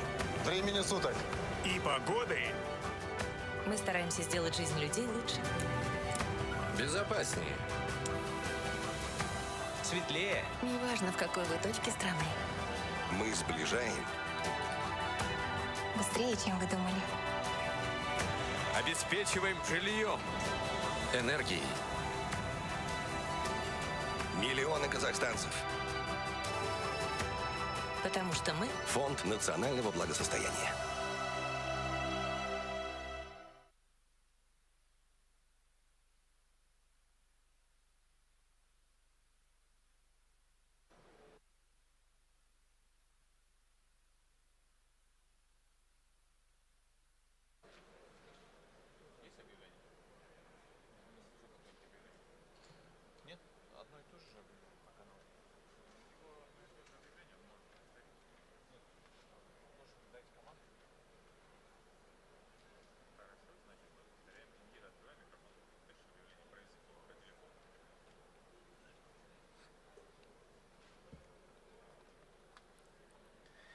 Құрметті форум қатысушылары, пленарлық отырысы болып жатқан уақытта ұялы телефондарыңызбен басқа да байланыс құралдарыңызды сөндіріп қоюларыңызды сұраймыз. We kindly request dear forum participants, please turn off mobile phones and the other means of communication during the plenary session. Пленарлық отырысының жұмыс тілдері қазақ, ағылшын, орыс және қытай.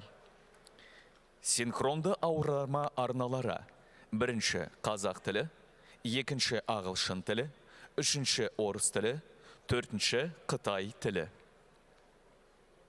The working languages of the plenary session are Kazakh, English, Russian, and Chinese.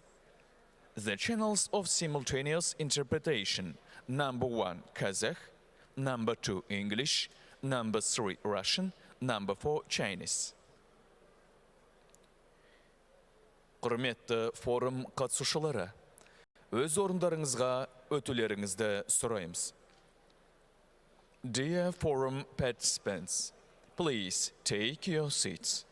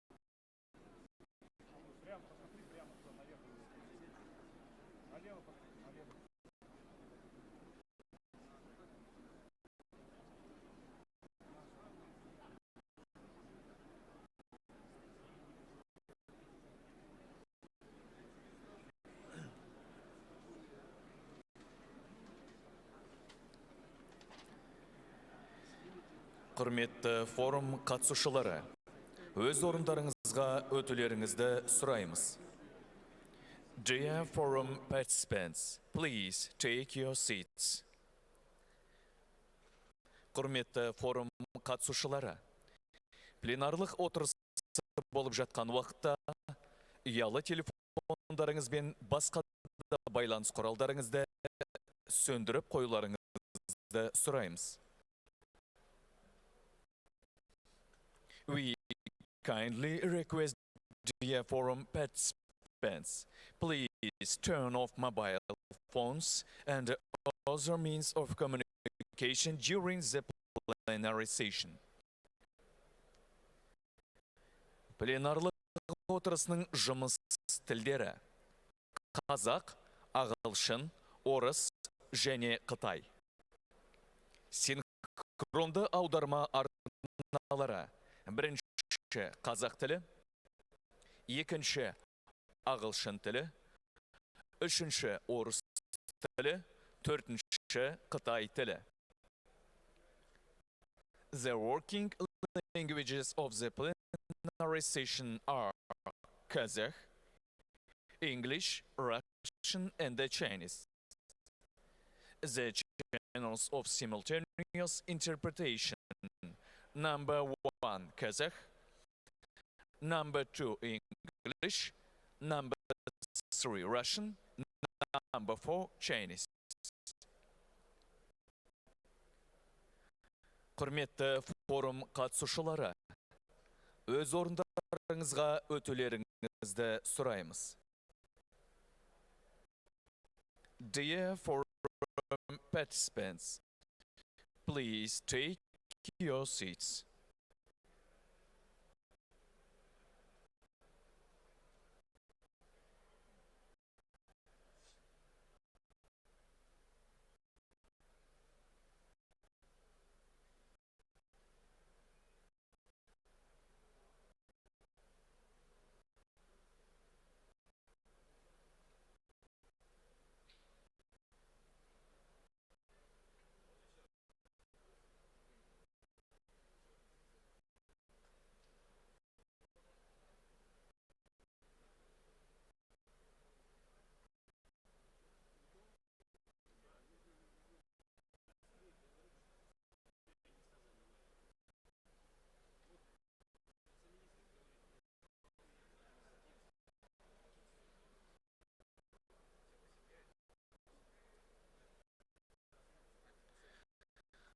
Құрметті форум қатысушылары, өз орындарыңызға өтулеріңізді сұраймыз. Dear forum participants, please take your seats.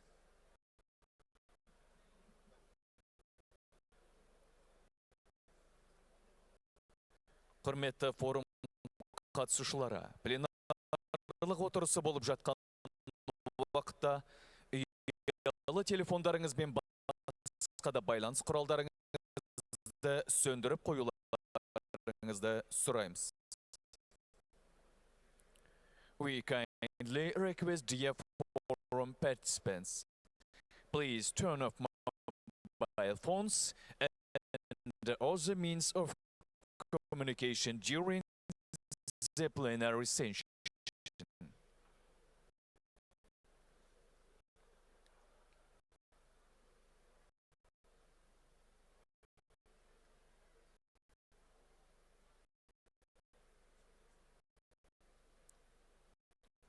Құрметті форум қатысушылары, ұялы телефондарыңызды сөндіріп, өз орындарыңызға өтулеріңізді сұраймыз. Dear forum participants, please switch off your mobile phones and take your seats.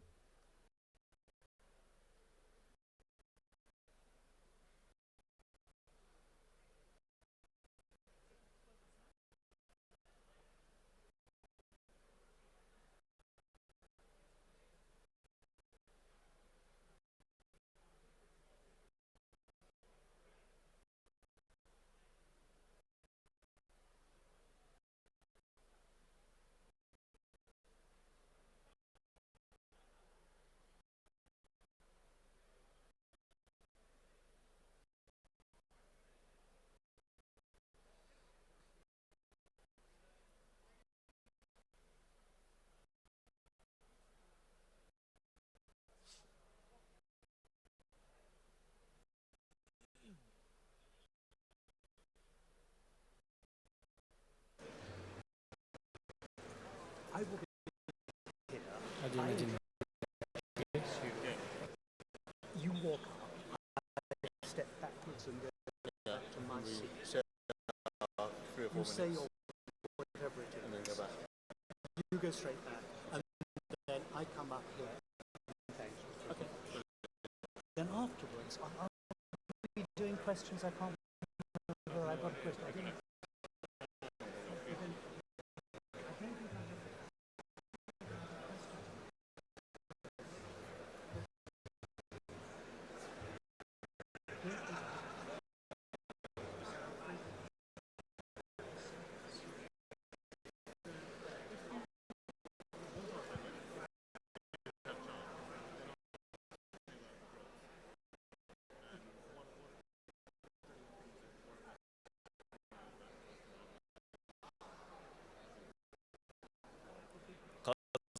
Қазақстан Республикасының президенті Нұрсұлтан Назарбаев.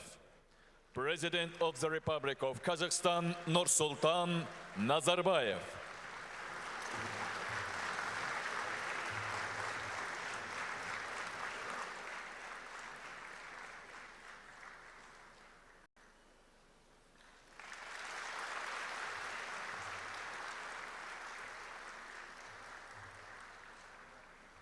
Құрметті ханымдар мен мырзалар, құрметті форум қатысушылары. The Independent бас экономикалық жолушысы Хэмиш Макрей мырзаны ортаға шақыруға рұқсат етіңіздер. Dear forum participants, welcome the Independent Principal Economic Commentator, Mr. Hamish Macrae.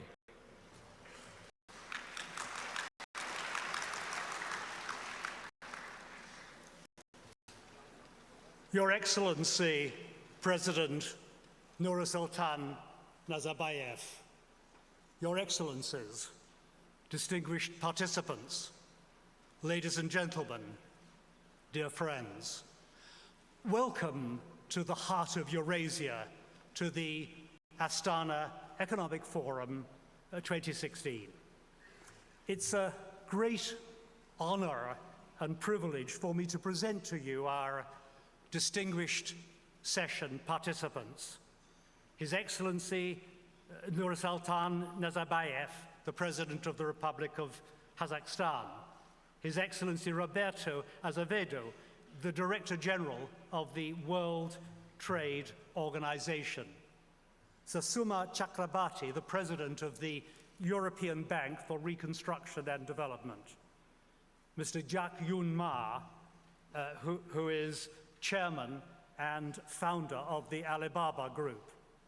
Professor Jeffrey Sachs, the Director of the Earth Institute at Columbia University and Special Advisor to the United Nations Secretary General Ban Ki-moon on Millennium Development Goals.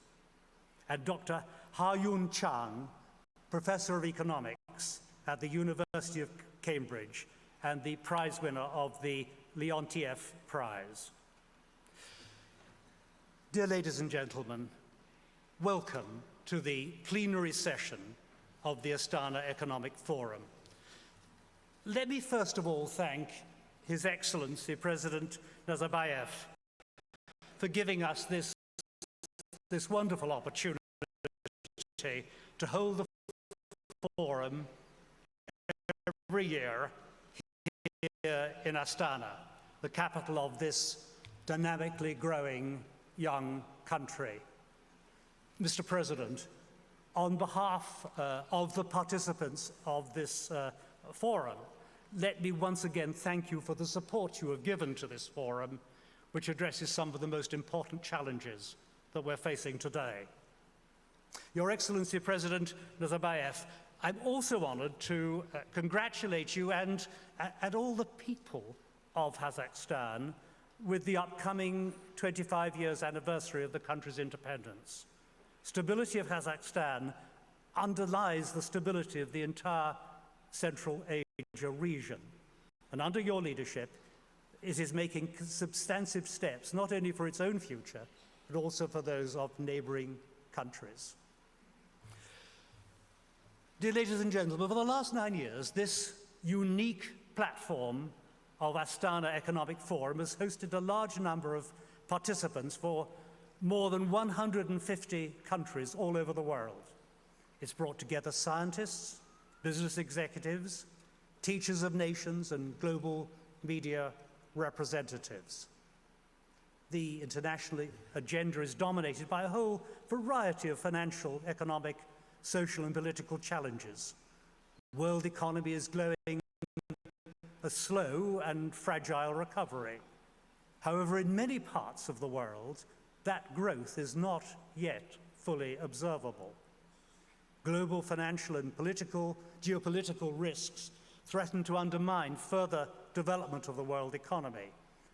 There's a growing and worrying phenomenon of the new mediocre, persistence of low growth rates for a very long time. And this today is accepted as what may be the new economic reality.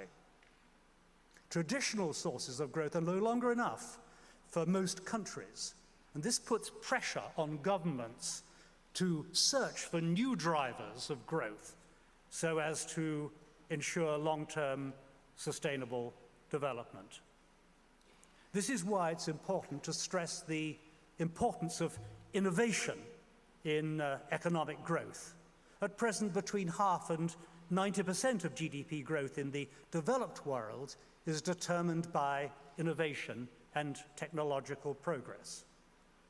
One indispensable condition for this generation of innovation is diversification of the economy, for that helps mitigate risks induced by price fluctuations in unstable commodity markets. Another key priority is education. Innovation and diversification are impossible without a properly performing knowledge economy. This must be supported by growing investment in the developed countries in education and science. This has already risen as a percentage of GDP from 5.5% in the mid-90s to an average of 6.5% nowadays. It will rise further in the future. It is in this regard that the main theme of the current forum has been formulated as the new economic reality, innovation, diversification, knowledge economy. And that is the big idea behind today's plenary session. Your Excellencies, plenary session participants, ladies and gentlemen, please allow me now to give the floor to His Excellency, President of the Republic of Kazakhstan, Nursultan Nazarbayev.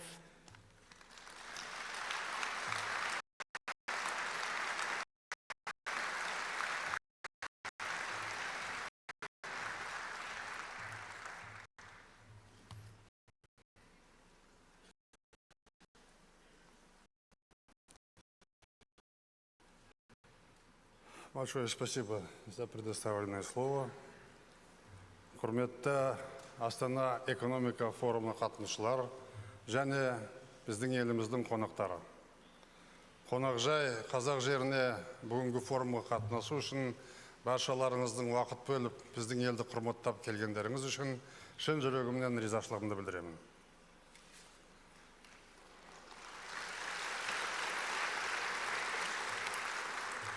Астана экономикалық форумы сан түрлі мәселелерді талқылаудың және нақты шешімдер қарастырудың маңызды алаңына айналып келеді. Біріккен ұлттар ұйымы экономикалық ынтымақтастық және даму, дүниежүзілік сауда сияқты жаһандық халықаралық ұйымдар мен дүниежүзілік банк, Еуропалық қайта құру даму банкі, Азия даму банкі сияқты халықаралық қаржы ұйымдарының өкілдері осы форумның тұрақты қонақтары болып келеді. Биыл біздің осындағы достарымыздың қатарын халықаралық валюта қоры, БАО экономикалық форумы сияқты беделді ұйымдар мен Economist, Financial Times сияқты әлемге танымал экономикалық басылымдар толықтырып отыр. Форум жұмысына әлемге әйгілі ғалымдар, Нобель сыйлықтарының егерлері, сонымен бірге әлемдік инвесторлар, Американың, Еуропаның, Азияның ірі корпорацияларының өкілдері қатынасып отыр. Қазақстан экономикалық және әлеуметтік даму туралы өңірдегі және тұтас әлемнің әл ауқаты мен дамуын қамтамасыз ету жайлы сындарлы идеялар, көзқарастарды талқылауға әрқашан дайын. Биыл біз іргелі тақырып жаңа экономикалық нақты ахуалды талқылайтын боламыз. Жаңа нақты ахуалдың қандай болары бізге және біздің қазіргі таңда жасайтын таңдауларымыз бен әрекеттерімізге байланысты. Осы форумның аясында бұл күндері мен көп жүздің ғалымдарыменен, саясаткерлеріменен, экономистеріменен кездестім. Қазақстандағы болып жатқан жағдайды, біздің ұстанымды шараларымызды қалай бағалайтынын, қандай бізге кеңес беретіндерін көңіл бөлістік. Ол біз үшін өте пайдалы және өте маңызды заттар еді. Ол үшін де мен ризашылығымды білдіремін. Біздің жасап жатқан мынау дағдарысқа қарсы жүргізіп жатқан жұмыстарының барлығына дұрыс баға беріп, қолдауларыңыз үшін де ризашылығымызды білдіремін. Уважаемые дамы и господа, нас всех интересует, что происходит сейчас в мировой экономике и что надо предпринять. Если раньше мы видели, что были экономические предсказания ученых, экспертов, что произойдет кризис 7-9 года или юго-восточный кризис, сегодня мы фактически не слышим четких, внятных прогнозов, где мы стоим и куда движется мировая экономика, что нам делать и что предпринять. Думаю, что многие из вас согласятся, что мир входит в новый экономический цикл. Мы видим, что глобальной экономике никак не удается нащупать твердые основы для того, чтобы снизить налоговую нагрузку компаний. Темпы роста в целом замедляются уже который год. В 2015 году рост мирового ВВП лишь 3,1%. Это худший посткризисный результат. Падение цен на сырьевые ресурсы снизило доходы в странах-экспортерах, одновременно усилило дефляцию давления в странах-импортерах, ведь этого проиграли все. В 2015 году чистый отток капитала с развивающихся рынков превысил 750 миллиардов американских долларов. В результате чего рост в этих странах, естественно, замедлился, причем существенно.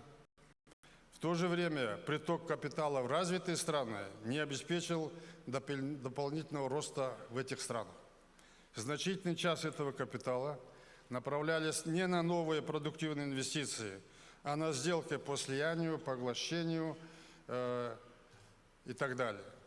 Важно понимать, что эти дисбалансы появились не внезапно, а копились долгие годы. После того, как в 2008 году глобальный финансовый пузырь лопнул, они вырвались наружу. Предлагаю взглянуть в корень всех этих проблем. На протяжении последних 30 лет мы были свидетелями невиданных прежде преобразований и ростов. Мировая экономика росла быстрыми темпами. И благодаря глобализации этот рост распространялся практически везде. Впервые в истории на первый план вышли развивающиеся рынки. Только за последние 15 лет совокупный внутренний валовый продукт развивающих стран увеличился более чем в 4 раза. Их доля в глобальной экономике удвоилась и в 2015 году составила порядка 40%. Разрыв между развитыми и развивающимися странами по показателю ВВП на душу населения сократился с 20 ранее до 9 раз. Это очень значимое достижение, учитывая, что в этих странах проживало 6 миллиардов человек. Однако динамичный рост мировой экономики не трансформировался в полноценное развитие. Экономические выгоды распространялись неравномерно. Большие объемы средств выводились из развивающихся стран и не реинвестировались. Этот вывод продолжается и сегодня. Колоссальными темпами росло неравенство в распределении доходов. Уровень жизни среднего класса оставался практически неизменным, при том, что наиболее обеспеченные граждане в разы увеличили свои состояния. Развитие человеческого капитала в развивающихся и беднейших странах существенно отставало от требований новой экономики. К примеру, только 3,5% мировых образовательных расходов приходится на развивающие страны Юго-Восточной Азии, Африки, при том, что в этих странах проживает 45% детей всего мира. В этих странах около 50 миллионов детей вообще не посещают школы, а 250 миллионов учеников не обладают элементарной грамотностью. Структурные реформы, направленные на формирование эффективных рыночных институтов, проводились крайне медленно. Сегодня мир охватил глубокий процесс технологических преобразований, который, по мнению экспертов, ведет к четвертой промышленной революции. Коренным образом меняется сама основа экономического развития. Мы окончательно переходим от экономики ресурсов к экономике знаний и инноваций. Как раз и тема нашего форума об этом. Вместе с тем, в большинстве развивающихся стран не сформировался внутренний потенциал для роста. И это, на мой взгляд, фундаментальная проблема, подрывающая долгосрочную устойчивость глобальной экономики в целом. Уважаемые участники форума, мы сегодня находимся на некой развилке, и по какому пути будет проходить дальнейшее глобальное развитие, во многом зависит от четкости, слаженности действий всего мирового сообщества. Один из путей, на наш взгляд, по которому могут развиваться дальнейшие события, это фрагментация мировой экономики. В настоящее время у правительств и центральных банков все меньше возможностей для того, чтобы оживить экономическую активность. В этих условиях очень велик соблазн уйти в протекционизм, закрыться от внешнего мира. Мы уже видим множество отдельных примеров такой политики. Это касается создания отдельных торговых блоков взамен ВТО, внедрения ограничений на движение капитала, взаимные санкции, расширение барьеров для торговли. Сегодня мы стоим накануне создания Азиатско-Тихоокеанского торгового блока с Соединенными Штатами Америки. Мы слышим все разговоры о готовящихся переговорах и договоренностях Европа-Америка-Атлантическая. Значит, мы здесь, в Центральной Азии, в Евразийском пространстве, создаем Шанхайскую организацию сотрудничества. На встрече, сессии в июне будет ШОС. Возможно, будет стоять вопрос о приеме в организацию Индии, Пакистана, а может быть Ирана. То есть 3 миллиарда человек окажутся в Шанхайской организации. Так что создается 3 таких торговых блока. Тогда как же будет работать в принципе Всемирной торговой организации? На мой взгляд, все это тупиковый путь, который в долгосрочном плане навредит всем странам, а в радикальной своей фазе приведет к нарастанию конфронтации во всем мире. Если взглянуть на историю давнюю и недавнюю, можно это предусмотреть. Я прекрасно помню период холодной войны.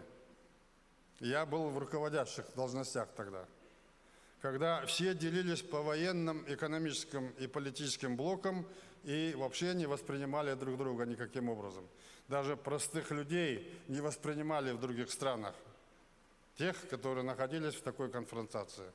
Когда здоровая идеология конкуренции, о чем мы говорим, то есть сделать лучше для себя, подменялась понятием сделать хуже соседу. Мы это видели, мы проходили. После разрушения стен и ухода холодной войны, падения железного занавеса, мир вздохнул свободно, и мировая экономика стала расти после этого. Нам нельзя допустить отката назад и потерять эти достижения. Мне кажется, это самое главное, о чем нам надо думать. Мы решаем вопросы экономики, конкуренции, торговли, равенства и так далее. Если будет мировая политическая конфронтация, через которую захотят великие державы решать свои проблемы, то это будет худший вариант для всей планеты. Глобализация стала естественной и необратимой.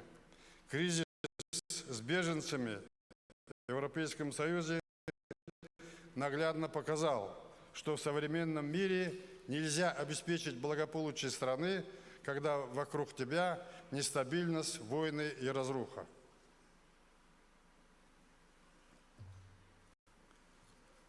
Само понятие глобализации сейчас как-то переосмысливается.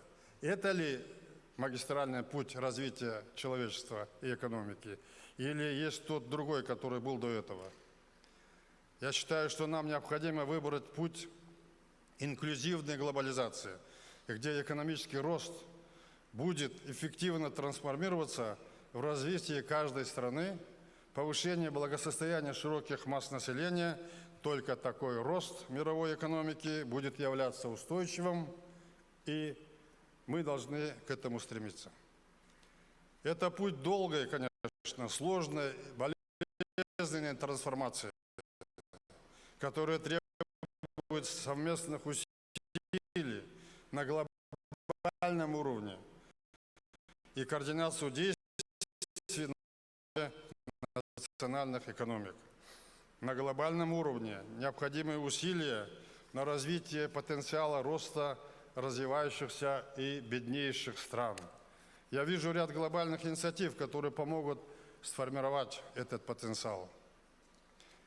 Во-первых, мы должны уделить главное внимание развитию человеческого капитала в развивающихся странах и беднейших странах.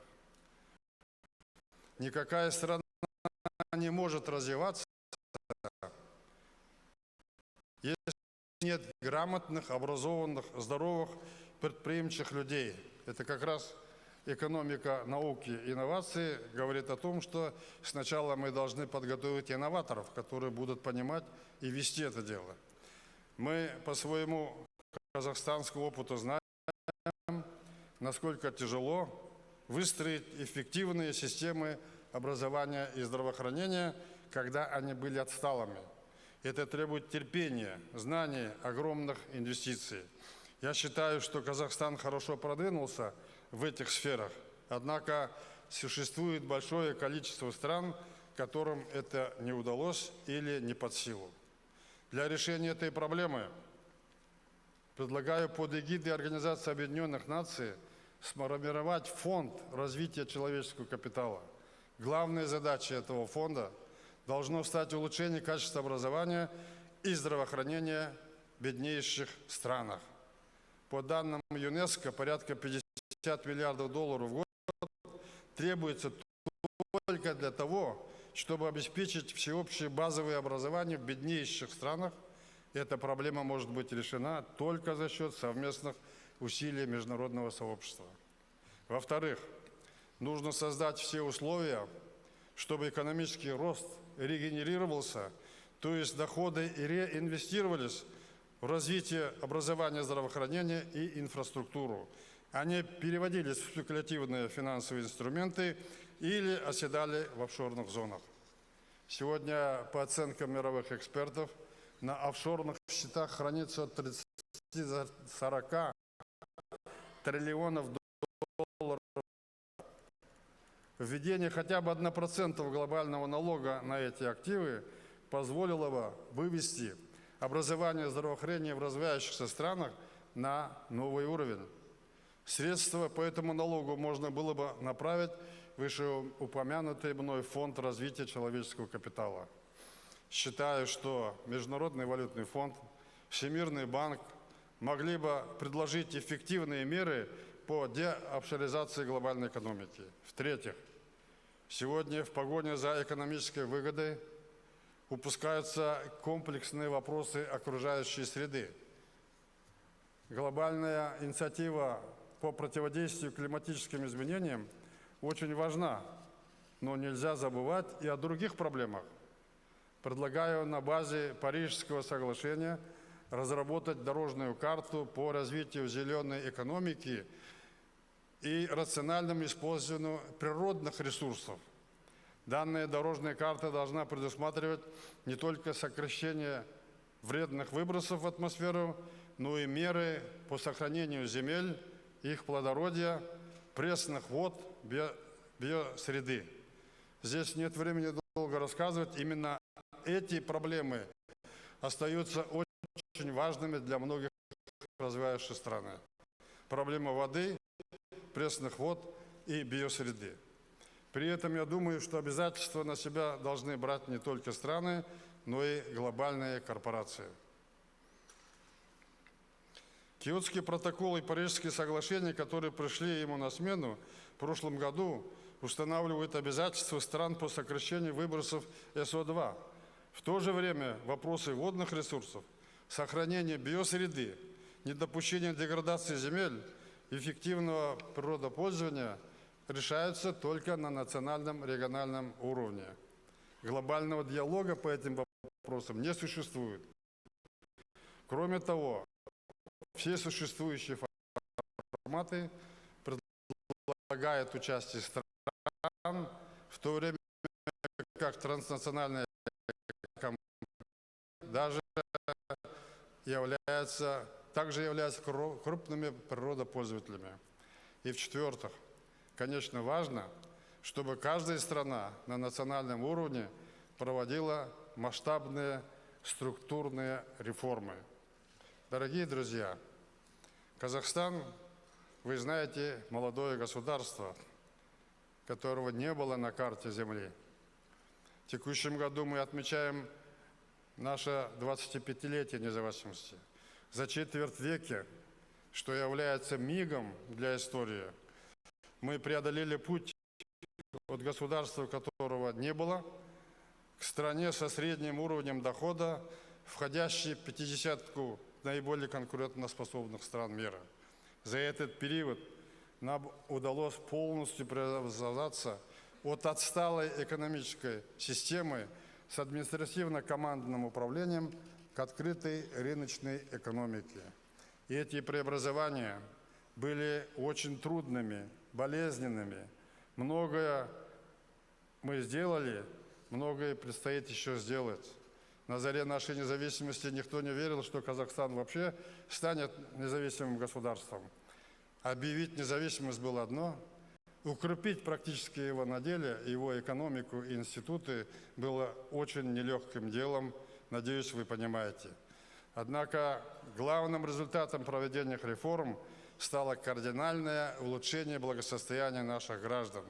За годы независимости в долларовом выражении ВВП Казахстана, включая 2014 год, вырос в 20 раз. Средняя заработная плата в 17 раз. Было создано 2 миллиона рабочих мест.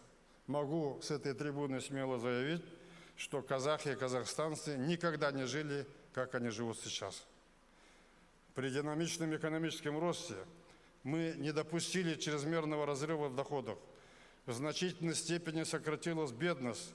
Если в начале 90-х годов каждый третий, а если точнее сказать 40% населения проживало за чертой бедности, то сегодня его уровень всего 3%. На волне экономического подъема мы не поддались всеобщей лихорадке потребления. Главными приоритетами для нас были и остаются инвестиции в человеческий капитал, инфраструктуры, индустриализация, сбережения для будущих поколений казахстанцев. Сегодня проводимая нами индустриальная инновационная политика, политика, касающаяся инвестиций в инфраструктуру, все это делается потому, что в хорошие годы Казахстан копил средства для таких трудных лет. За годы независимости построено порядка 1400 школ, 1300 объектов здравоохранения. Расходы на социальную сферу за годы независимости выросли с 6 до 10%.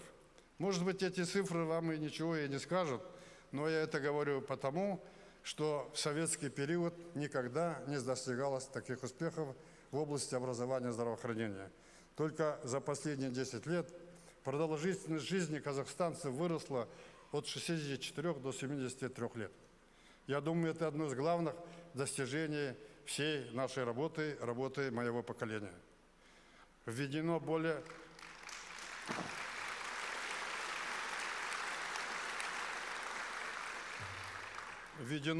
100 миллионов квадратных метров жилья. Обеспеченность населения жильем увеличилась в 1,5 раза. Построено, реконструировано 10,5 тысяч километров автомобильных дорог. По программе индустриализации, которую мы начали 6 лет, как раз зная, что надеяться на сырьевые ресурсы, нефть и газ, и что цена будет колебаться, зная, мы начали индустриальную программу, и за прошедшие 6 лет введено около 1000 новых предприятий на сумму 4 триллиона тенге. Это дало нам возможность создать 100 тысяч новых рабочих мест. Только за прошлый год введено 28 проектов на 800 миллиардов тенге.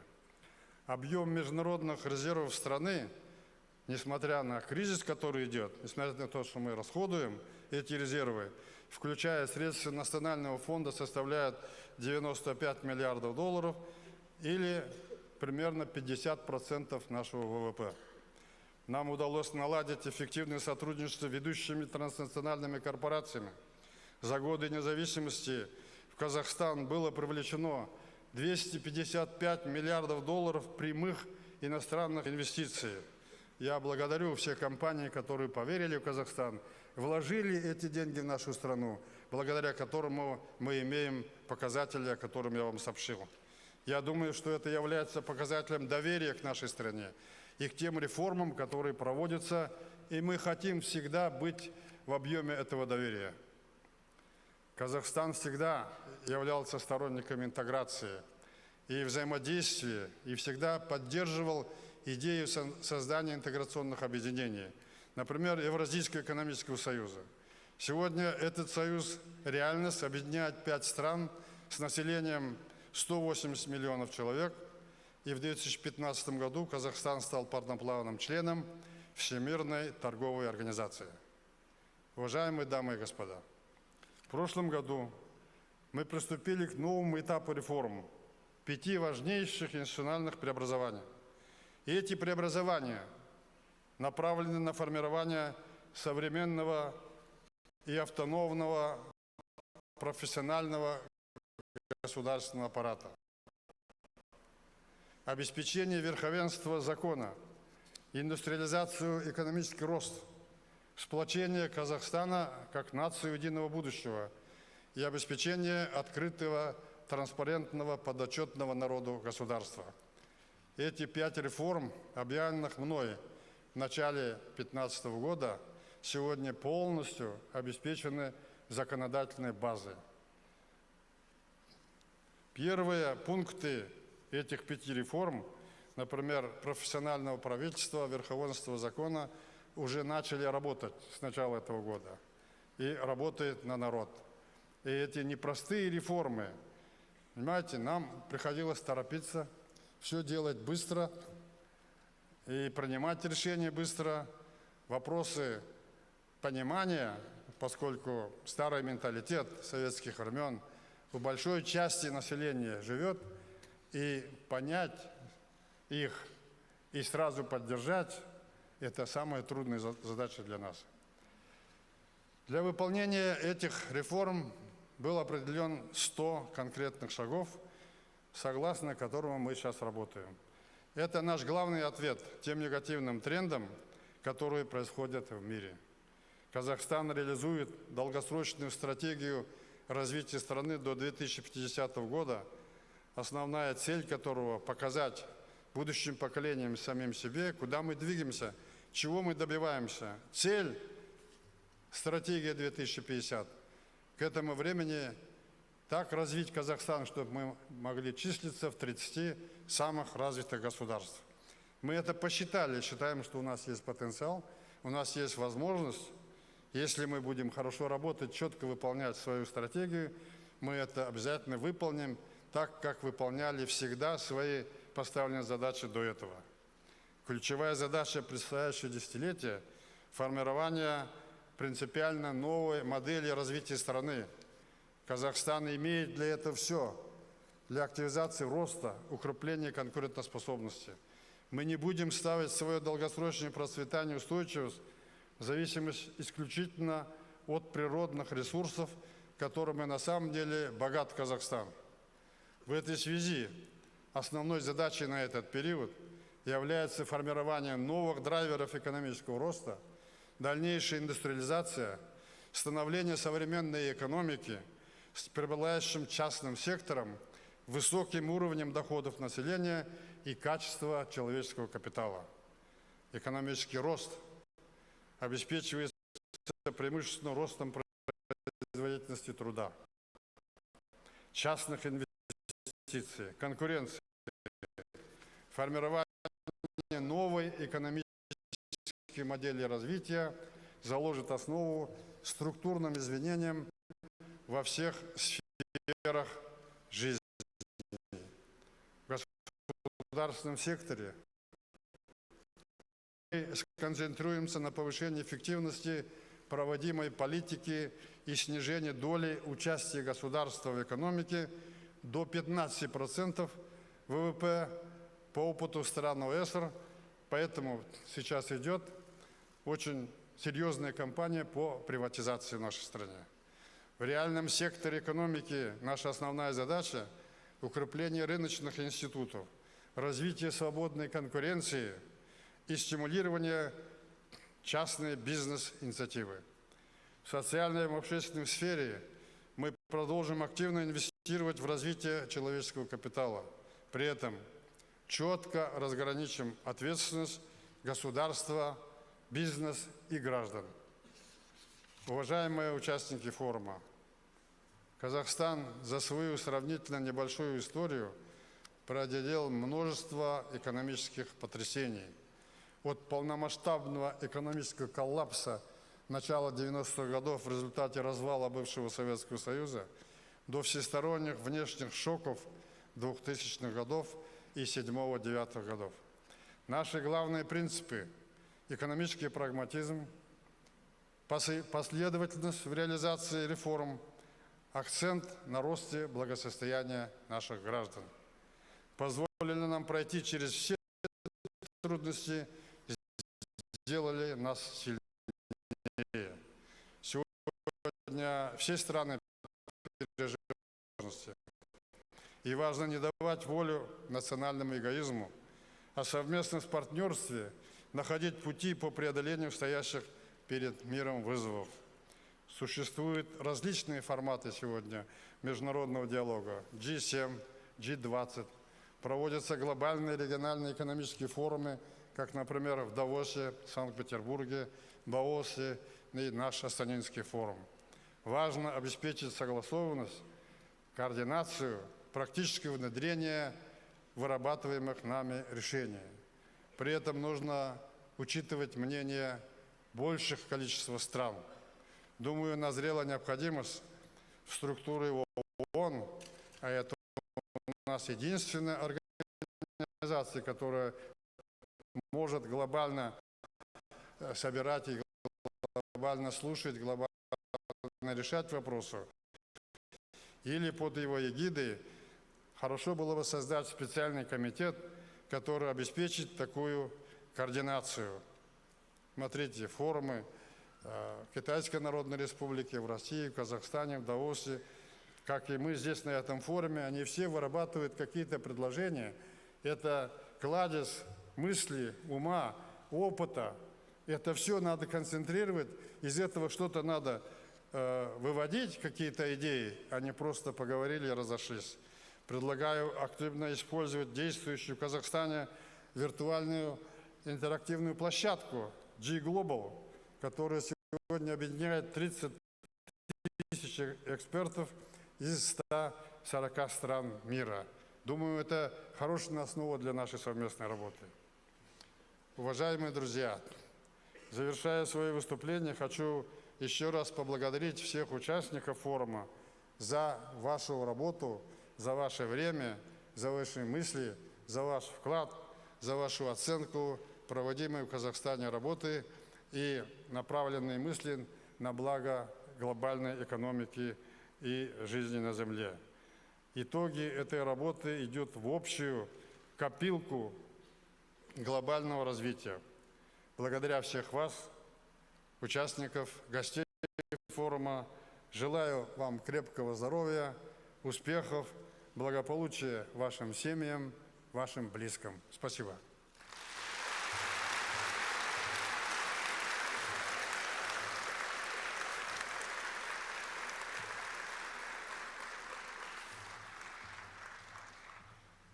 Well, thank you, Mr. President, Your Excellency. You certainly engaged your audience, and thank you for those profound thoughts, not only about the future development of Kazakhstan, but also more generally about world development perspectives. Your Excellency, dear participants, as you just heard last year, on July 27th, the Republic of Kazakhstan signed the protocol for accession to the World Trade Organization. The country became a full member of this organization after very thorough preparations and actually 19 years of negotiation. During this period, huge changes took place to the structure of Kazakhstan's economy. It became more open, it became stronger. GDP per capita rose by 18 times, while the volume of trade is now $120 billion. Out of this trade, 90% is with member countries of the World Trade Organization. So in this regard, it's my honor now to give the floor to the Director General of the World Trade Organization, Mr. Roberto Azevedo. Please.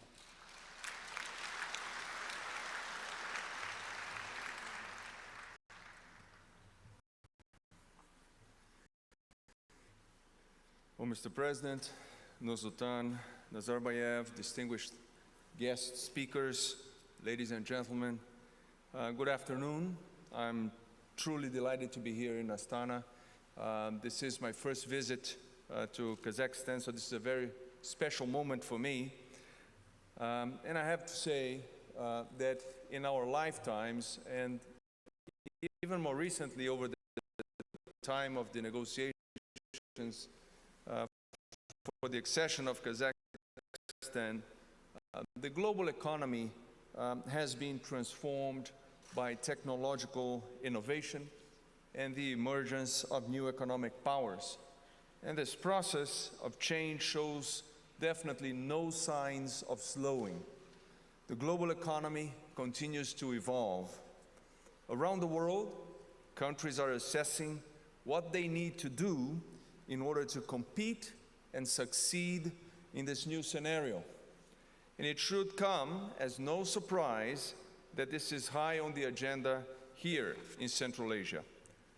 2,000 years ago, the caravans of the Silk Road made their way through the Kazakh steppe as they established the early trading routes between East and West.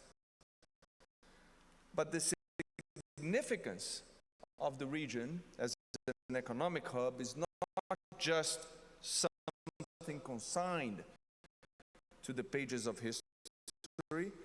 Today, a new economic belt is taking shape, aiming at better connecting Asia with Europe. It is rebuilding traditional links and improving connectivity through improved infrastructure.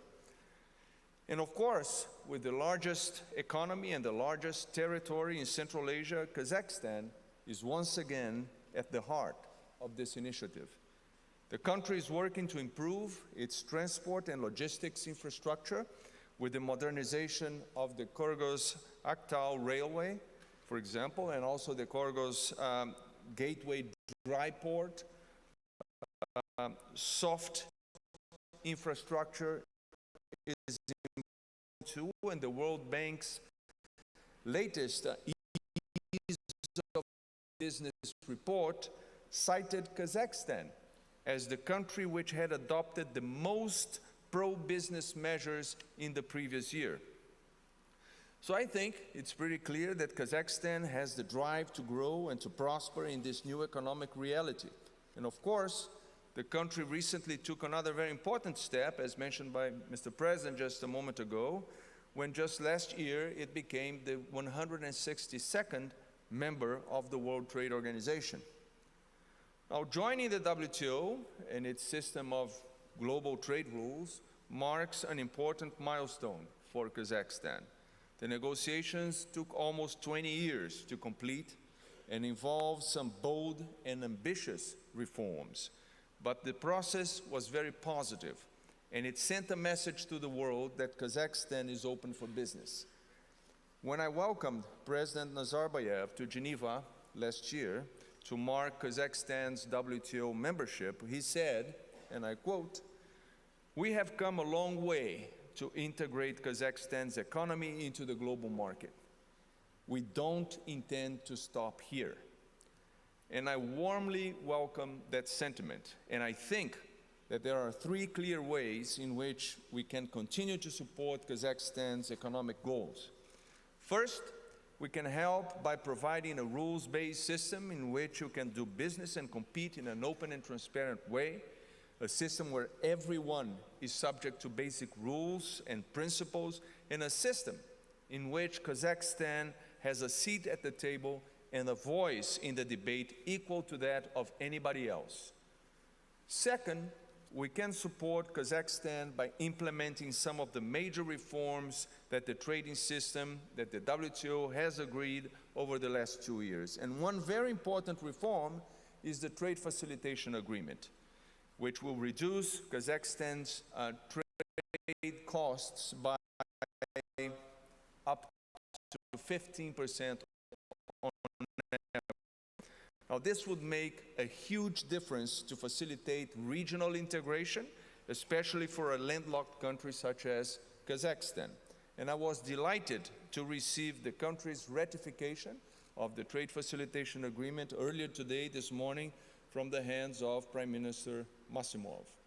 So, the third way that I think we can support Kazakhstan by delivering more trade agreements in the future.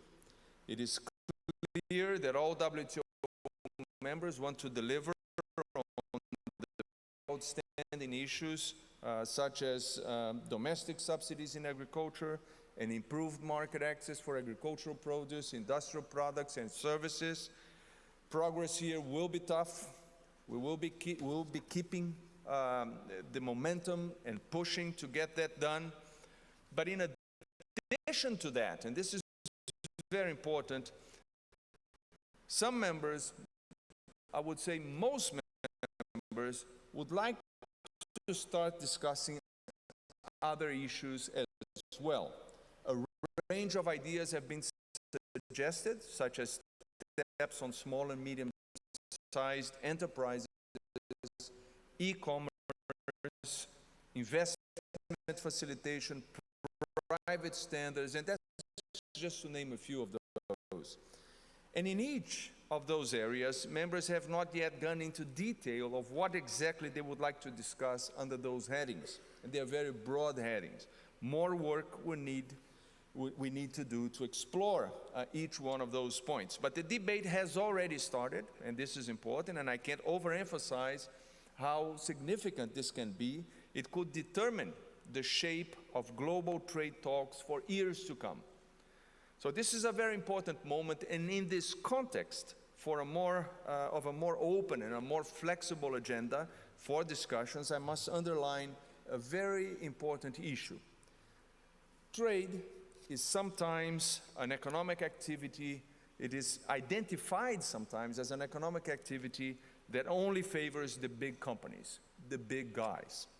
Now, while this is clearly not true, we cannot deny that the benefits of trade don't always reach the small players. Trading internationally is much more costly, much more difficult for micro, small, and medium enterprises, the so-called MSMEs. Now, we must change this. These companies are responsible for the largest share of employment opportunities in most economies. In some developing countries, they employ around 90% of the workforce. We have an opportunity to negotiate rules that facilitate the participation of MSMEs into global trade flows. Many WTO members are already working in this direction. E-commerce has often been mentioned as an avenue to promote the integration of MSMEs into global trade flows. However, the reality is that if we just cross our arms and do nothing, we may see the opposite effect. We may see e-commerce actually become a promoter of concentration of opportunities in big companies and services suppliers. We cannot allow this to happen. We must work so that new technologies facilitate the participation of small players in the digital trade world and in global value chains. We must ensure that through global multilateral rules, the small and medium enterprises will benefit from harmonized procedures, improved connectivity, and reduced operational costs.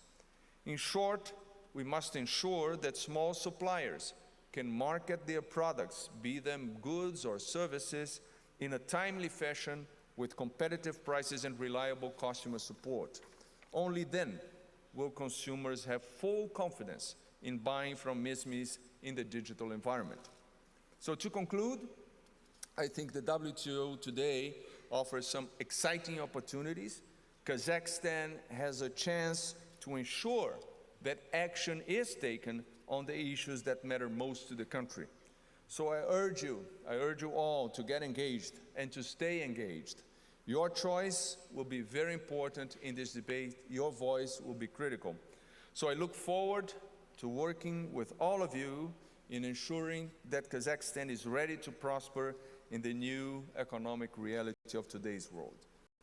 Thank you all very much.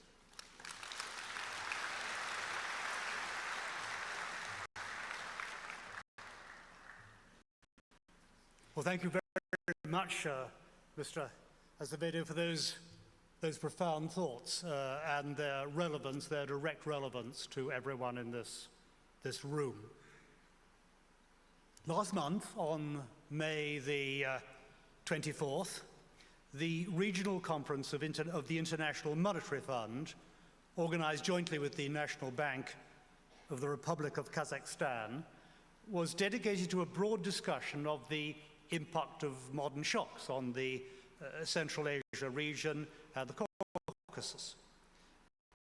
In addition to that, the conference also featured the issue of seeking to sustain a sustainable, inclusive growth and diversification.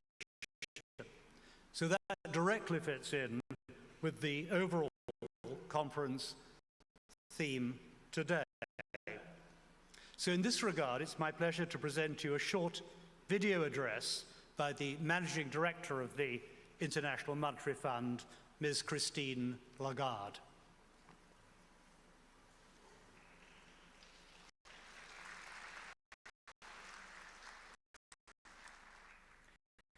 President Nazarbayev Nazarbayev and distinguished guests, good afternoon. It's a real privilege to address you on the occasion of the 25th anniversary of the country. I was with you 2 days ago, and I had the privilege of congratulating President Nazarbayev as well as his team members and representatives of business and civil society as well for the achievement of the country and further the region. I also had a chance to meet with students from the university, and it was really thrilling to actually see the vibrancy and the ambition and the enthusiasm of youth Cossacks. 25th years since independence, and a lot has been achieved. Yet clearly, the current situation brings some clouds and some challenges. Lower commodity prices, slower growth, and the region is going to face those challenges that hopefully it can transform into opportunities in order to restore stable, solid, sustainable growth. Now, how can that be done? We believe that some good techniques have been applied, particularly in the area of monetary policies. Some of you have decided to make the exchange rate more flexible. Kazakhstan, for instance, has decided to float its currency, and that was good in order to absorb shocks in the short term. And certainly other countries should consider that degree of flexibility. But this monetary policy has also identified weaknesses in the financial sectors. So we believe that in the short term, both in the area of prudential measures, financial supervisions, good financial sector framework, progress can be made. We also believe that the fiscal policy can help. In the short run, those countries that have fiscal space, that have buffers, should use them appropriately. And in the medium to long term, fiscal policy should re-anchor properly and should reconstitute buffers. Now, this is for the short term. But looking at the longer term, clearly each and every one of your countries has to look at diversification, has to look at a sustainable growth for each and every country. We have a few ideas, and I'm sure you all do. Clearly, one of the avenues would be to make sure that each and every entrepreneur, each and every man and woman who want to develop activities, who want to participate in the economy, has the opportunity to do so. It should also favor the participation of foreign investors. So an economy that is more open, that is welcoming. Clearly as well, the region can play a central and critical role as a link between Europe and Asia. Whether it's a hub for logistics or services, whether it's a focus on light and green economy, whether it's the enhancement of agriculture to that effect, you will have lots of other ideas as well. Those are some of the ideas we have for the region. Incidentally, we have also just recently published a study that focuses on what the countries can do to reinforce their financial system, to make it better in order to sustain growth in your economies. Have a look, it's really interesting. The IMF has been a partner for the region, Caucasus and Central Asia, for the last 25 years, whether it was by way of financing, technical assistance, policy advice.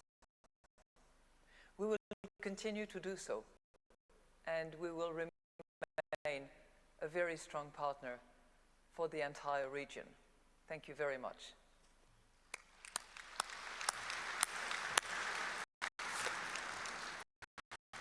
Well, our sincere gratitude to Ms. Lagarde for that message. 2 years ago, a framework agreement on partnership was signed with the European Bank for Reconstruction and Development. During this period, the EBRD increased the portfolio to $2.5 billion. In 2015 alone, Kazakhstan signed new agreements for the total sum of $700 million, becoming the second greatest EBRD country in terms of the volume of investments. So I'd like, therefore, to give the floor to the President of the European Bank for Reconstruction and Development, Sasuma Chakrabarti.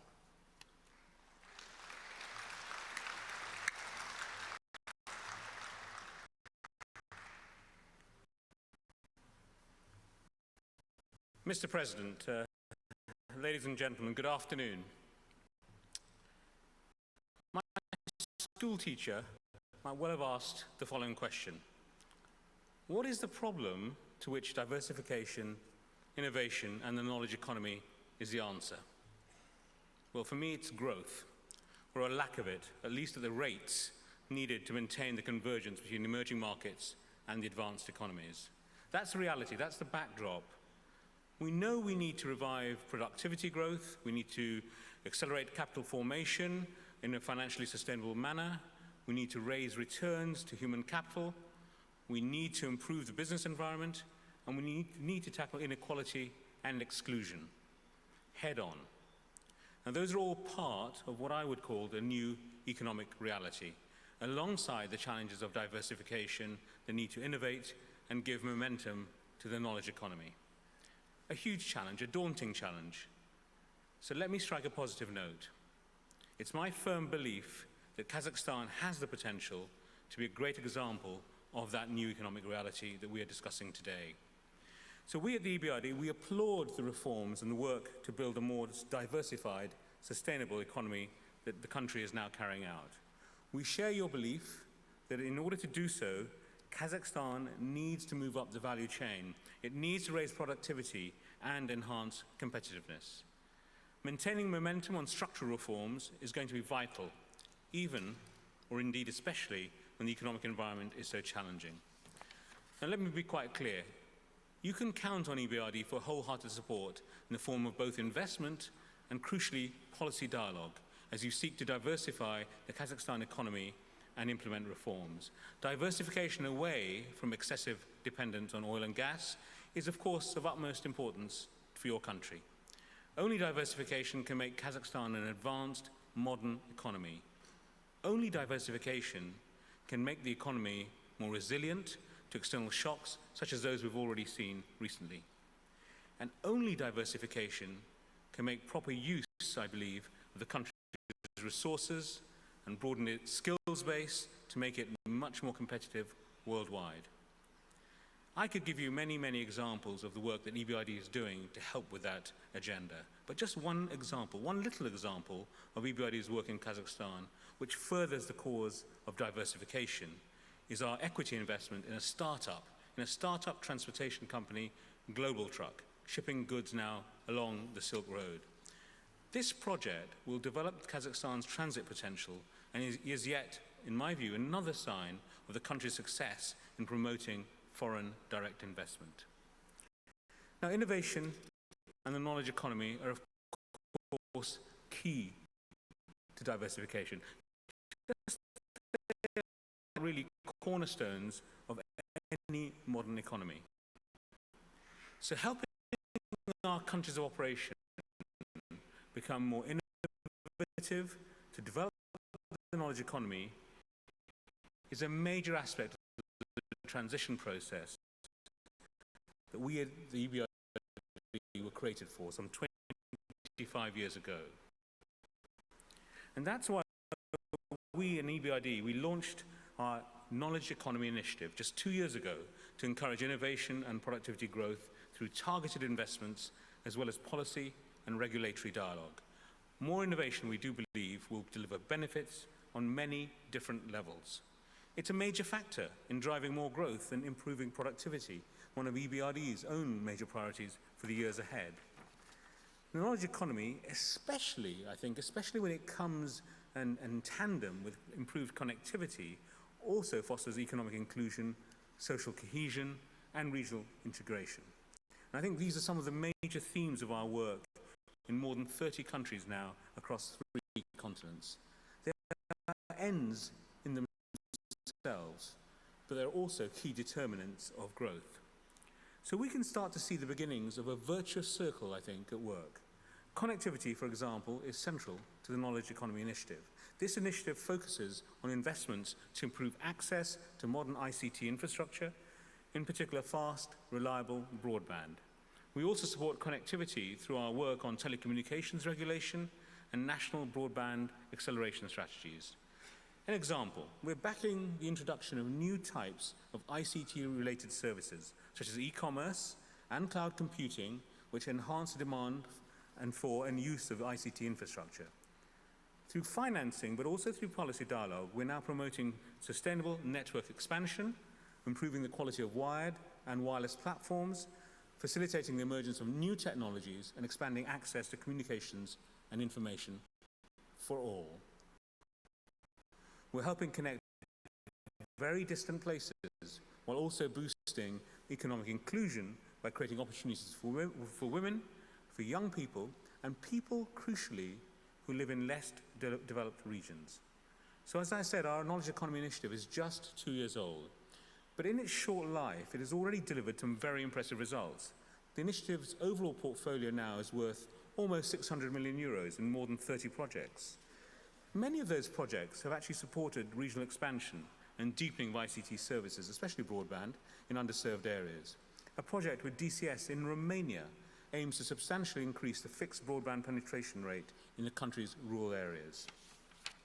Now, two very important digital switchover projects in Serbia and Georgia helped those countries shift to more efficient and advanced broadcasting technologies, thereby freeing up the spectrum for more modern wireless broadband services such as 4G in cities, towns, and the countryside.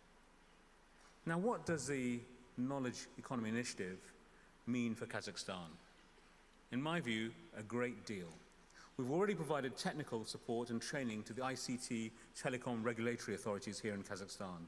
That technical support and training aims to help adapt Kazakhstan's laws, its regulations, procedures, to better accommodate the fully liberalized sector environment that this country is moving towards. Kazakhstan is definitely heading in the right direction here, and we know it has ambitious goals with respect to the knowledge economy. Implementing proven best practice in this area should help Kazakhstan attract the investment that it needs to build a world-class knowledge economy infrastructure. But I think we've just scratched the surface here on knowledge economy investments in this country. We need to give this real momentum as part of our enhanced partnership framework. We need to give it momentum. We need to learn and apply experience from other emerging markets in the EBRD world. And we're already in discussions with the Kazakhstan government about doing just that. And we're keen to work with local private sector partners on viable ICT and knowledge economy-oriented investment and financing of projects. One final point. I think we've also learned in doing this work an old economic reality. The importance of an institutional ecosystem, universities with good research and development capacity, capable public and private institutions. Those are all fundamentally necessary to help develop the knowledge economy and pull emerging markets like Kazakhstan to the innovation edge. EBRD projects are policy work. They've made a significant contribution to the cause of diversification, innovation, and the knowledge economy. We're also now working with Kazakhstan and others on the institutions that pull all this together, bind it together to give a much greater impact. And we're keen to do more and more in this space in the future, to the benefit of Kazakhstan, of course, but also for all our other countries of operation. Thank you very much.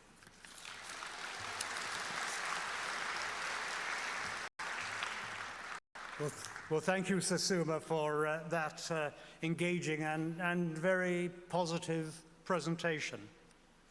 Let me next give the floor to the world-famous entrepreneur and philanthropist, the founder and executive chairman of Alibaba Group, Mr. Jack Yun Ma. In just 16 years, let's have the applause.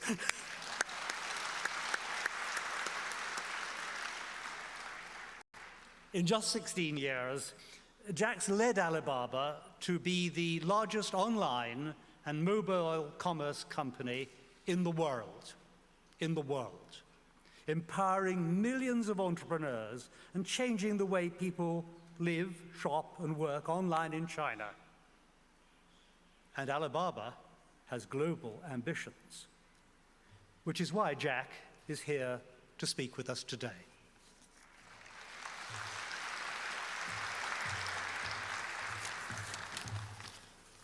Your Excellency President, good afternoon, ladies and gentlemen. It's my great honor to be invited here to speak. It's also my first time to be Kazakhstan. I always pass by here, but never coming. But when I come here, I can feel the strong heartbeat of the Asia and European connecting. And yesterday I tried the wonderful food. I can feel that the Asian people find themselves here, and I also can feel the European people find themselves here. And 2 hours ago, I spent only 50 minutes with the 50 young people discussing about the future. I can feel the passion for the future. I can feel their global vision for the future. I'm very inspired by this wonderful land. And 2,000 years ago, Silk Road is considered as a new economy. Nobody had thought trade has changed the world that much. Nobody thought that people can do trade in that way. And nobody thought that trade can make Asia enjoy, appreciate, respect Europe, and Europe respect Asia and all the respect. Silk Road at that time was the most vibrant and energetic economy of that time, and Kazakhstan was the center of that. And 2,000 years passed. There's all kinds of new economy, but something never changed. That's the people that make the difference. It's not the technology make the difference. It's the dreams behind the technology that makes the difference. It's the entrepreneur that makes the difference. And there are three things that new economy never change. That is openness, courage, and wisdom. About the openness, I would say the world has changed. Whether you like it or don't like it, in the past 20 years, internet changed the world. Next 30 years, you like it or you don't like it, internet has changed the world even more. There are about 1.8 billion people who were born after 1980s. They were the generation called internet generation. They want new things. Internet has changed, made a great contribution to the world, but also caused a lot of uncomfortableness. And people have, whether you like it or don't like it, we have to learn to embrace the things we don't like. We have to embrace the change. Globalizations. In the past 20 years, globalization, WTO did a wonderful job. But a lot of people don't like it because small guys did not benefit. Developing nations did not take enough advantage of that. But we have to figure out it's not the fault of globalization. It's the system. It's the way that we could do even better. For example, we had a Silk Road. Do we think about we should be building up an E-road? We should make an E-road between Asia and USA, and Asia and Europe. On this E-road, all the small business can drive on there freely and doing business freely. On that road, everybody with a mobile phone, you can buy and sell everywhere. I think this is something we should think about. And people worry about technology because they think technology is going to take up all the jobs. Things are not that. People worry about the machines because the computers, the robots is getting much smarter than people. I tell you what, smarter, the machine, the robot is always going to be smarter than human being in the future and today. Because they never sleep, they're never lazy, they never need anything. What they need is just electricity. And they remember things easier. They never forget things. They calculate quicker. So remember, human being can never compare who is smarter with a computer because computer will always win. But on the other hand, that technology never kill jobs. When the first technology revolution comes, people worry about because the cars is going to take away all the jobs, people driving horses. But no, the first industry created a lot of jobs. Second industry, the energy industry revolution, we also created a lot of jobs. Now, I think for this internet technology, we are going to create more jobs, but the job skills are quite different. So open your mind. If we want to have a bright future, we have to follow, we have to understand, we have to like the things the young people like. We have to participate in the activities that the young people like. And the courage and responsibility. Marco Polo took 80 years from Italy to China. 4 years from Italy to China, 4 years from China back to Italy. Now, for 8 seconds, human being can do from Asia to China, China to Europe, or China to America for 80 times. The internet is changing the speed, changing the landscape. 800 years ago, it takes such a great courage to go from Europe to China, to go from Europe to any part of the world, because you never know whether you will be back or not. But today, internet is scary. But no matter how scary it is, this is something you need less courage than 800 years ago our ancestors did. And entrepreneurs are those people who take the risk to try. It is me, people like me, we took a try 17 years ago, made the internet business. By the way, I know nothing about a computer. The only thing I receive email and browse, like most of people here. It's the courage, it's the vision that drives us. It's not the technology. You can always buy technology. And third, which is important, is about the knowledge and wisdom. Human being, we have luckily have a technology revolution. The first technology revolution, we release the energy of the people. We find machine is stronger than us. The second revolution, we release the distance. So that's why we can go to the moon. That is why we can run faster. We realize the machine can run faster than us. And now, this time, this revolution is release your brain. How we can think, how we do. I believe the machine will be smart.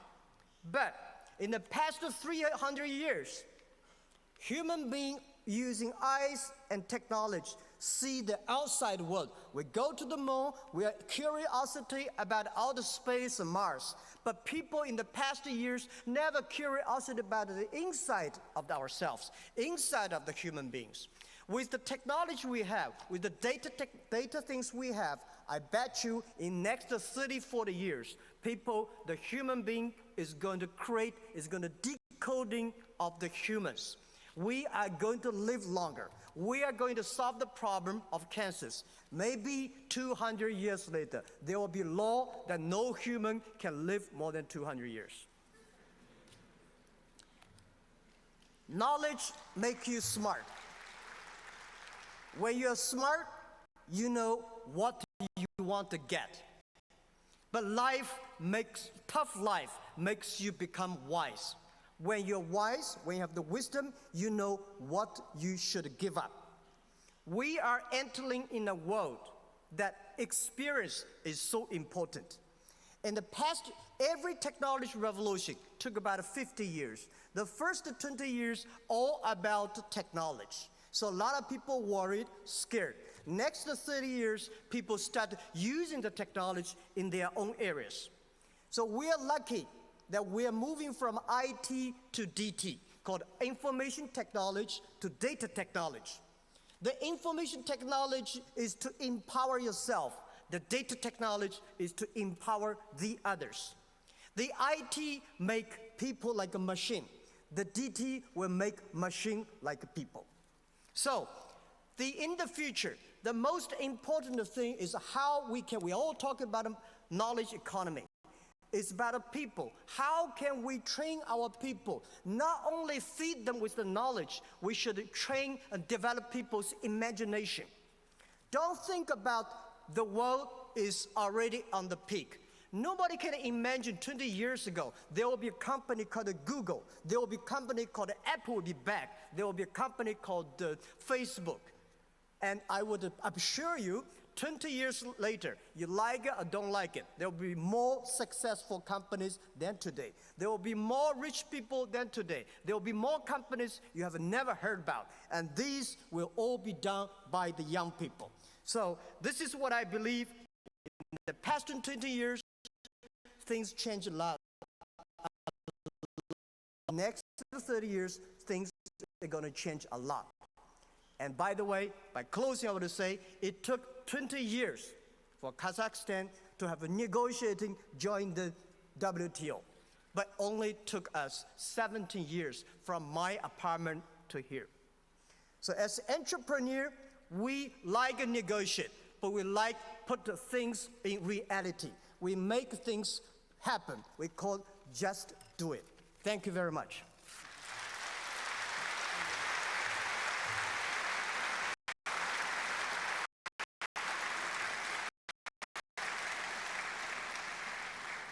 Well, thank you, Jack. I look round the room, and this is a room that I can see is been inspired by what you say.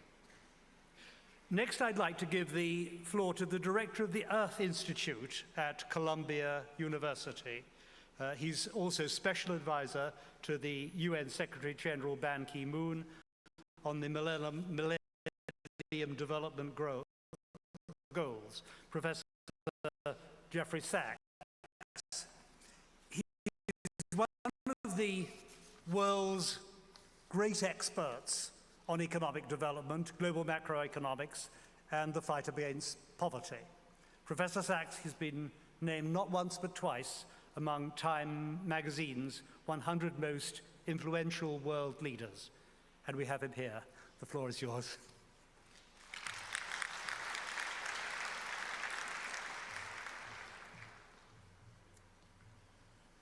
I'm going to make a prediction. Next year, the robots are going to give the talk.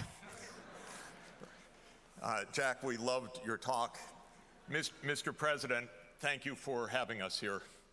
It's really a great honor, and Mr. Prime Minister, it's wonderful to see you. I was in Kazakhstan 24 years ago, in the first year of your country, and I had the honor to meet you in Almaty. And we could only dream of what you would accomplish. In fact, we couldn't dream of it. The whole question of this country and what it could be was, of course, unknown, but you had a vision of what could be done. And it's really inspiring not only to come back, but to come to this new city and see its incredible dynamism and growth, and also to listen to you and your vision for the coming generation. It's really wonderful. And thank you also for bringing amazing people here. If I may, although there are many amazing people, I just want to name three that are very special for me. One is Romano Prodi, because he has been a great leader for Europe and for the idea of integration and peace. Second is President Kwasniewski, because he is one of the greatest political leaders of the transition period. And when I had the honor to advise Poland, I got to know him as a great, great president, and we all admire you tremendously. And there are many of my colleagues here, but I want to say a word about Tom Sargent just for one moment. I don't think he knows it, but I want to say thank you to you, because 31 years ago, I got started in practical policy advising, and I was asked to go to Bolivia to help end a hyperinflation. And I carried in my pocket an article of yours, The End of 4 High Inflations. And I went and I showed the president, you see, it ends in one day, it's okay, based on your work. And indeed, the Bolivian hyperinflation ended in one day. And I haven't had a chance to properly thank you, but that's a heck of a good paper. And of course, it was one of the things that got you a Nobel Prize. So it's really wonderful, wonderful to see you. We've heard a lot about the major trends right now, and I don't need any of that, by the way. We don't need to show anything. We've heard a lot about the major trends, and I just want to put in context what this means for Kazakhstan. Two huge trends, obviously. One is technology, and the second is China. And you had the good judgment to bring the face of China and technology here, because nobody represents that more than Jack Ma. But of course, that's complete world-changing. The period in which the North Atlantic dominated the world has ended. China now, according to some data, which I credit, is now already the world's largest economy. And we know that the growth of Asia and Eurasia will continue to be dominant in the coming generation. And Eurasia is going to assume what it always has assumed for most of human history as the center of the global economy. And I'm so glad that everybody has picked up on the uniqueness of the Silk Road. This was the superhighway for 2,000 years, passing through this neighborhood. And it's going to be the superhighway again when we have two giant economic powers, an East Asian conglomerate of China, Japan, and Korea, which is already by far the world's largest single integrated economic entity, and the European space, and Central Asia, once again, this time not on horseback, but as you say, on e-back, on fast everything, will again be a great connector. Those are two profound trends. A third one and fourth are much more difficult, and I want to highlight them. If we're stupid, and humanity has that possibility, by the way, because remember, we're not robots. We do forget. We do all sorts of stupid things. There are two big things that we could do absolutely disastrously. One is to wreck the physical earth, because we're far along on that path of ruining the climate and ruining and poisoning a lot of the inhabited planet. And the data really are dangerous, because we're already setting every record in terms of the warming of the planet. Last year was the hottest year on instrument record since instrumentation began systematically in 1879. Every month this year has been the warmest month on instrument record, breaking record after record, in part because of El Nino, but more fundamentally because of the long-term trends. And so this issue that all countries agreed on last December to decarbonize the world energy system is absolutely of fundamental importance for the world. We may think we don't have to do it or it's a choice. We may end up not doing it because we're stupid, but we have to do it if we want to save the planet. And already this region, which is water stressed all the time, is suffering profound droughts, greater water insecurity, and aspects that further global warming can bring. That's stupidity number one that's possible. We have to get off the current path and onto a new one. We've lost a generation doing that because it was also 24 years ago when we signed the climate treaty, but we didn't implement it for the first 24 years. So it's only now that we're actually starting seriously to think about implementation.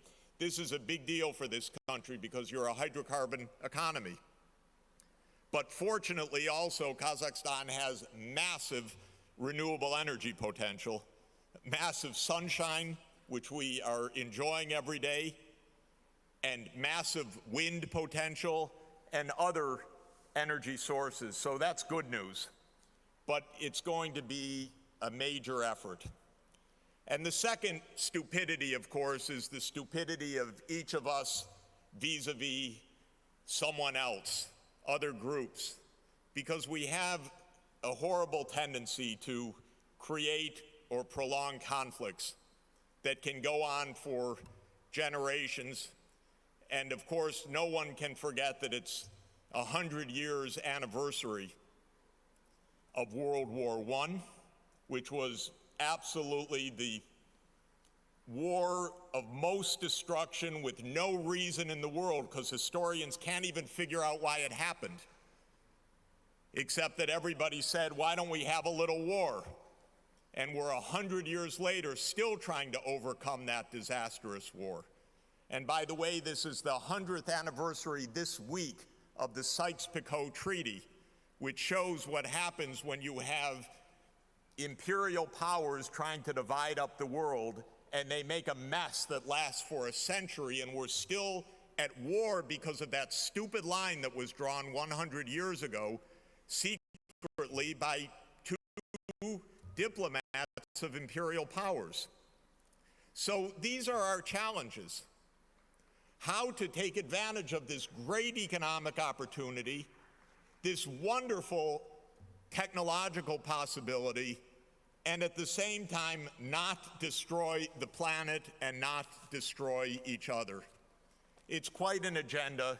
It really is, as you said, Mr. President, an incredible crossroads. I just want to end by a few practical suggestions. And your speech was so wonderful. I'm writing an article just this week exactly on your proposal. I'll cite you, but we were thinking along the same lines, and I'm very excited.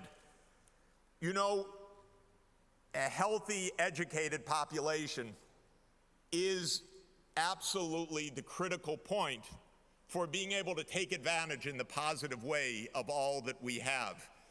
Jack is probably right. We'll never be as smart as the computers, but if we're uneducated, we're not even going to come close. And so a healthy, educated population is absolutely at the center of the global agenda to make sure that every child in this planet has a chance. But in poor countries, it's not the case right now. And for hundreds of millions of kids, it's definitely not the case. We still have about 6 million kids dying every year under the age of 5 for absolutely insanely stupid reasons. Now, it used to be 13 million. Now it's down to 6. But 6 million deaths for no reason other than poverty is a tragedy and a threat to everybody. And as Mr. President said, we have hundreds of millions of kids who do not have a practical opportunity to complete even high school. And what Jack is doing and what Alibaba is doing, for example, in China, is using online to bring education to remote villages so that we could do this for millions and millions of kids around the world. And your proposal, Mr. President, that we need global organization to do this is exactly correct. We need some funding to make it possible to unleash this at a massive scale. I helped 15 years ago to design something called the Global Fund to Fight AIDS, TB, and Malaria. That has helped make great advance against those three diseases, but we need what you propose, a global health fund more generally, so that everybody has access to basic health services. And we don't yet even have a global fund for education, as you proposed. And what's interesting for me is these are not only wonderful proposals, but I was scratching my head as I was writing my monthly column this morning. How are we really going to pay for this? Because my country, the United States, for example, is very stingy, really stingy, because it spends $900 billion a year on the military, but only $30 billion a year on aid. So we've got everything wrong. And the rich people in my country don't like to pay taxes, so they keep all their money in the Cayman Islands. And the politicians let them do it so that the rich people pay the politicians to fund their election campaigns. So I reached the same answer you gave just now. Of course, we need a tax on the offshore havens, on the accounts there. It doesn't have to be a big tax. $30 trillion on deposit. You said 1%, that's $300 billion a year. We would end poverty, we would end illiteracy, we would end these deaths of children, no problem. I'd settle even for 0.2 of 1%, because $60 billion could get us a health fund and an education fund. So, Mr. President, thank you for a wonderful, wonderful suggestion. I am your servant to carry it out. I'm going to carry your word forward.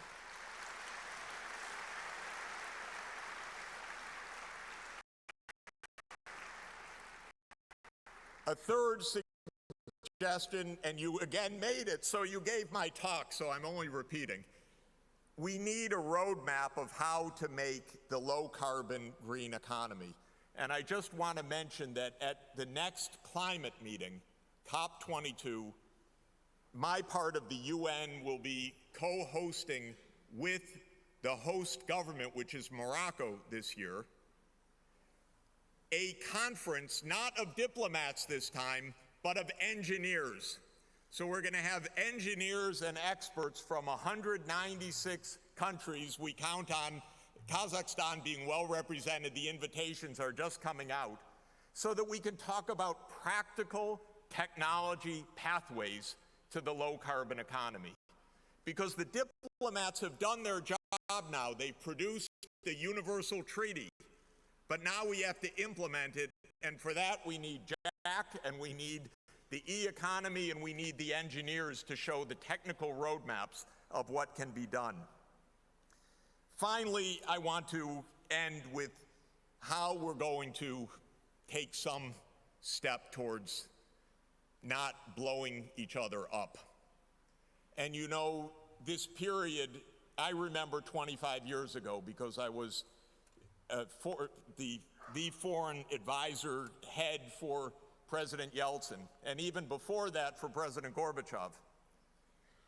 And the idea then was absolutely clear that it was going to be from the Atlantic to the Pacific, a unified Eurasian, peaceful, economically integrated region of the world.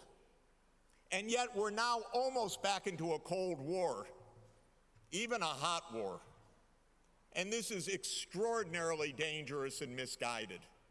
There are many aspects to it, but one of the aspects, unfortunately, is that when the Cold War ended, President Gorbachev was promised that NATO would stay where it is, because why would we need NATO when the Soviet Union's not even there anymore?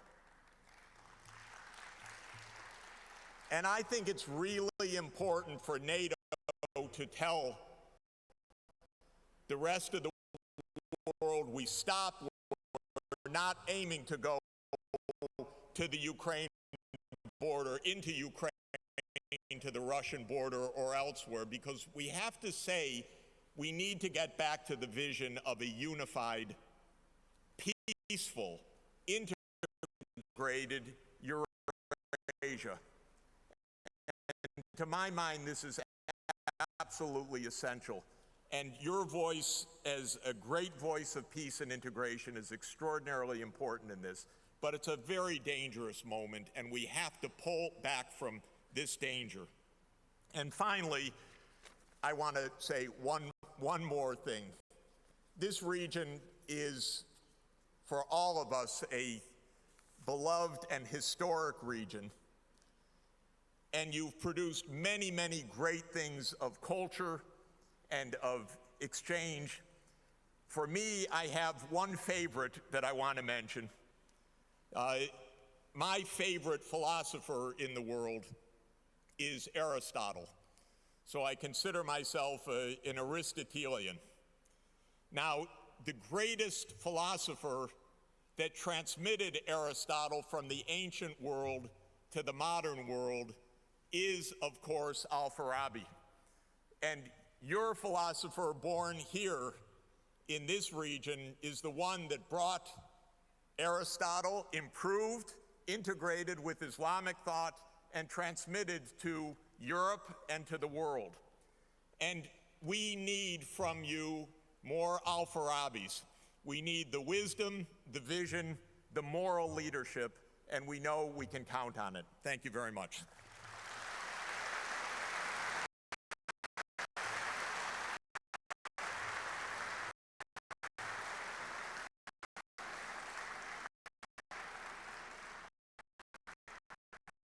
Well, thank you so much, Professor Sachs, for that uplifting and wise commentary.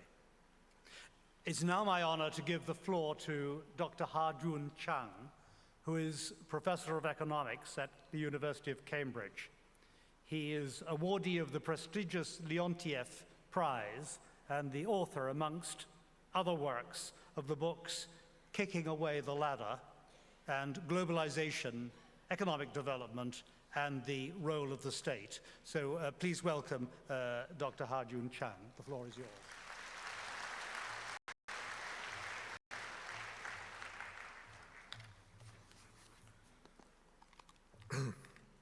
Well, thank you, Hamish, for that generous introduction. Mr. President, ladies and gentlemen, I'm very pleased to be here. You know, when Koreans first arrived in this part of the world, it was because Mr. Stalin forced them to. In the last 25 years, a lot of Koreans have been coming here because it's a place where a lot of exciting things are happening. I'm a bit late, but very glad to be here, finally. Well, I'm going to talk about institutional reform that Kazakhstan has embarked upon. You know, the country has entered a really critical juncture. It has achieved a solid upper middle income status on the basis of oil and other minerals. But I think it has reached a point, and I think a lot of people agree on this, where its economy needs diversification, especially into high-value manufacturing, but also into advanced agriculture and services. Now, these structural transformations obviously require new technologies, but it also requires new institutions. You know, for example, when you're a natural resource-based economy, having institutions that guarantee political stability and provide counter-cyclical macroeconomic management may be enough, but this is not enough for a high productivity economy. And in this sense, Kazakhstan's adoption of the 5 areas of institutional reform and the 100 concrete steps to achieve them last year was a very important step in the right direction. These reforms rightly emphasize the need to enhance the quality of the government, strengthen the rule of law, and improve the business environment. But I think even these institutions are not enough if you are truly going to build a high productivity economy. And I'm going to talk about, say, 5 areas, 5 types of institutions that I think you need in order to upgrade the economy. And I'll give you some examples, but by no means these are comprehensive. I'm just trying to give you the ideas. So first of all, many high productivity industries are risky. So you need institutions that encourage risk-taking in those industries. So for example, like in Finland, you can provide special public venture fund for high technology industries, or the government can reduce the risk in certain industries by guaranteeing demand to firms through public procurement programs. The US has done it with things like aircrafts. Japan has done it with computers. The government can also finance the development of basic technologies for which the research is very costly and the chance of failure is high. This is actually how the US developed its high-tech industries, such as computers, semiconductors, the internet, aircraft, and genetic engineering. Without US government research funding, these industries would not have existed. Second, even if they are not in high-risk sectors, investments in manufacturing may bring full returns only after a long time, 10, 20, or even 30 years. You know, it took Nokia 17 years to make profit in its electronics business. It took Samsung 20 years to make profit in the semiconductor industry. Therefore, we need institutions that can provide long-term finance to these industries. I mean, one common tool that is used is the Public Development Bank. Germany has KfW, Korea has KDB, Brazil's BNDES is famous. These development banks can encourage investment in long-term projects by providing long-term loans that the private sector banks want, because private sector banks typically lend for 1 year, maximum 3 years. So you need development banks. Of course, EBRD is one of those institutions, as well as the World Bank. And these institutions can play a critical role. We can also introduce corporate governance institutions that reward long-term shareholders by, for example, giving them more votes in company decisions. You know, many companies find it difficult to make long-term oriented investments because shareholders are impatient. You know, the average period of shareholding in the UK is now like 7 months. Yeah? So the managers have to manage the company at most with 2 quarters in mind. You cannot make long-term investments, so we need to do something about that. Thirdly, the development of high productivity industries requires institutions that can provide some expensive inputs that small and medium enterprises, medium-sized enterprises cannot afford. I mean, Mr. Azevedo has raised this very important point, and I'm very pleased that he did.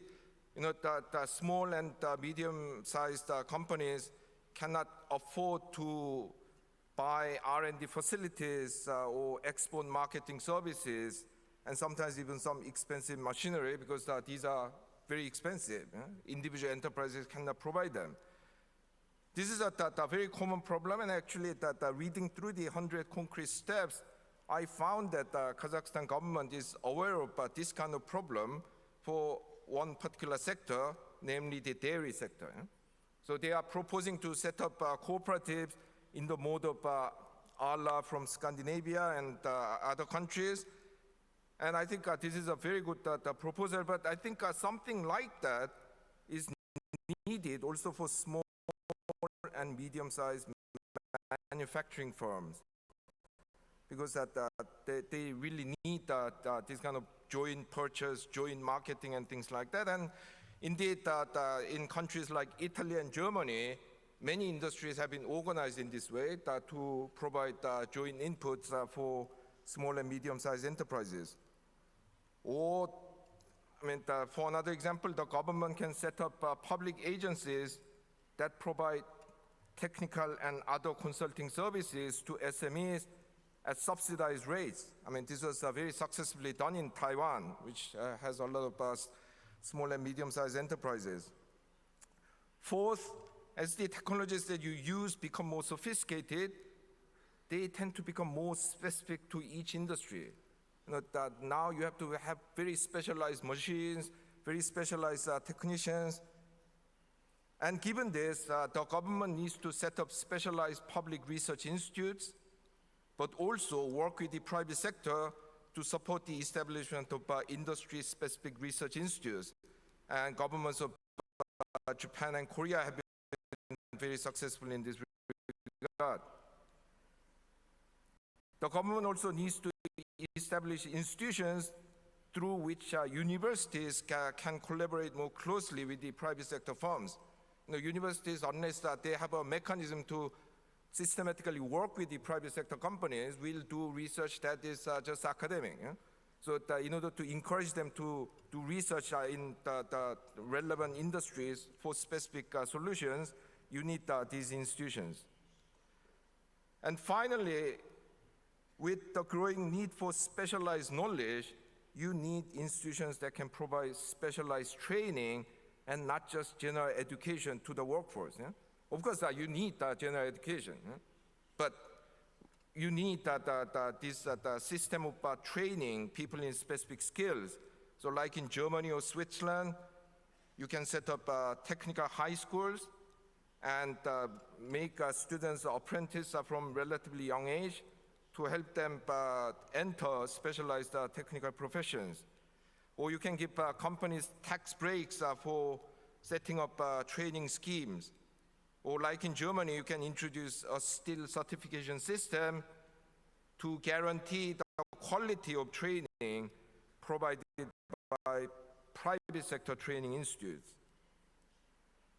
And rapidly changing modern economy, of course, training is not just a one-off thing. The days have gone when you get trained between when you are, 16 and 21, and then you work in that profession forever. Workers constantly need to be retrained, and to encourage this, the government can set up, for example, like in the Scandinavian countries, a scheme in which workers are given income support during retraining and given help for re-employment after their retraining. Okay, to sum up, institutions that provide general conditions like the rule of law or protection of property rights are of course important, but they are not enough for economic upgrading. You need to develop very specific institutions that are designed to encourage risk-taking, provide long-term finance, and supply the necessary specialized technologies and skills to particular industries. And I hope Kazakhstan's institutional development program incorporates not just those general institutions, but also those specific institutions that you need for economic upgrading. Thank you.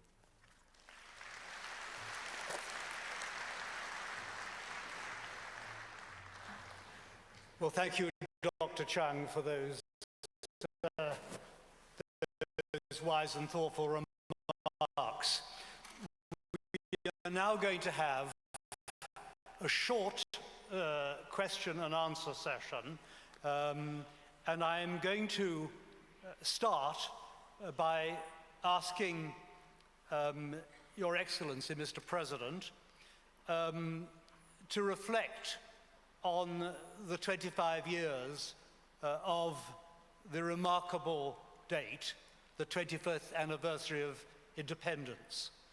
For a human being, 25 years is the period when you look back, you figure out what you've learned, you draw conclusions as to that, and then you start to look forward and plan the next 25 or 30 years, the most productive period when you strengthen your resources, you strengthen your knowledge, you strengthen the spiritual development and family development as well.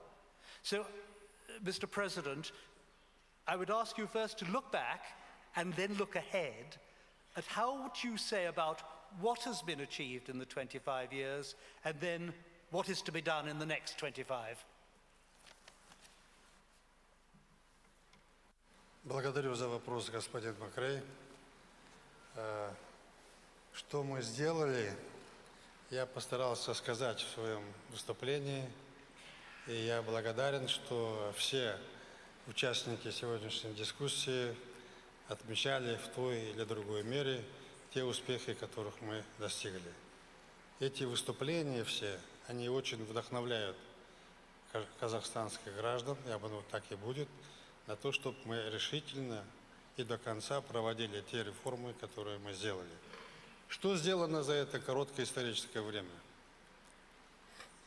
Сегодня было сказано профессором Саксом, как в Колумбии преодолевали инфляцию. Хочу вам сказать, что в 1994 году годовая инфляция в Казахстане составила 2150%. Вот с чего мы начинали и к чему сейчас пришли, из такой нищеты в разряд среднеразвитых государств. Я считаю, что это главное достижение. За эти годы мы сохранили мир и стабильность в государстве, где проживает более 100 этносов и десятки религиозных конфессий. Они все граждане Казахстана, они все вместе работали и строили эту страну. И, наконец, господин Джек Ма говорил, что он за 17 лет великолепную, чудесную историю развития Алибаба. Я хочу сказать, что я за 17 лет с нуля построил эту столицу, которую вы видите.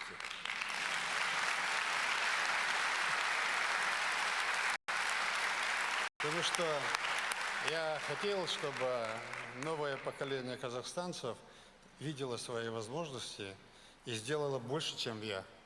Я считаю, что мне можно этим гордиться.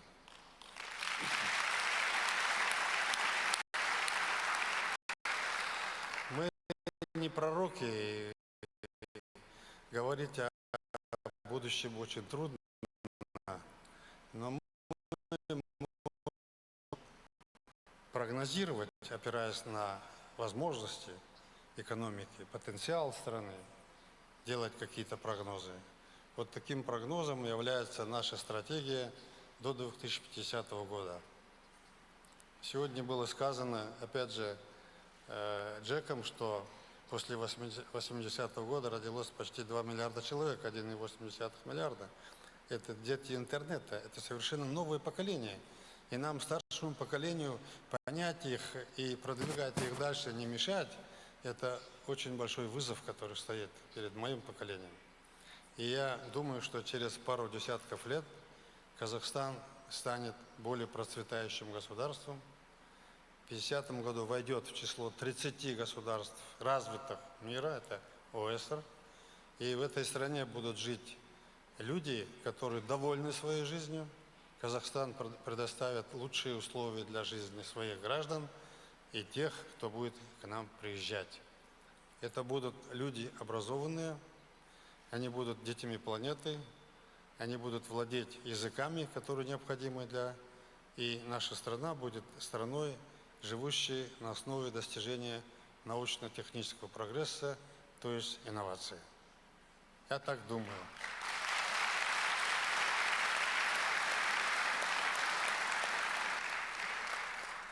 Well, thank you so much for that rather wonderful reply. I'm now going to turn to Mr. Jakyun Ma and ask him a question. The question is, you have created an astounding business, several businesses in fact, and you are also, however, deeply committed to philanthropy. So I'd like you to tell us about the importance of philanthropy in the modern world.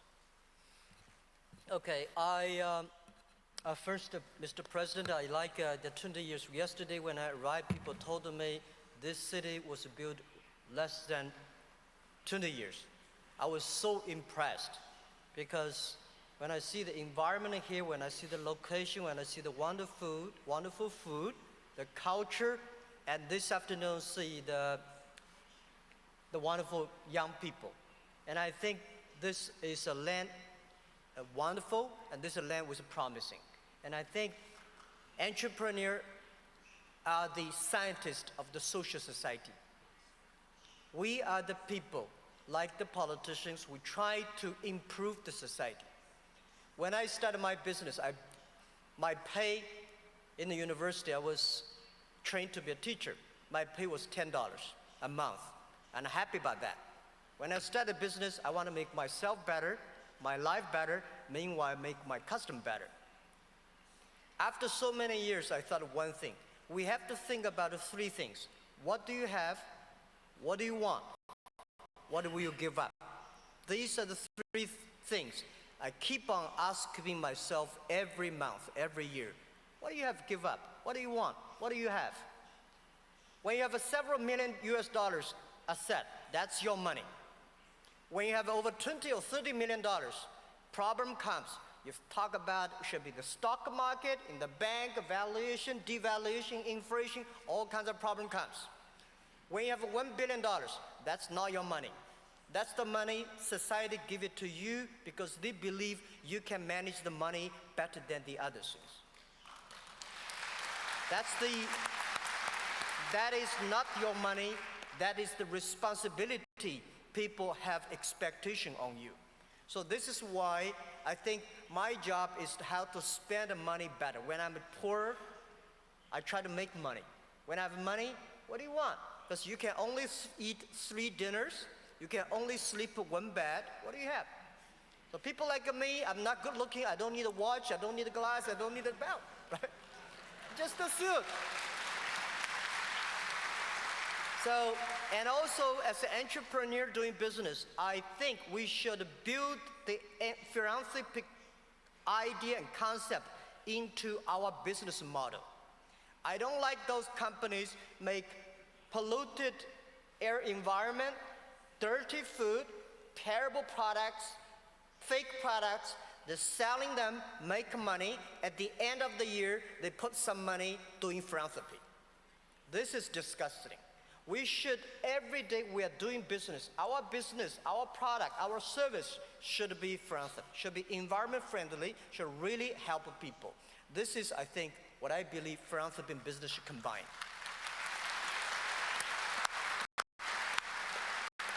Thank you. Thank you very much for that inspiring and very well received answer. I am going to ask one final question now, and I'm going to ask the same question to Professors Jeffrey Sachs and Ha-Yun Chang. And I'm going to ask Jeffrey Sachs to answer first. You've both spoken about the importance of education, and this is the key theme, a key theme of this conference. So I'd like to put the same question to each of you. What is the most important single policy action that a government or international institution can take to promote innovation?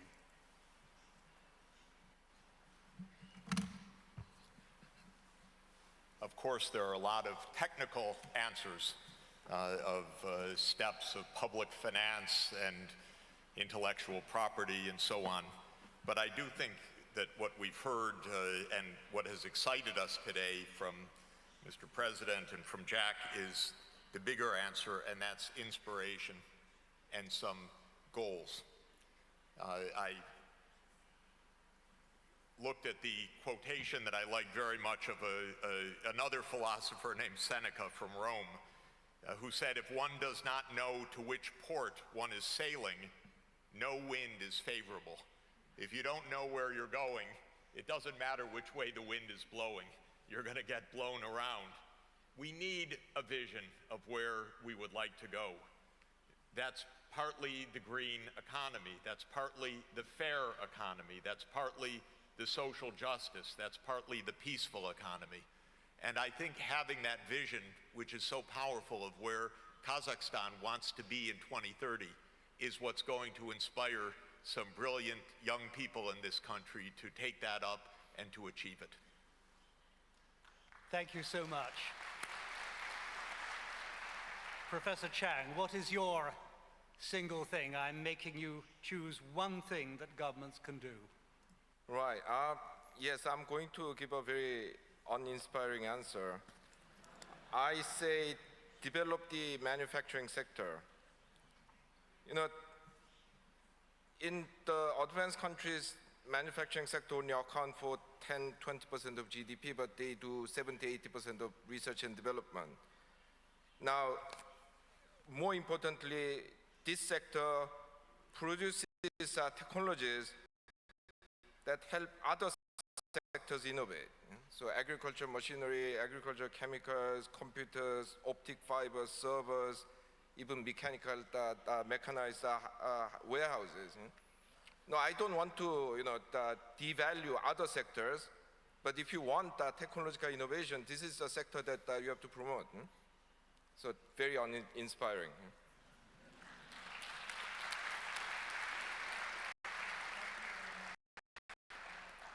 Very practical response. This concludes our plenary session. It's been a wonderful afternoon, hasn't it? It's been a terrific afternoon. If, as may well happen, something big happens in the world as a result of the initiatives articulated here by your president and by the panelists, then remember, you were here in the room, you heard it first where it happened. Thank you, Mr. President.